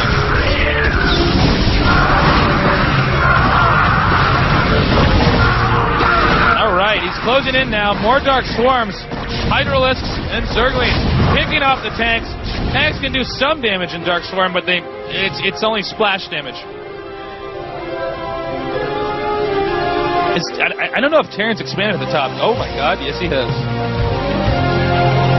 Man, Mine has a lot of the map. Mine's in really good shape. Really, really, really good shape.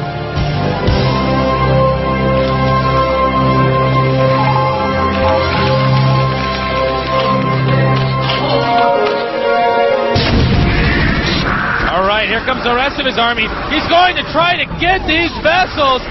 Can he do it? Oh, not good enough. Wow, Mind is really good. So good that he has the cojones to morph lurker eggs while a siege tank is firing them.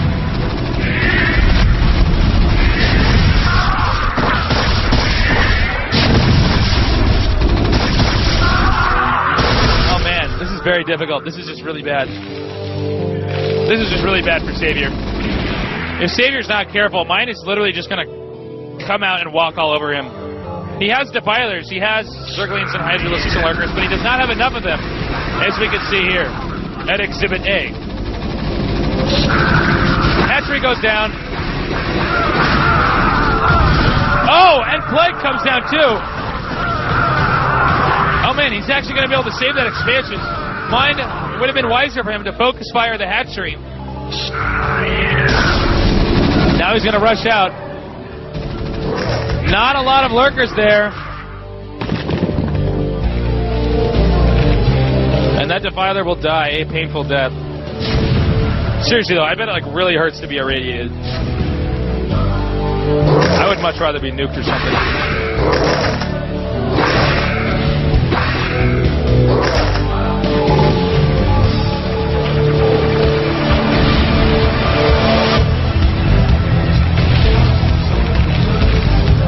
He has a lot of turrets over there. He does not want to be dropped. sAviOr, he's just in a very bad position. Mine has central control of the map. And it seems like he's just able to maintain that. He's trying all these different techniques, but it's like, it doesn't seem like there's any which one that will work.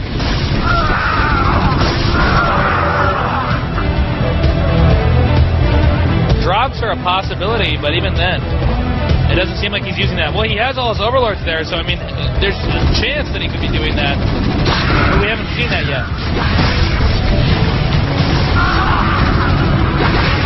There's just really not much that sAviOr can do right now, other than keep trying to break the central containment. Now, he is pushing it back a reasonable amount, actually getting to the location where the tanks are. And finally, a Zerg drop's about to happen. Uh-oh. Now he's stimming and targeting overlords.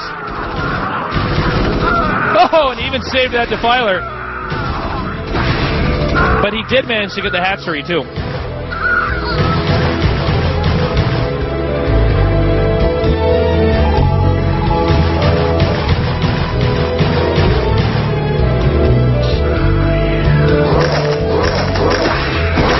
Here he comes now. Mine has to back out again. It's a real back-and-forth battle here. They both have half the map, and this game could very well turn out to be one of those games where all resources are mined out. That would be really exciting. Does not look like Zerg's going to do a drop now that you knew about that.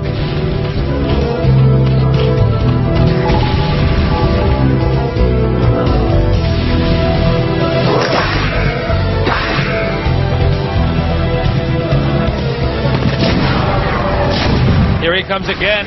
Going to try to move in. The Dark Swarms have come down. Plague on the vessels. If he can manage to pick off a few of those vessels, it would be very, very good for him. But no, man. Where did all of sAviOr's units go? They are dead. Now, Mind realizes that he's picked off a lot of units. He's decided now is the right moment to try to move in there and apply some more pressure to that expansion.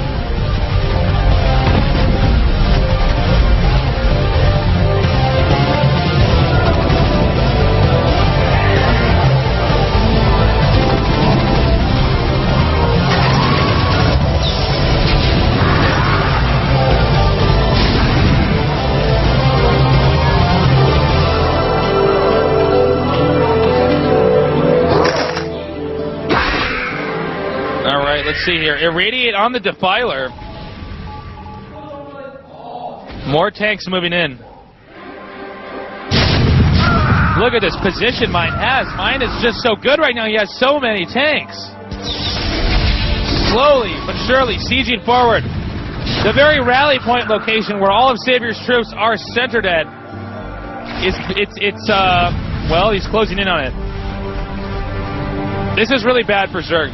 If he gets into that location, Zerg's going to have to re-rally all of his hatcheries. That can take a while, because I think he has more hatcheries than he does hotkeys right now.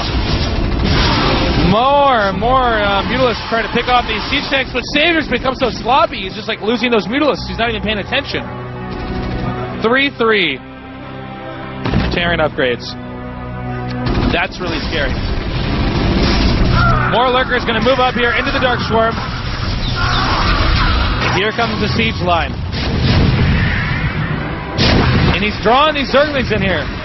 sAviOr has too many units that are just rallied to this one location. He can't possibly pull them away. See, they keep getting sucked in because they're all getting dealt damage. He's going to try to move in again, but I can't possibly imagine that sAviOr would be able to take this out. More and more plagues. He's really weakening up that army. But is that enough? I don't know. More Zerglings coming through here. Wow, killed a lot of tanks.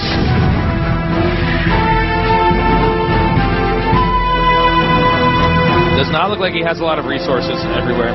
This expansion's hardly been used. I would not drop that if I were you.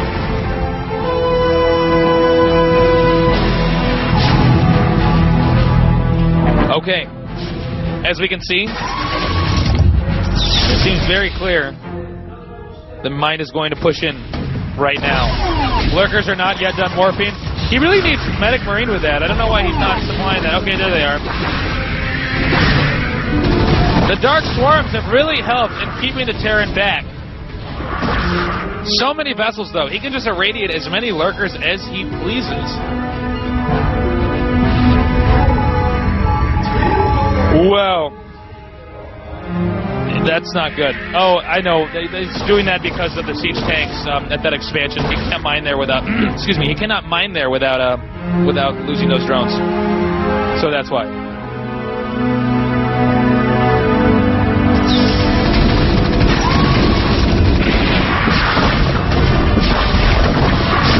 All right. Another push down here at the bottom. This could be the killing blow. SAVIOR's in really bad shape. This limbo line of units won't be too much of a help either unless he can get the Dark Swarms off that he needs to get off. Plagued on the tank. But it's just not enough. Oh, wait. Sneaky Zerglings came up from the bottom. They surprised mine. They surprised me. They surprised us all. He has managed to push back that attack.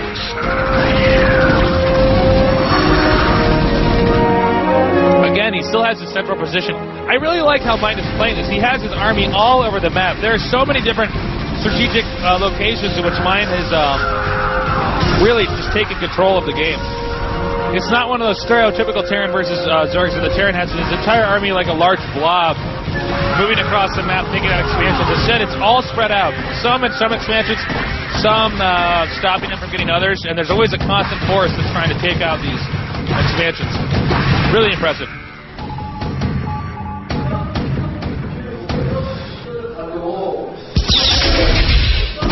Here comes some more vessels.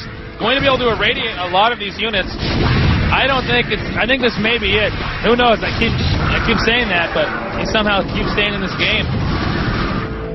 SAVIOR's gonna have a very, very difficult time. Oh, you poor drones!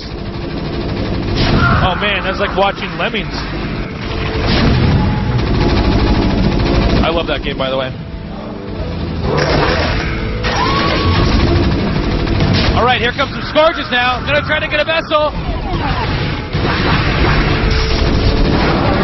You should see the look on SAVIOR's, or the look on the faces of SAVIOR's fans right now. They do not look very happy.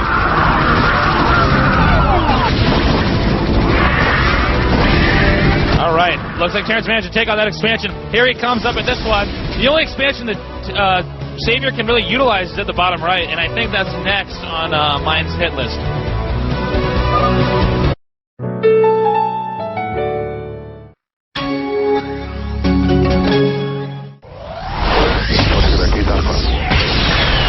Caution, Free, Iris, Light, Mine, Flash, J-Doll, easy play, anytime, stop, nada, much, Slayer, Boxer, C, Bisu, SAVIOR, 16 of the most powerful StarCraft gamers in the world, LG, Intel Centrino, GOMTV, Star Invitational.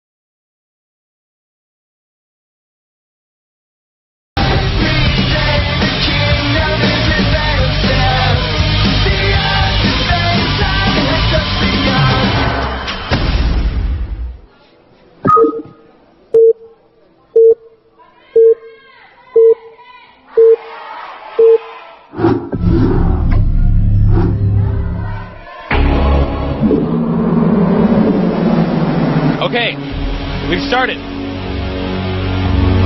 SAVIOR at the bottom spot as a white Zerg. He matches his outfit. At the north is Anytime, a red Protoss. He is also color coordinated today. The question is, can Anytime beat sAviOr? If Anytime beats sAviOr, well then Anytime gets out of his group, and the story ends. It will be the last chapter of Group A. However, if Anytime loses, I won't be off work for a while, because we'll have to do the whole tiebreaker thing again. So, Anytime is aware of this. All three of the players are becoming very worn down, or so I've heard, and I've talked to a few of them already. Just very tiring. The tension here is so high. This is easily one of the most respectable tournaments in Korea all year long. All three of these guys know that it would be so helpful for their careers and for their notoriety to get out of this group. But at the same time, you know, a man can only withstand pressure for so long. Or a woman, you know, I'm not sexist, but sorry, no, there are no women in this tournament. Zerg is sending his drone to the expansion in the back. Now remember, this is the map Katrina. This is a map where you have an expansion right in the back of your base. So you can really play in a very defensive manner and still macro up. This means that Fast Nexus, Fast Command Center, Fast Hatchery are all wildly coming. And in this case, it's going to be a Nexus on 13. Okay. Spawning pool. sAviOr will not get a third hatchery before pool. You can really only do that against most Terrans generally. Although I actually have seen him do that before against Zergs. Gateway now. Many times you'll see Protoss players get the Forge, but Anytime is a very calculated player, and he realizes that judging from the timing of the spawning pool, he can actually get his gateway out before the Forge. And if he gets the gateway out, then he gets his cybernetics core out sooner. If he gets his cybernetics core out sooner, he gets the starport out sooner. And when that happens, he gets his Corsair out a little bit faster and can do more harassment to overlords. Or he could get his Citadel and get the Zealot leg upgrade. But I'm just assuming that he's going to get the Corsair. Everybody seems to like Corsair on this map. Zerg has expanded again. This hatchery is actually farther out, so it'll be slightly vulnerable. But then again, I assume that he's putting that there because if he puts that his third hatchery there, he'll have enough Zerglings out that he can defend if a Zealot tries to rush in and kill drones. Rather, gas being produced, or excuse me, I always call it gas, but it's the assimilator that has been taken for the Protoss. Cybernetics core soon to follow. I also see the additional extractor. Well, there's an extractor being made at the Zerg expansion. A lot of times Zergs will try to put the extractor in the location that the scouting probe is least likely to encounter, because, again, this is why they scout each other, is they want to see everything that their opponent is doing.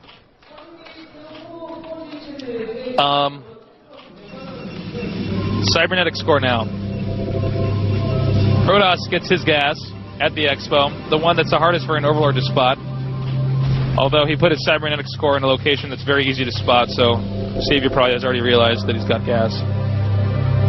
Plus, there's just no way you wouldn't get gas early on after you Expo on this map. Probe scouting around. It's really important that he caught that other hatchery. Had he not gotten the third hatchery, there would have been a higher likelihood of Mutalisks earlier on, or a Hydralisk push at the front early on, or an early on drop. Something more offensive, but this is a more economical build. This is what sAviOr's known for. This is sAviOr's style. Zealot had snuck in. He did manage to trick his opponent with the probe, draw the Zerglings away, and then try to rush him with the Zealot. But this Zealot will not be able to do any damage, so he's going to have to leave. Or try to kill off that one drone. Layer being produced. He's still got that Zealot alive. Oh! Very close to possibly taking out that one drone. I mean, remember, every drone counts. A lot of newbies, when I talk to them, don't seem to understand that, like, one worker actually does matter. Starport. Citadel. Anytime.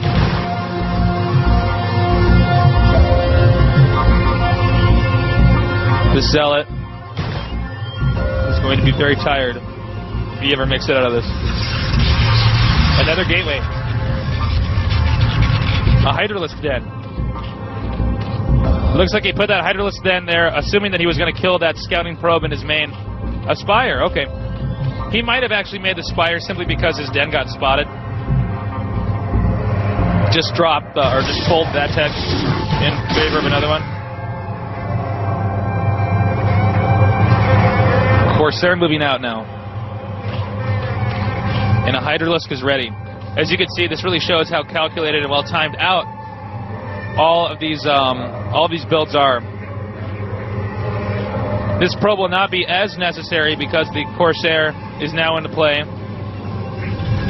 He wants to see if he can get Dark Templar or if he needs some more of an Archon or what. Another cannon. Oh, I didn't see that. There's a Robo Bay. Oh, this could get very interesting.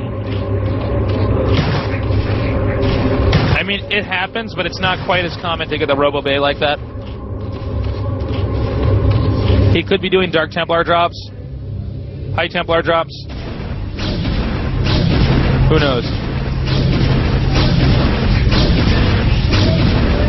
Weapons upgrade. Unless he's getting armor, which occasionally does happen. But normally it's only when the Zerg gets the evolution chamber beforehand. So that way it nullifies the fact that the Zerg got the armor upgrade themselves, because the Zerg assumes the Protoss will get the +1 attack upgrade. There's a lot of psychology there.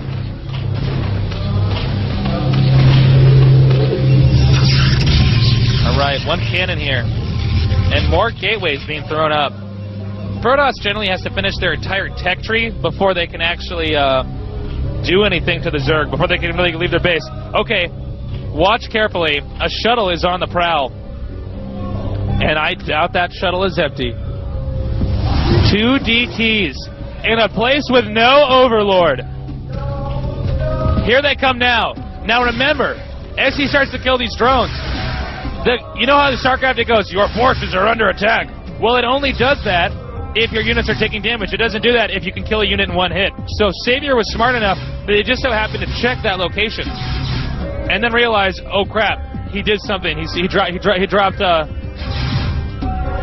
DTs there. But it doesn't matter because he's going to get this hat trick. If he loses his hat trick, it could be so bad. Yeah, he lost the hat trick. Now he's going to start going for the eggs. The DTs do so much damage that they can even take out the eggs, which are probably morphine overlords. Templars, anyone?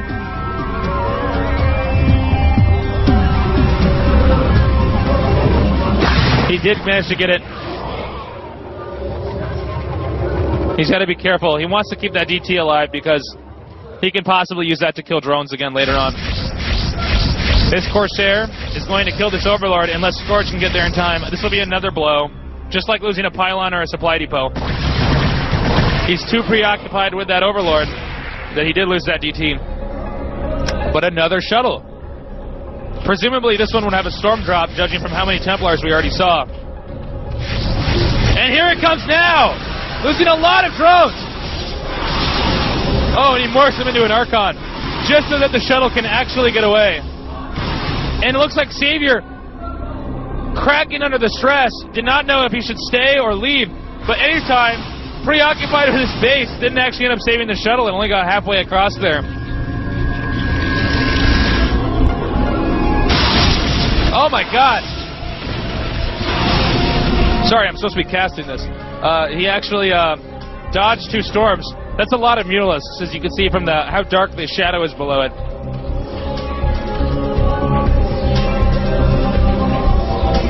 Alright, is that another Robo Bay? Yes, it is. Okay. I assume it's going to be Dragoon Reaver then from here on out. Here comes sAviOr's Mutalisks, but man, he wants to do some Mutalisk harassment, but he really can't. I mean, he's one of those guys that he knows exactly when and when he can't use his Mutalisk, but he always has to peek first. He has to actually find out for sure. Okay, this pylon is not worth it. Cannons will soon be up with this expansion, but sneaky sAviOr tries to put 2 lurkers there to catch probes if they get there in time. If any time doesn't kill that one, alright, nice. Using these Mutalisks He's going to try to force the Protoss to stay inside of his base rather than attack. And I mean, if he can get a few pylons along the way, that certainly helps.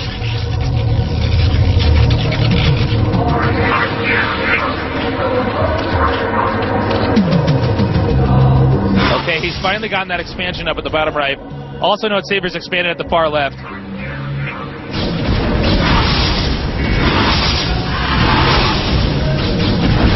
He did manage to pick off this cannon. This is all just harassment to keep Protoss from leaving. Saber needs to catch up. Saber's in a vulnerable position.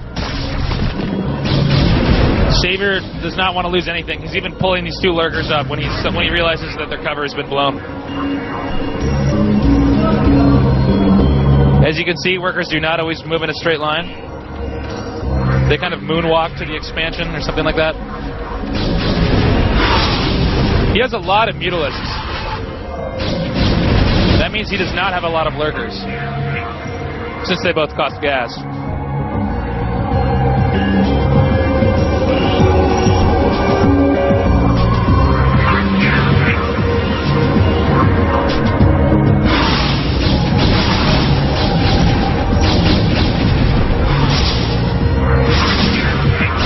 Alright, he's going to pick up a few stray units. And overlords. He's going to attempt to push up this ramp. This is Savior's first line of defense. Is this ramp up here. If these lurkers can get done morphine, it'll be very, very good for Savior. But it depends on how much damage these three lurkers can actually do. He's using these Zerglings to get in the way. He has the lurkers. He throws immediately. It seems unlikely that anytime we'll be able to get up here without taking at least a fair amount of damage. These Dragoons are going to be very softened up. Softened up for the Zerglings, which are about to come in here too. All Savior has to do is hold on, hang on, and he can stay in this. Otherwise, anytime he's going to reinforce his army with Zealots and Templars and win. He doesn't want to lose that Archon though. The Archon is really what will keep him safe from the Zerglings, not the Dragoons. If he can keep the Archon covered by the Dragoons, he's safe. But anytime has to wait until he gets reinforcements, which are on the way. We saw he got 2 robo-bays, but I don't really see, I guess he was using them for observers. I've never really seen that before, where they just, unless I'm missing something, or unless I'm hallucinating and I made up the fact that he got another robo-bay. I don't know.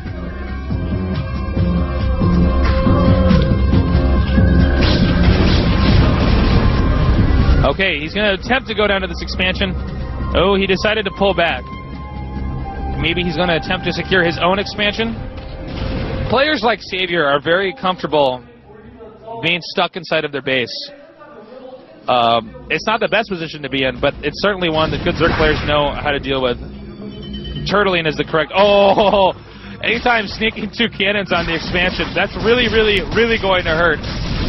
Because even if he doesn't manage to get in there and take the expansion out, he won't be mining from it. Here comes some more Zerglings, but it's not enough. Oh! 1 observer left. If he can get rid of that last observer, he might be able to buy some more time. But the cannons are finishing at the expansion. I don't even know why Savior's attacking this. There's like no way that he's actually able to get in there. And next is at the bottom left, too, for any time. Savior is in very bad shape, having already lost that first expansion, now losing the second expansion. More Zealots on the way. Zealots are generally what you will see reinforce the Protoss army because they're the ones that die first. There's no way, I think, that Savior can win now. No way. Now all Anytime has to do is clean up this last expansion, which was on the high ground, and secure this expansion at the bottom left. But I don't even think our Savior is going to look there.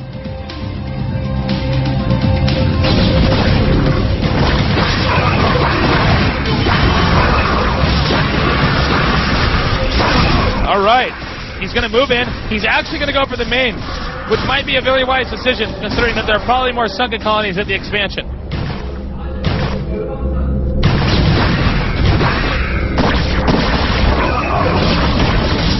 He's trying Dynamorph sunks, but it might not matter. Anytime it's about to put the killing blows here, he's got to do something fast.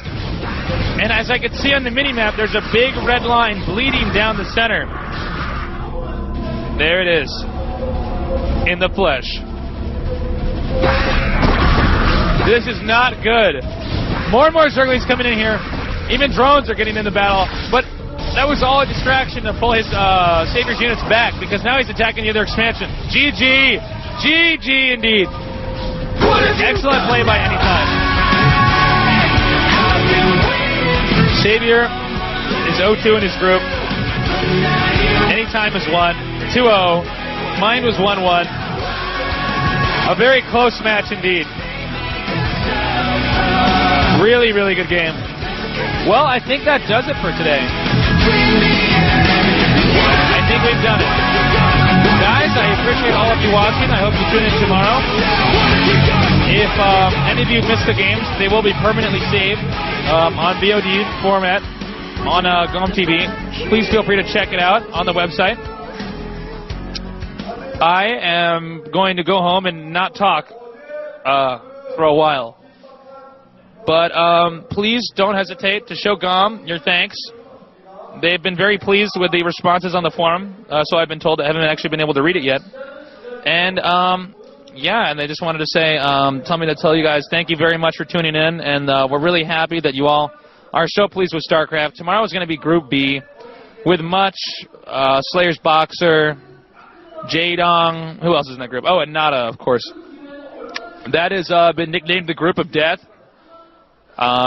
It's probably going to be the most popular event at the tournament just because of the player listings, but I'm sure it's going to be as good, if not better, than the games we saw today. So again, Flash has made it out of his group, and on top of that, Anytime has made it out. Flash 3-0'd the group. I was easily the most impressed with Flash. He just completely dominated. And then, yeah, and then we got Anytime, who really had a very valiant effort by Anytime to stay in the game. It looked like there was going to be no hope for him at the beginning of Group A, and then he actually managed to come back and pull it through. So props to him. I don't believe there's anything else I have to say, so I'm just going to abandon the mic. Thanks again, everybody, for tuning in. This is Nick Tasteless Plot from Seoul, Korea, hoping to bring you as much eSport coverage as possible. Thanks so much, guys. You take it easy.